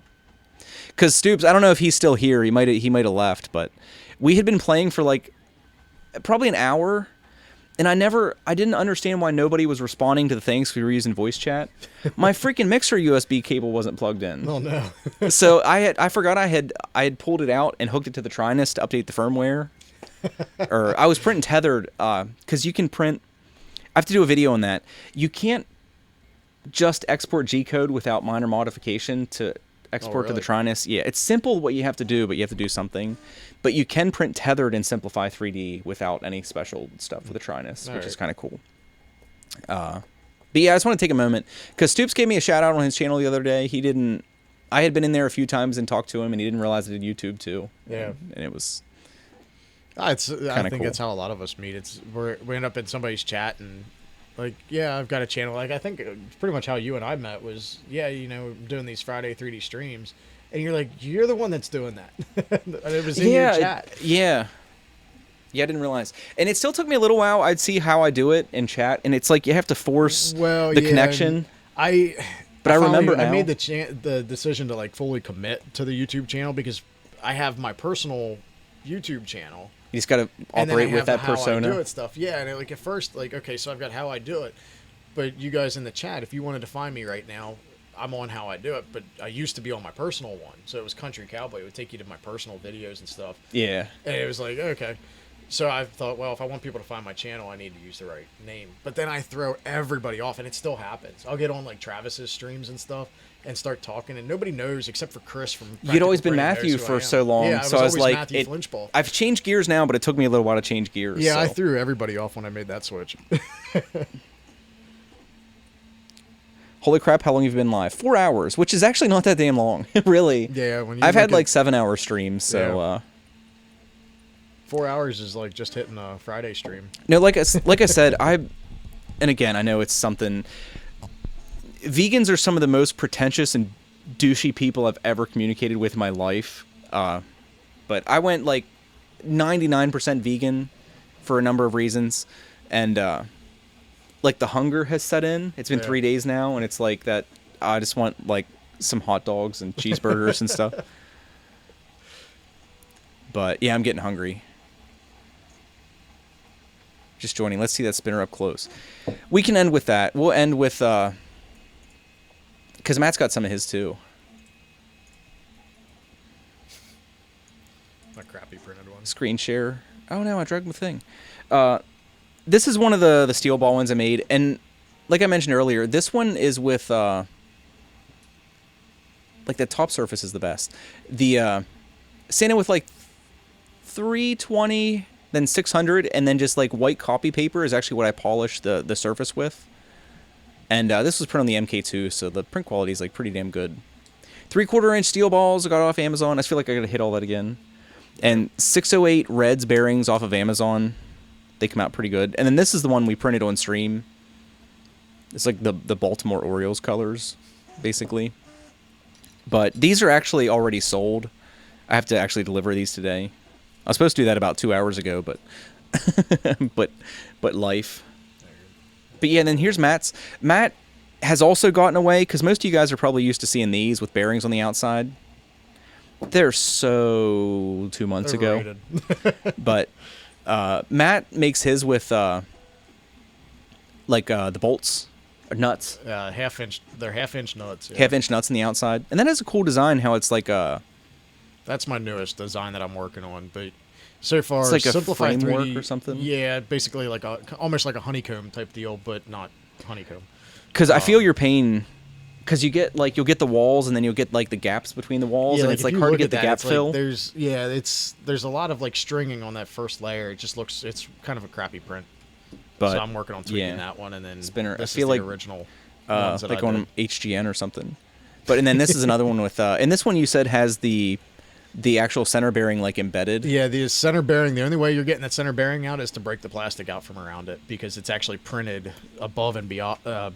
Above and below the bearing is actually embedded into the print. But yeah, someone asked. Don't blame me. Someone asked in chat. If you want to see another cool print, I was surprised. This was the part of the spool holder on the Trinus. Yeah, the bottom's was incredibly long threads. I was watching you thread that in on the stream. Oh, that's what I thought. I was like, why in the hell? Yeah, that was just kind of... Why does it have 2 inches of threads? If they were going to be that long. But that's not a bad print. I mean, the quality, that's not bad. No. The inside's kind of weird. It's got some weird artifacts in it, but... Yeah, no, that's... Oh, I see the artifacts you're talking about there. What caps does Matt use? I guess you mean the center caps. They're just printed. Like, I just print my own. And you end up having to print those with support, which kind of sucks. Like, here's a cap that I haven't cleaned up yet. It prints with support. And I print these at 150 microns. Mine are actually printed, no supports on mine. What mine do is the one half has a, almost like a pipe, like you're looking at the end of a tube. Yeah. And the other end has just like a pin sticking up. So when you snap them together, although I will say occasionally that makes for a weak thumb cap. So I do plan on, I'm redesigning mine. Because figure out these, something better.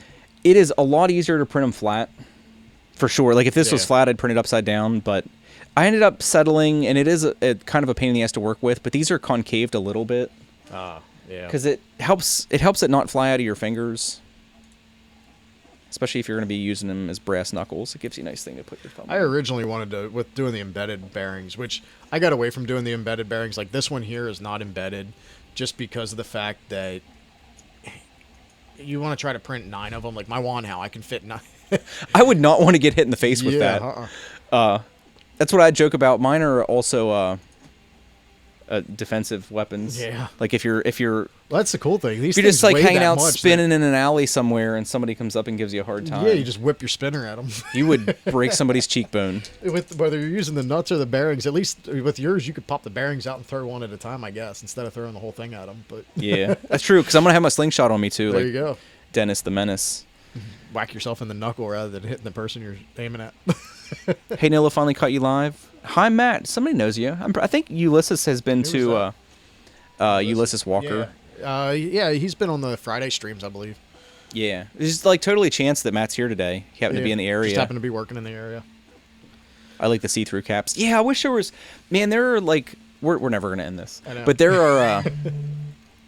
I'd like to find like an optically clear filament. Because I have some files set aside that I'd like to print with things that are actually clear. Right. Because there's like the HD glass and stuff that's not too bad. But Yeah, like, and it's so I don't think setting you can dependent. print strong parts though. Like, you can print thin. You can like print vase mode windows, things that are vase mode sweet. stuff. Yeah, and then like I've seen people taking vase mode things that are single layer with the glass filament and stuff. Yeah. And then coating it with like XTC 3D or something helps to bring out the clarity in it, but it's translucent. It's not transparent. Because the first transparent PLA I ever printed with was like the biggest disappointment ever. It was in one of the early maker boxes. I just could not get good results out of it. All right. I guess Back to God, like I guess school's out. Is school out in most areas for the summer? Yeah, that's probably something to do with it. I was doing more productive things with myself when I was 12 years old, just saying. Yeah. Go start a YouTube channel. Like, Yeah, and send us a link. yeah, send us a link. Send us a link. I'll stop by. If you start a YouTube channel, instead of coming and spamming the chat, I'll go subscribe to your channel. And it's so like I've trolled people. Everyone has trolled people. Maybe you didn't. I don't know. I don't want to speak for everybody. I was much more creative than you. Yeah. You need to you could have gotten us on the hook. Like, you need to participate in chat. Like, you're clearly willing to dedicate time to this. Right. You need to bait a little bit more. You need to engage in conversation and actually have me reply to you a couple times like you're not a troll. Yeah. Then it makes Lead me it feel on like a an little asshat when you actually start dropping the Hitler comments. Yeah, because we've had that already in like the Friday streams and stuff. People start asking like serious questions, and then next thing you know, their evolution on that question just evolves. And It's very Bush League, I gotta say. Very, very Bush League. But no, anyway, I do have to wrap it up. My wife's probably ready for dinner. I have some chickpeas soaking up there.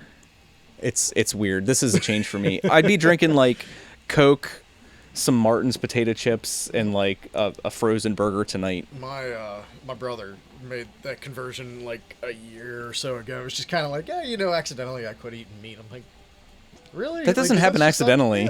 That's not the way we were raised. Yeah, that doesn't happen accidentally. Making you $5 per band. Yeah, thanks for doing that, Earl. I'm glad I don't have to pay you, because holy shit. Yeah, anyhow. Today would have been a net loss. But no, anyway, guys, we will wrap it up. Thanks for Matt for stopping by. Yeah, thanks for having me. It's weird. It is kind of weird to do something like this for the first time I meet you. Yeah. But this is the first time we met in we've ever person. actually met. But no, hopefully, I think everybody kind of dug a different format than me just talking to the camera for a couple hours. And if you didn't, I'm sorry. I'll go home now.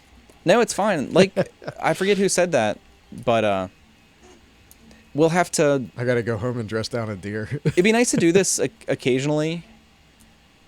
Yeah. I know it's like an hour and a half for you, but we're close enough. We can make things happen. Because especially while my wife's on maternity leave, my schedule's pretty flexible. So. Yeah. Maybe. And if not, like I said, if anybody wants to check out something similar, the 3D printing, Friday night 3D printing community stream, Hangout. F3D PCH on Twitter is the account. If you follow that, that'll give you all the updates. I know you usually will try to mention something on your streams if that Friday where we're going to be at. Because this Friday it's easy because we'll be here. Yep, this Friday. Come back to Nilla's channel and we'll be back Make it here. effortless. Nobody else knows that. You guys got the exclusive on that one. I didn't even post it on Twitter yet. Yep, every 2 weeks now. Yep, unfortunately. Yeah, bi-weekly for right now. For now. Like I said, I mean, the community can change that. If you guys want to see us do it weekly again, I put a vote out, and the popular answer was bi-weekly for how people would like to see us do it. That's because people didn't realize they were going to miss it so much. Yeah. Now they know. If you guys do, if you want to see us more frequently do that, words speak louder than actions. Jump on Twitter. Comment on the different chats and stuff. Don't troll everybody. I'm not advocating. Leave Hitler out of it. Yeah, leave Hitler out of it. But when you're on the other content creators' channels, mention it in there that you'd like to see them on Friday stream. And you don't have to have a YouTube channel. Just be a content creator is typically what we're going after, and be willing to get on a webcam.